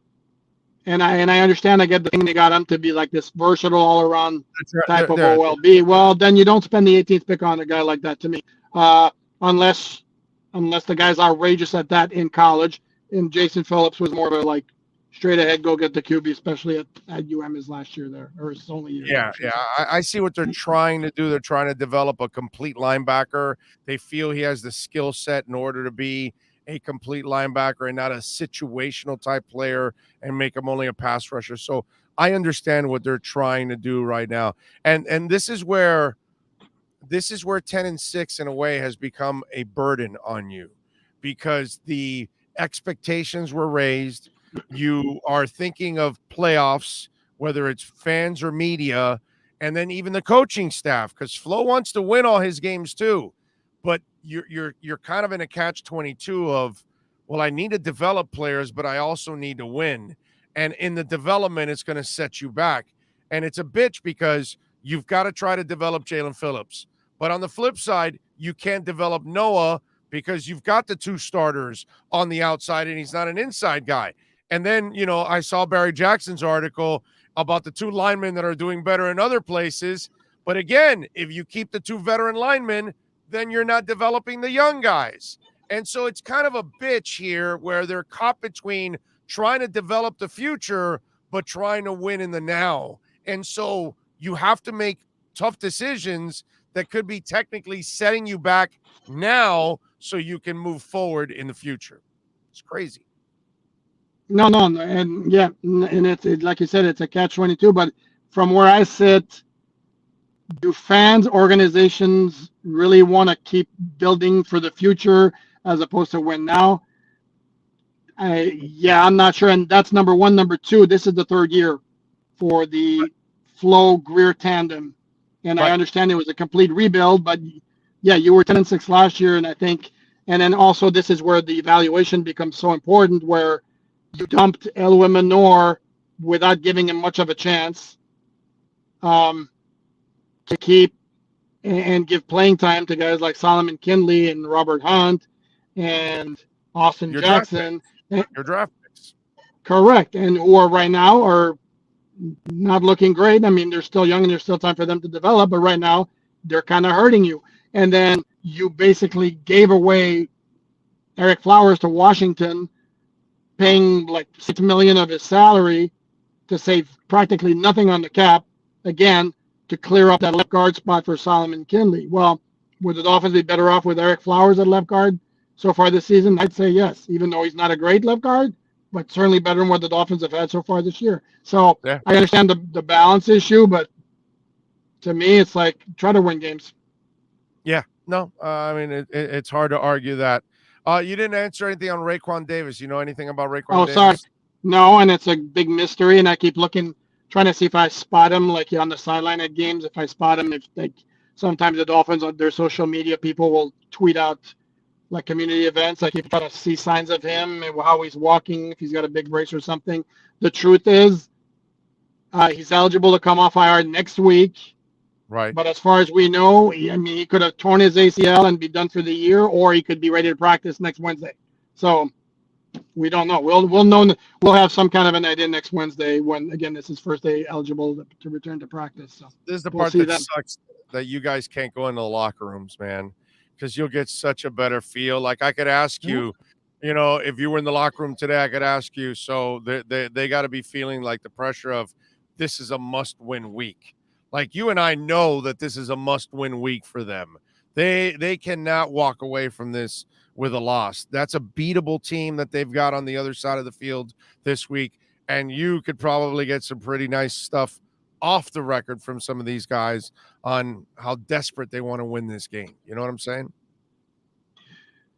No, not only that, you can get some indications of guys. I mean, I remember like one time, like we're in the media period, and Marquise Gray, do you remember the tight end? He's rolling around. He's got his right foot in a boot. So that's some sort of indication. We could be in the locker room today, and Raekwon Davis could be waltzing by with a big knee brace or something like that, and we get. Or he could be just skipping to his locker room and back. And you're like, he's in great shape. He's ready to go. Yeah. But this is NFL 2021, so no, we don't know.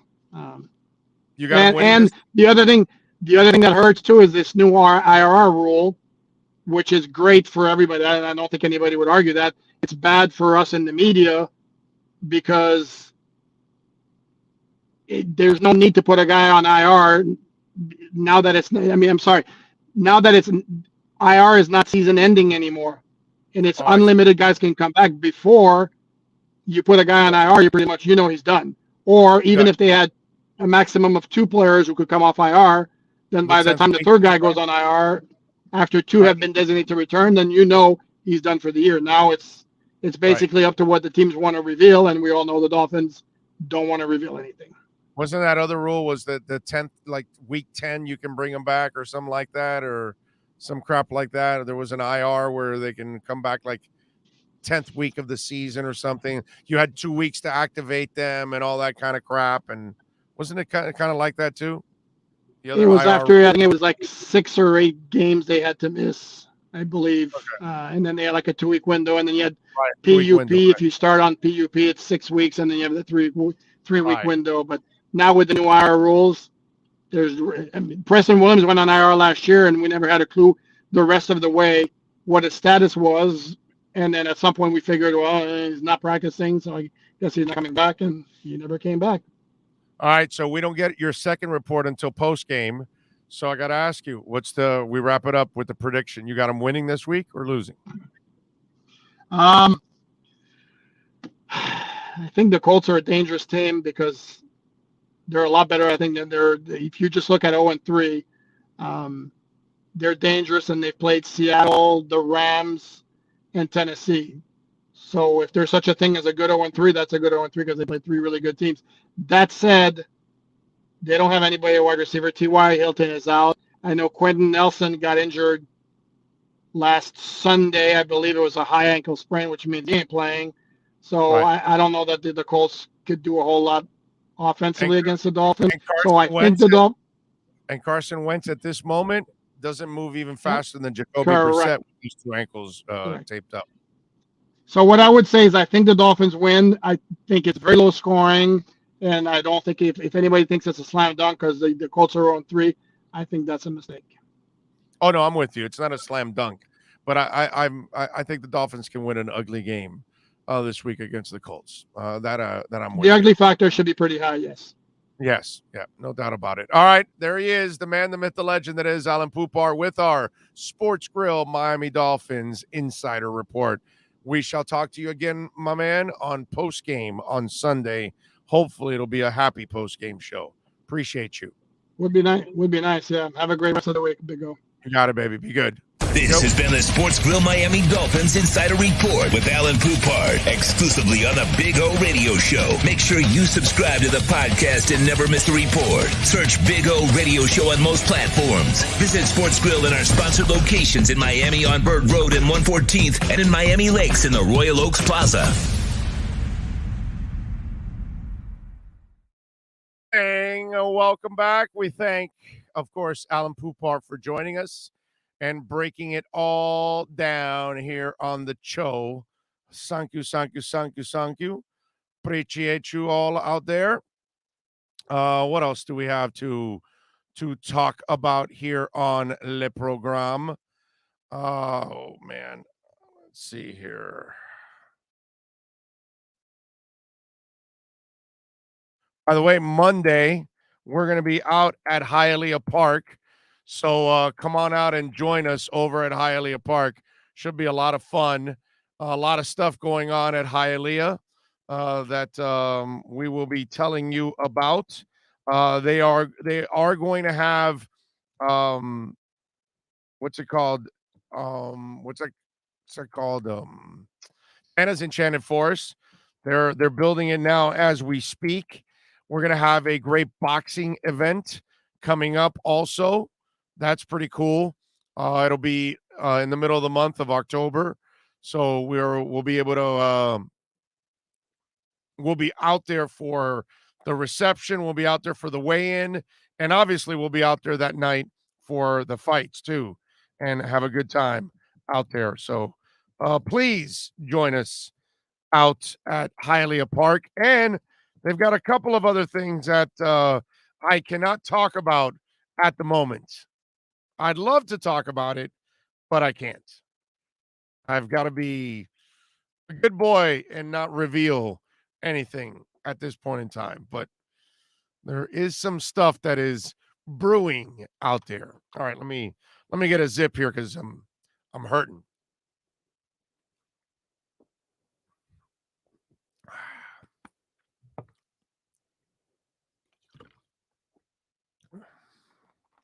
D. Thompson says, Chris Greer screwed the organization. Flores won't be able to hire a veteran play caller because they don't trust Chris Greer. Exactly. That's it, D. They got to fire Greer.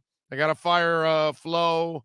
They got to cut the entire offensive line. It's all over, D. It's all over, bro. You might as well give up. Don't even watch the season anymore. It's done. I mean, really, you can't count on anything, D. That's what it's all about, baby. You can't count on anything, D. Don't do it, as they say.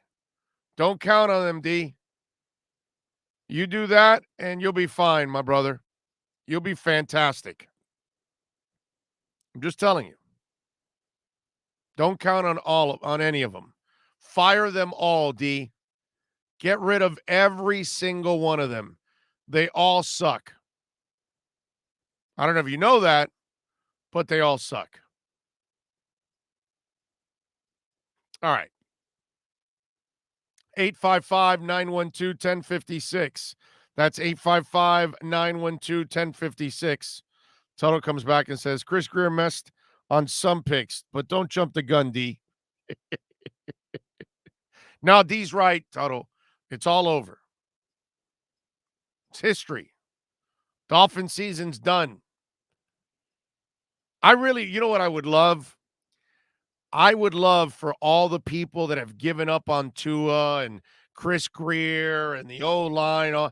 I wish all of you would never watch the Dolphins again for the rest of the season. I would like that because I feel, in a couple weeks, they got a shot at turning things around. And then towards the end of the season, they're facing, maybe 10, 12 wins. And then they're all going to go, hey, wait a minute. Everything was so shitty. And all of a sudden, Tua's playing well. Line's doing a decent job. OC coaches are looking all right. And then they would be like, oh, wow, I jumped the gun here.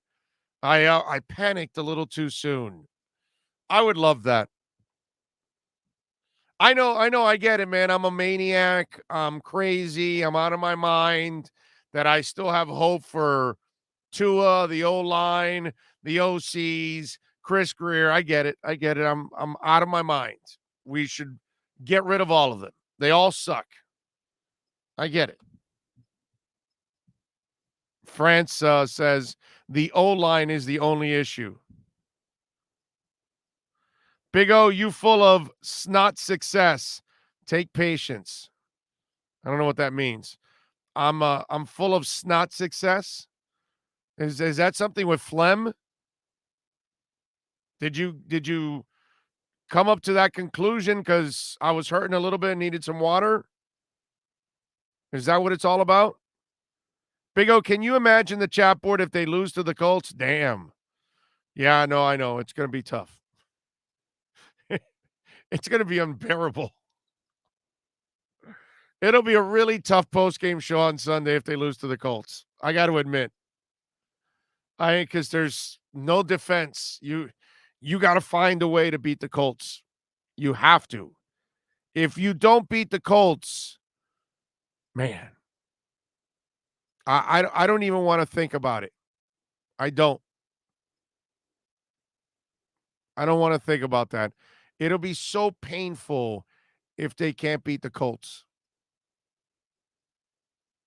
That'll freak me out, I got to say. Big O, I want to push some of these fans off the cliff.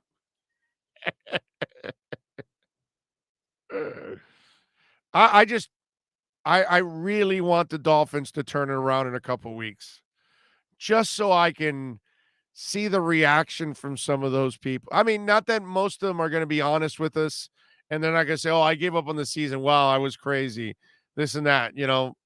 We're not going to, because none of us are really tracking what some of these folks are actually saying. We're not going to remember the names or anything like that. Although some of you on the chat board are going to remember others. You are, because you're pretty sharp in that sense.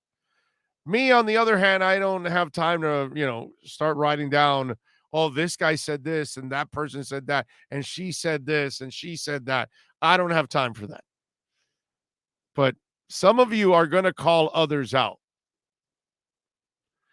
Big O, been listening to you for 20 years. You always said draft a QB every year until you get one. Eyeball test tells you Tua's not the guy. Herbert was the pick. Well, then that's your eyeball. I can't tell you anything else.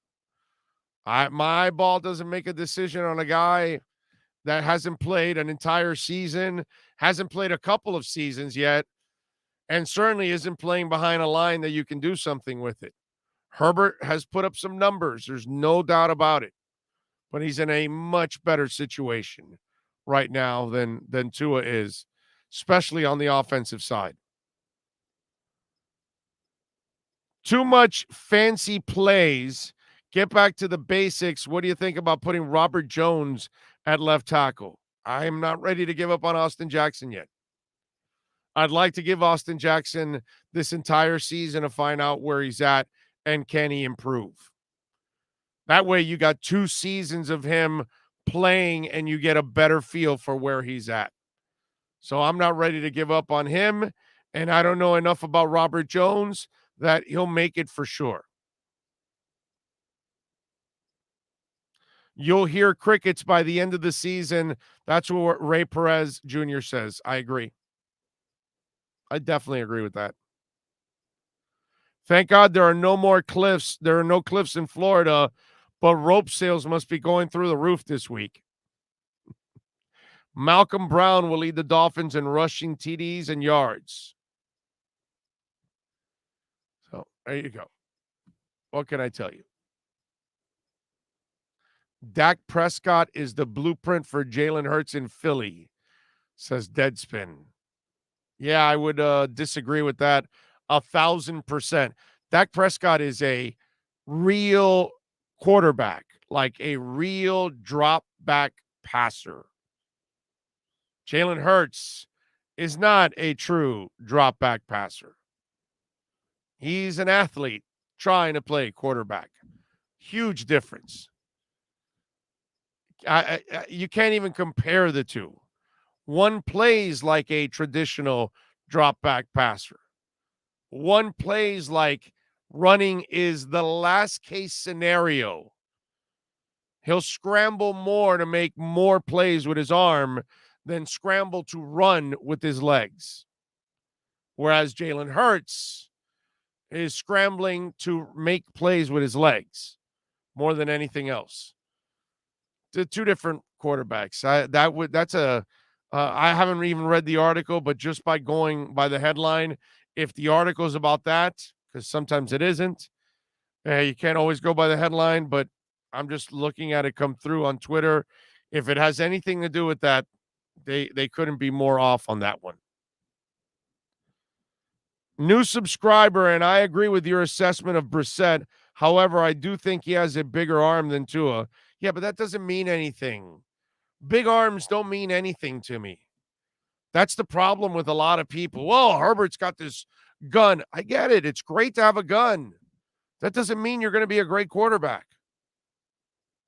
Great quarterbacks need accuracy and ball placement and anticipation and knowing how to read defenses and all those kind of things. And I think Tua can definitely do that. I've seen a ton of big arm guys fail. From Jim Druckenmiller to Jamarcus Russell to Jeff George to David Klinger and Achilles Smith. And I've seen all kinds of guys that had big arms. That doesn't mean anything to me. Dan McGuire had a big arm.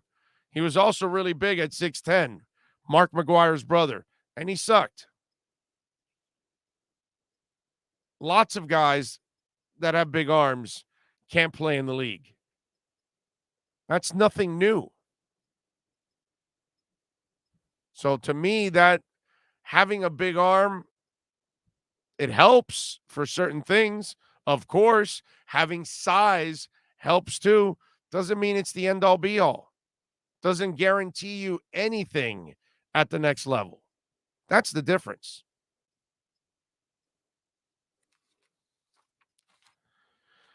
Big O fans got me so stressed I left messages for Deshaun, see if he can recommend a rub and tug artist for me. Well, he's got a long list. He's probably got a list of the people that didn't take him to court also. Jamarcus Russell had a big arm. Yes, he did. He had a ginormous arm. Not that he could do anything with it, but he had a ginormous arm. Don't forget Jim Druckenmiller.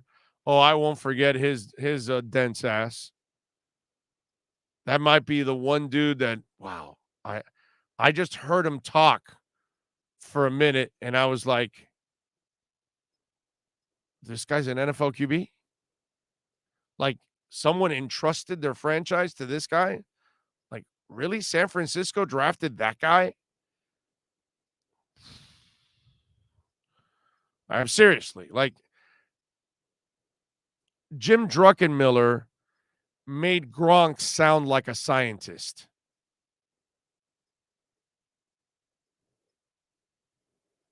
Okay?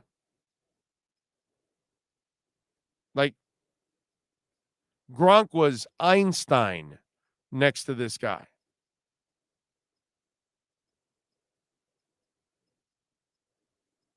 I'm telling you. That's whatever you think of Gronk, and we all love the meathead Gronk, right? Lovable guy, all that. Not necessarily the brightest bulb in the chandelier, right? I mean, you can kind of detect that, right? You know, we all know that scholastically, he won no awards in school. We good with that? Okay. So if he didn't win any scholastic awards, Jim Druckenmiller wasn't smart enough to hand the award to somebody. I'm just saying. D. Thompson's like, who is Jim Druckenmiller? Young peoples. The young peoples, you know, they have no sense of history, you know? No history.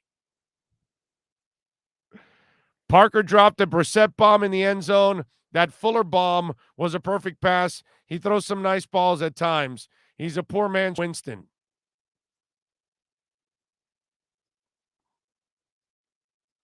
We don't need to keep them moving the O-line. Let these dudes learn and take their lumps. In a perfect world, that's what it's all about, right? Alex says, Big O, we need to be patient and stay the course. I still think Tua can turn the corner, but it's a shame fans are convinced that he's a bust after one season and the instant results they need. Yeah, that's kind of what it is. And he hasn't even played a year yet. Remember, he's played 10 games. 10 games and 9 plays. That's Tua's experience.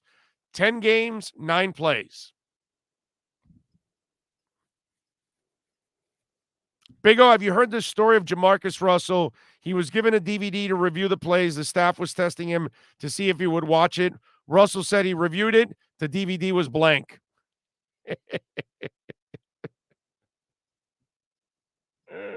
Well, listen, it doesn't really matter because Jamarcus Russell's head was blank, so he wasn't going to register anything anyways. Even if there was something on the DVD, he wasn't going to see it anyway. You know. Gronk's was a Neanderthal study major, was a minor in kegology. Why, when the Dolphins let go players, they go on to succeed elsewhere? Well, because that's the law, D. I don't know if you know that, but there's a law in the NFL bylines agreed by the Players Association and the NFL. It requires the Dolphins to release players that are good enough to play on other teams. I don't know if you know that, but that's a requirement. They cannot let go of a player that can't play. They have to keep those players on the team. The ones that can play, they have to release them. Seriously. They call it the fishing in the lake law. They get to catch it, but it's just for sport. Now, the dead fish, they get to keep on the boat. That's all. The ones eaten up by, red algae and shit like that, Dolphins keep those on the boat. And then the ones that are alive, and they have to throw it back. Beautiful 12-foot marlin. You can get some great steaks off it. No, you got to throw it back. I'm telling you. It sucks, dude. But see, the key here, D, is you need to get the players' union and the owners to get together again and reverse that rule. Because I'm tired of stinky fish on the boat. So please fix it, bro. We're all tired. The Dolphin Nation is now counting on you, D. You need to reverse that rule. It's no fun. We're watching players get released, and they're going to other places to play, and we have to keep the guys that can't play. How does that make any sense, D? How are the Dolphins supposed to get better with that rule in place? Tell you. All right, so what we'll do is we'll reconvene tomorrow here at 10 a.m. Hopefully by then, D would have fixed that law, and the Dolphins can now keep players that can actually play. I don't know if you know this, D. Right before the draft, as their pick was coming up, they told them, hey, guys, Tua can't play, so you've got to take Tua. Chargers are going to take Herbert because he can play. So Dolphins were hands tied. It's a shame. All tied up. They couldn't do anything, D. They really wanted Herbert, but he can play. Not allowed to take him. So, D, we're counting on you. If you don't change the law, we're screwed, dude. I'm just telling you. So please change it. Enjoy Miami in speed and style. Only on Thriller Miami Speedboat Adventures. Take advantage of special September Florida residence rate. Monday through Friday, you can book a tour on the biggest, baddest speedboat tour at 50% off. Must show Florida ID in order to get the discount. Tour special only available during September. Call 305-373-7001. That's 305-373-7001 to reserve your tickets on Thriller Miami Speedboat Adventures.